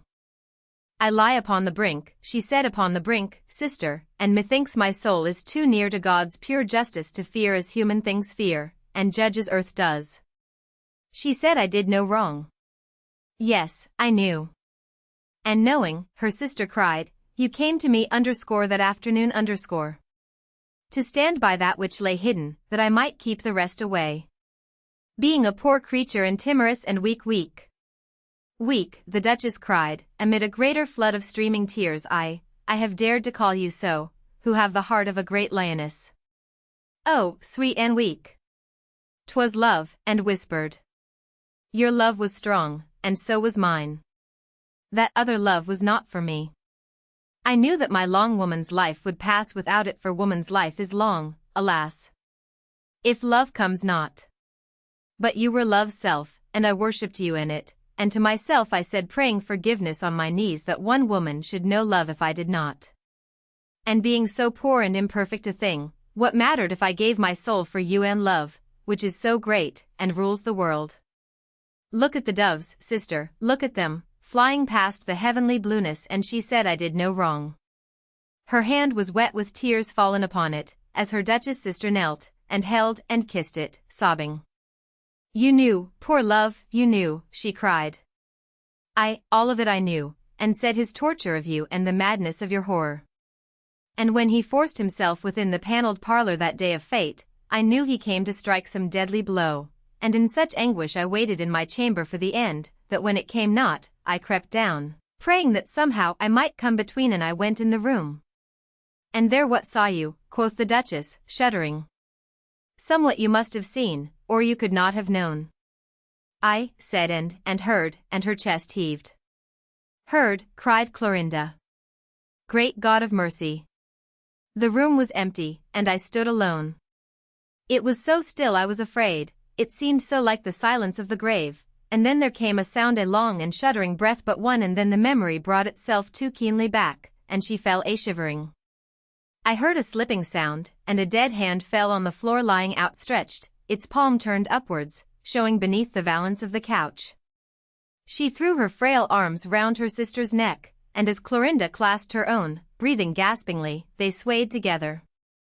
What did you then? The Duchess cried, in a wild whisper. I prayed God keep me sane, and knelt and looked below. I thrust it back, the dead hand, saying aloud, swoon you must not, swoon you must not, swoon you shall not, God help. God help.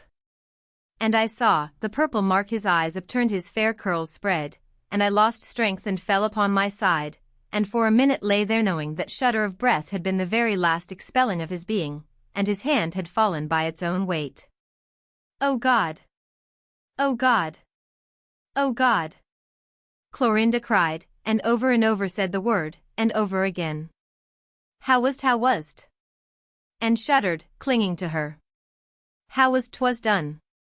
I have so suffered, being weak I have so prayed. God will have mercy, but it has done me to death, this knowledge, and before I die, I pray you tell me, that I may speak truly at God's throne. O God! O God! O God! Clorinda groaned, O God, and having cried so, looking up, was blanched as a thing struck with death, her eyes like a great stag's that stands at bay. Stay, stay, she cried, with a sudden shock of horror, for a new thought had come to her which, strangely, she had not had before. You thought I murdered him? Convulsive sobs heaved Anne's poor chest, tears sweeping her hollow cheeks, her thin, soft hands clinging piteously to her sister's. Through all these years I have known nothing, she wept, sister, I have known nothing but that I found him hidden there, a dead man, whom you so hated and so feared. Her hands resting upon the bed's edge, Clorinda held her body upright, such passion of wonder, love, and pitying adoring awe in her large eyes as was a thing like to worship. You thought I murdered him, and loved me still, she said. You thought I murdered him, and still you shielded me, and gave me chance to live, and to repent, and know love's highest sweetness. You thought I murdered him, and yet your soul had mercy. Now do I believe in God, for only a God could make a heart so noble. And you did not, cried out Anne, and raised upon her elbow, her breast panting, but her eyes growing wide with light as from stars from heaven. Oh, sister love, thanks be to Christ who died. The Duchess rose, and stood up tall and great, her arms outthrown. I think 'twas God himself who did it, she said, though 'twas I who struck the blow. He drove me mad and blind, he tortured me, and thrust to my heart's core. He taunted me with that vile thing nature will not let women bear, and did it in my Gerald's name, calling on him. And then I struck with my whip, knowing nothing, not seeing, only striking, like a goaded dying thing. He fell and lay there, and all was done. But not with murderous thought, only through frenzy and a cruel chance, a cruel, cruel chance. And of your own will blood is not upon your hand, and panted, and sank back upon her pillow. With deepest oaths I swear, Clorinda said, and she spoke through her clenched teeth, if I had not loved, if Gerald had not been my soul's life and I his, I would have stood upright and laughed in his face at the devil's threats. Should I have feared? You know me. Was there a thing on earth or in heaven or hell I feared until love rent me? 'Twould but have fired my blood, and made me mad with fury that dares all. Spread it abroad. I would have cried to him. Tell it to all the world, craven and outcast, whose vileness all men know, and see how I shall bear myself, and how I shall drive through the town with head erect. As I bore myself when I set the rose crown on my head, so shall I bear myself then. And you shall see what comes. This would I have said, and held to it, and gloried. But I knew love, and there was an anguish that I could not endure that my Gerald should look at me with changed eyes, feeling that somewhat of his rightful meed was gone. And I was all distraught and conquered. Of ending his base life I never thought, never at my wildest, though I had thought to end my own, but when fate struck the blow for me, then I swore that carrion should not taint my whole life through. It should not, for 'twas fate's self had doomed me to my ruin. And there it lay until the night, for this I planned, that being of such great strength for a woman, I could bear his body in my arms to the farthest of that labyrinth of cellars I had commanded to be cut off from the rest and closed, and so I did when all were sleeping but you, poor Anne, but you. And there I laid him, and there he lies today, an evil thing turned to a handful of dust. It was not murder, whispered, and no, it was not. She lifted to her sister's gaze a quivering lip. And yet once I had loved him, years I had loved him, she said, whispering still. And in a woman there is ever somewhat that the mother creature feels. The hand which held her sister's shook as with an ague, and her poor lip quivered. Sister, I saw him again. The Duchess drew closer as she gasped, again. I could not rest, the poor voice said. He had been so base, he was so beautiful, and so unworthy love, and he was dead, none knowing, untouched by any hand that even pitied him that he was so base a thing, for that indeed is piteous when death comes and none can be repentant. And he lay so hard upon the stones. Her teeth were chattering, and with a breath drawn like a wild sob of terror, the Duchess threw her arm about her and drew her nearer. Sweet Anne, she shuddered, sweet Anne, come back, you wander. Nay, 'tis not wandering, and said. 'Tis true, sister. There is no night these years gone by I have not remembered it again and seen. In the night after that you bore him.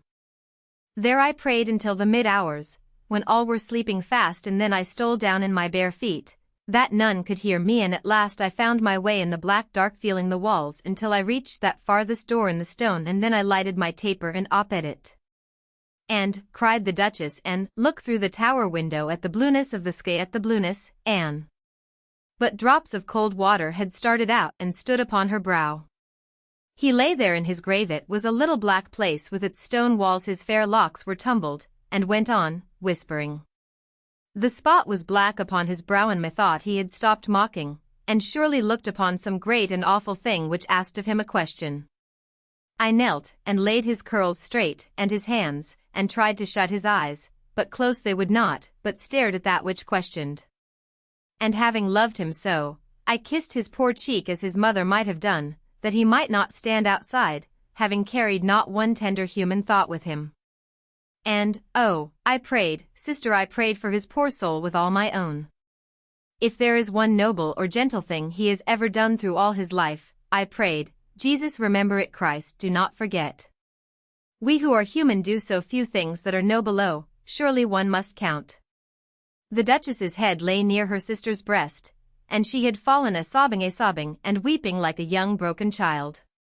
Oh, brave and noble, pitiful, strong, fair soul, she cried. As Christ loved you have loved, and he would hear your praying.